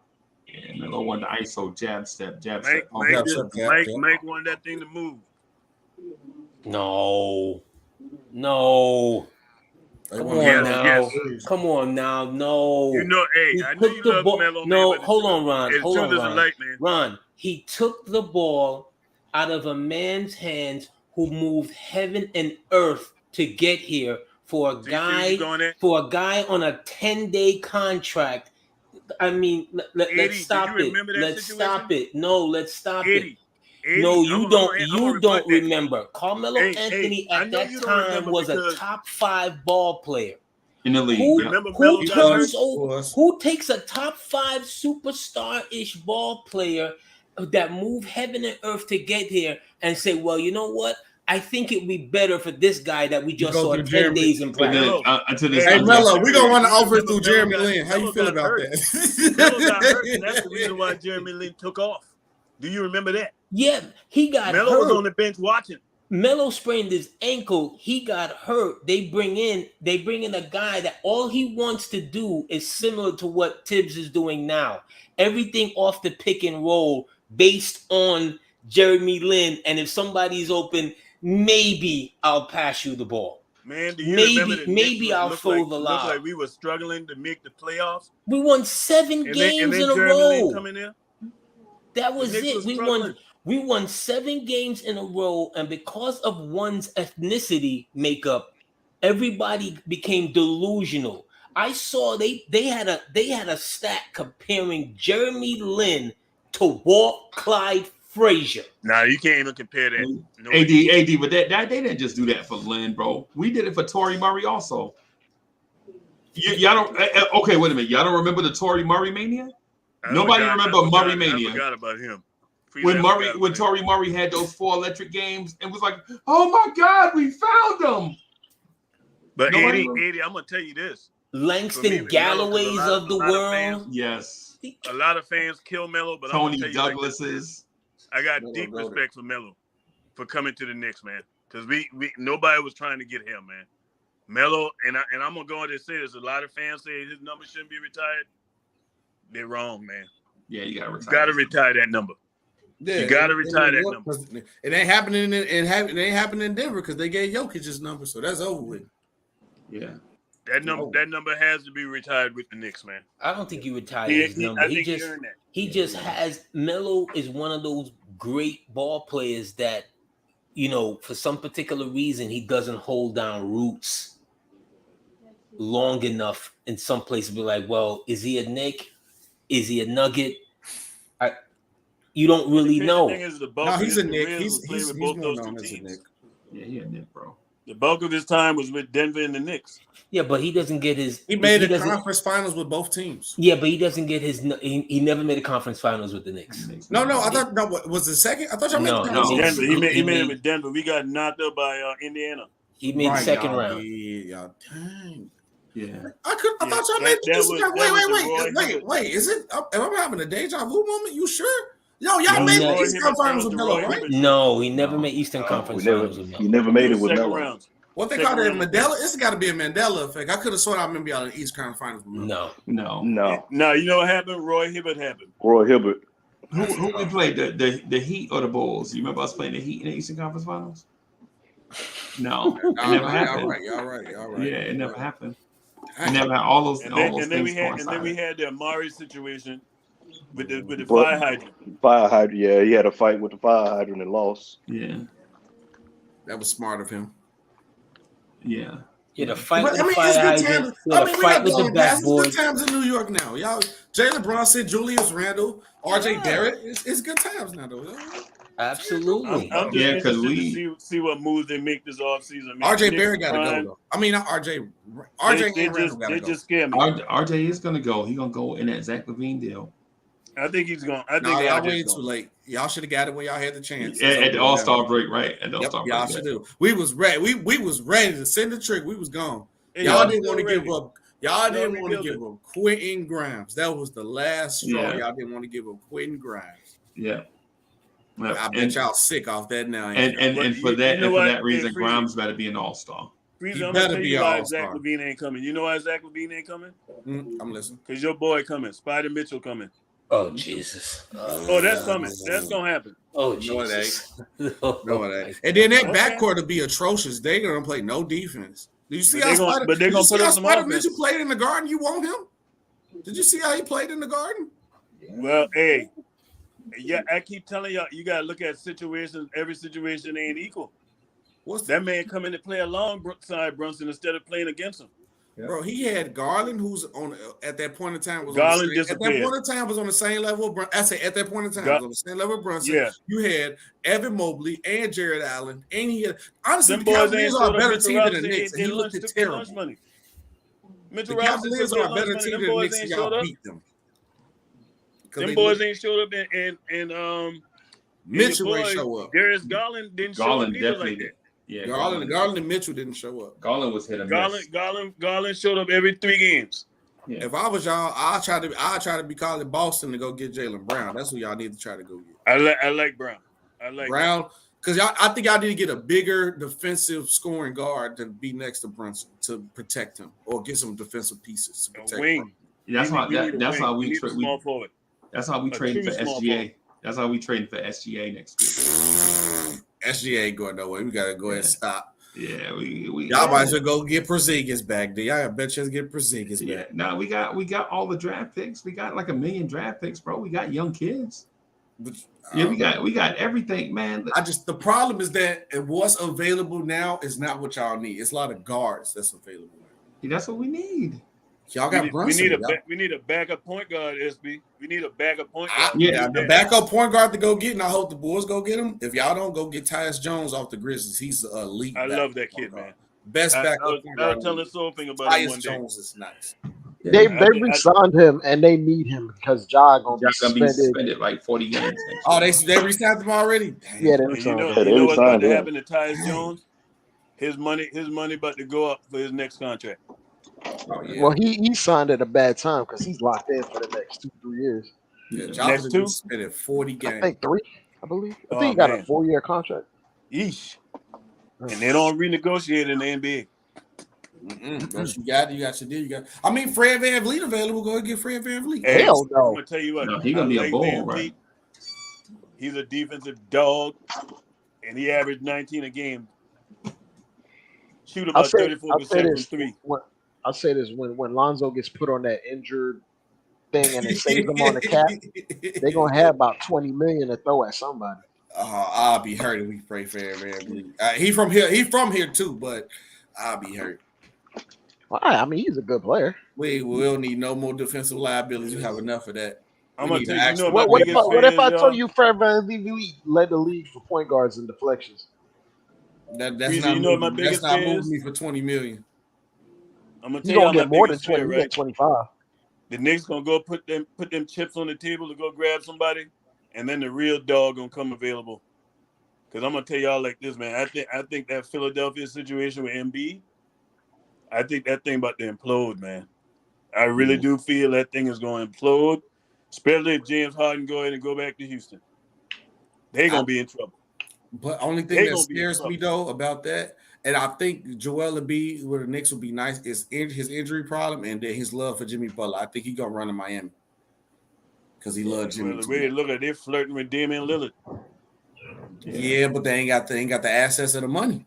Yeah, Miami. Who they gonna trade? Gabe Vincent? Caleb Martin. So who what money Miami got? Duncan Robinson. Embiid though.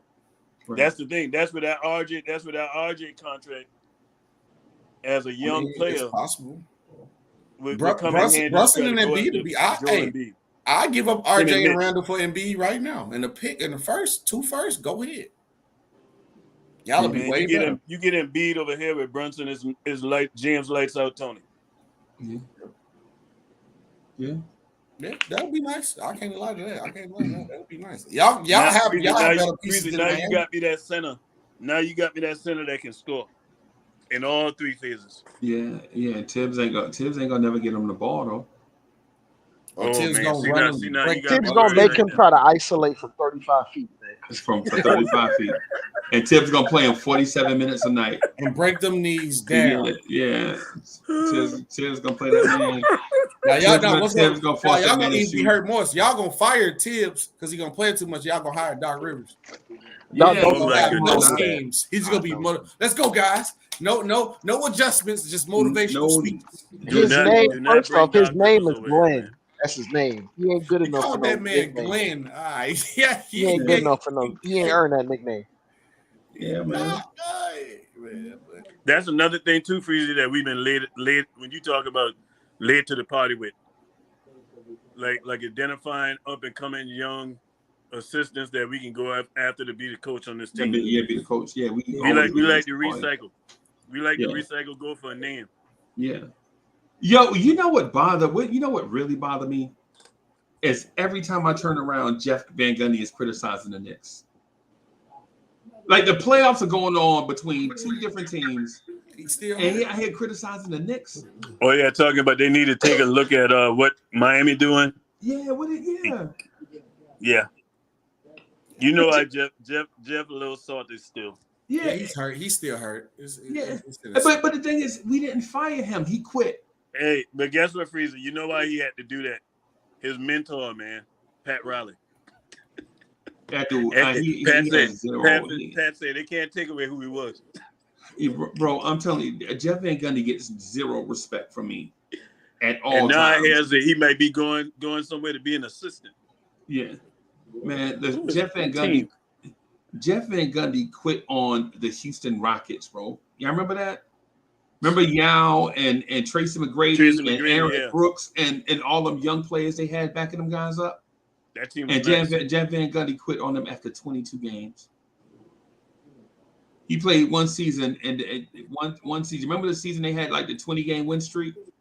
T-Mac and Yao Ming was balling together. And then the next season he come back in. He like, oh, we didn't win a championship, man. I just quit because of quote unquote stress. Yeah. Freezer, I'm gonna tell y'all know what the move what the Knicks need to do to really get better. I'm telling y'all, man, it could work. It could work. I don't think it'll happen, but it would be the perfect marriage. You get D'Antoni to run that offense and let Tibbs just focus on defense. Now you got something. I'll say this: he'll try his hardest to get Brunson to average 10 assists per game. Yeah. And it would happen. Drake. If he averaged 6 with Tibbs, he averaged 6 by accident. Because you already know the Knicks are gonna get a lot more possessions because they're gonna be shooting the ball quick in that shot clock. Right, no doubt. Which is a good strategy when you think about it, because you can't make all your shots. So the best thing to do is to get more shots. Yeah. More possessions. Yeah. That would be scary to have D'Antoni and Tibbs together. Ooh. That would be team's nightmare. But I also know that D'Antoni is headstrong, and yeah, both of them. They're gonna clash, bro. They're gonna two feisty old men. Either one or two things that happen. Either they clash or they're gonna coexist because they're gonna respect each other's expertise on their side of the ball. Every time they walk on the court, they're gonna be playing the Odd Couple theme music over the intercom.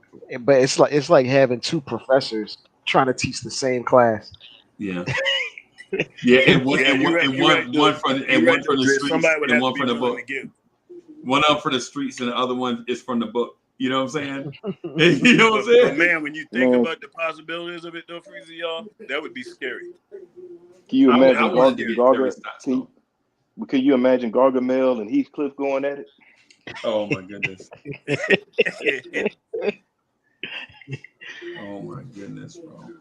Yeah, man. But hey, fellas, man. Hey, I enjoyed it. It was nice.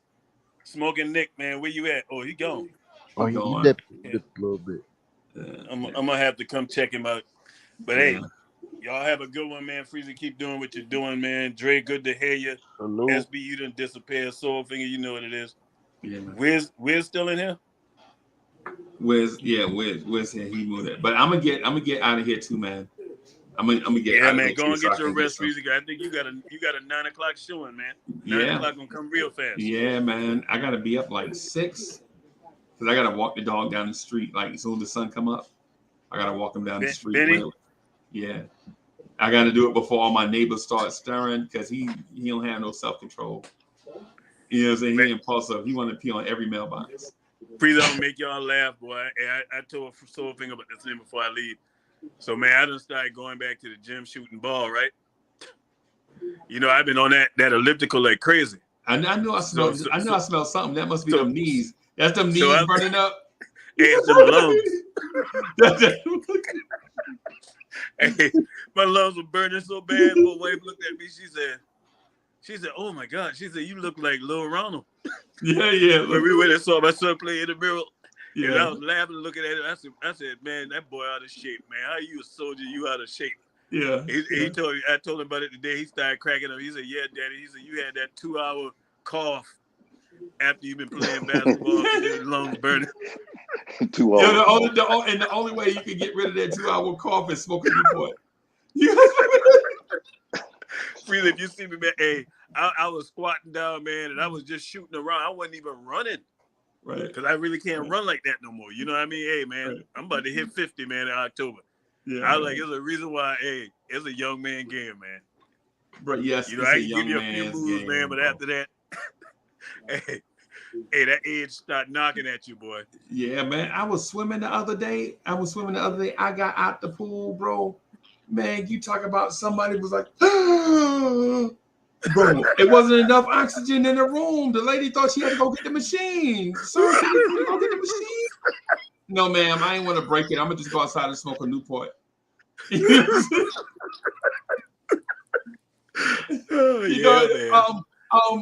Soul figure. What's the machine? They squeeze it. You know what I'm talking about? Oh, you talking about the They put ventilator? it in your face and they squeeze Oh it. yeah, yeah, you talking about the bag valve, man. Yeah, Yeah. She's like, should I go get the? And I was like, nah, I'm all right. I'm gonna just.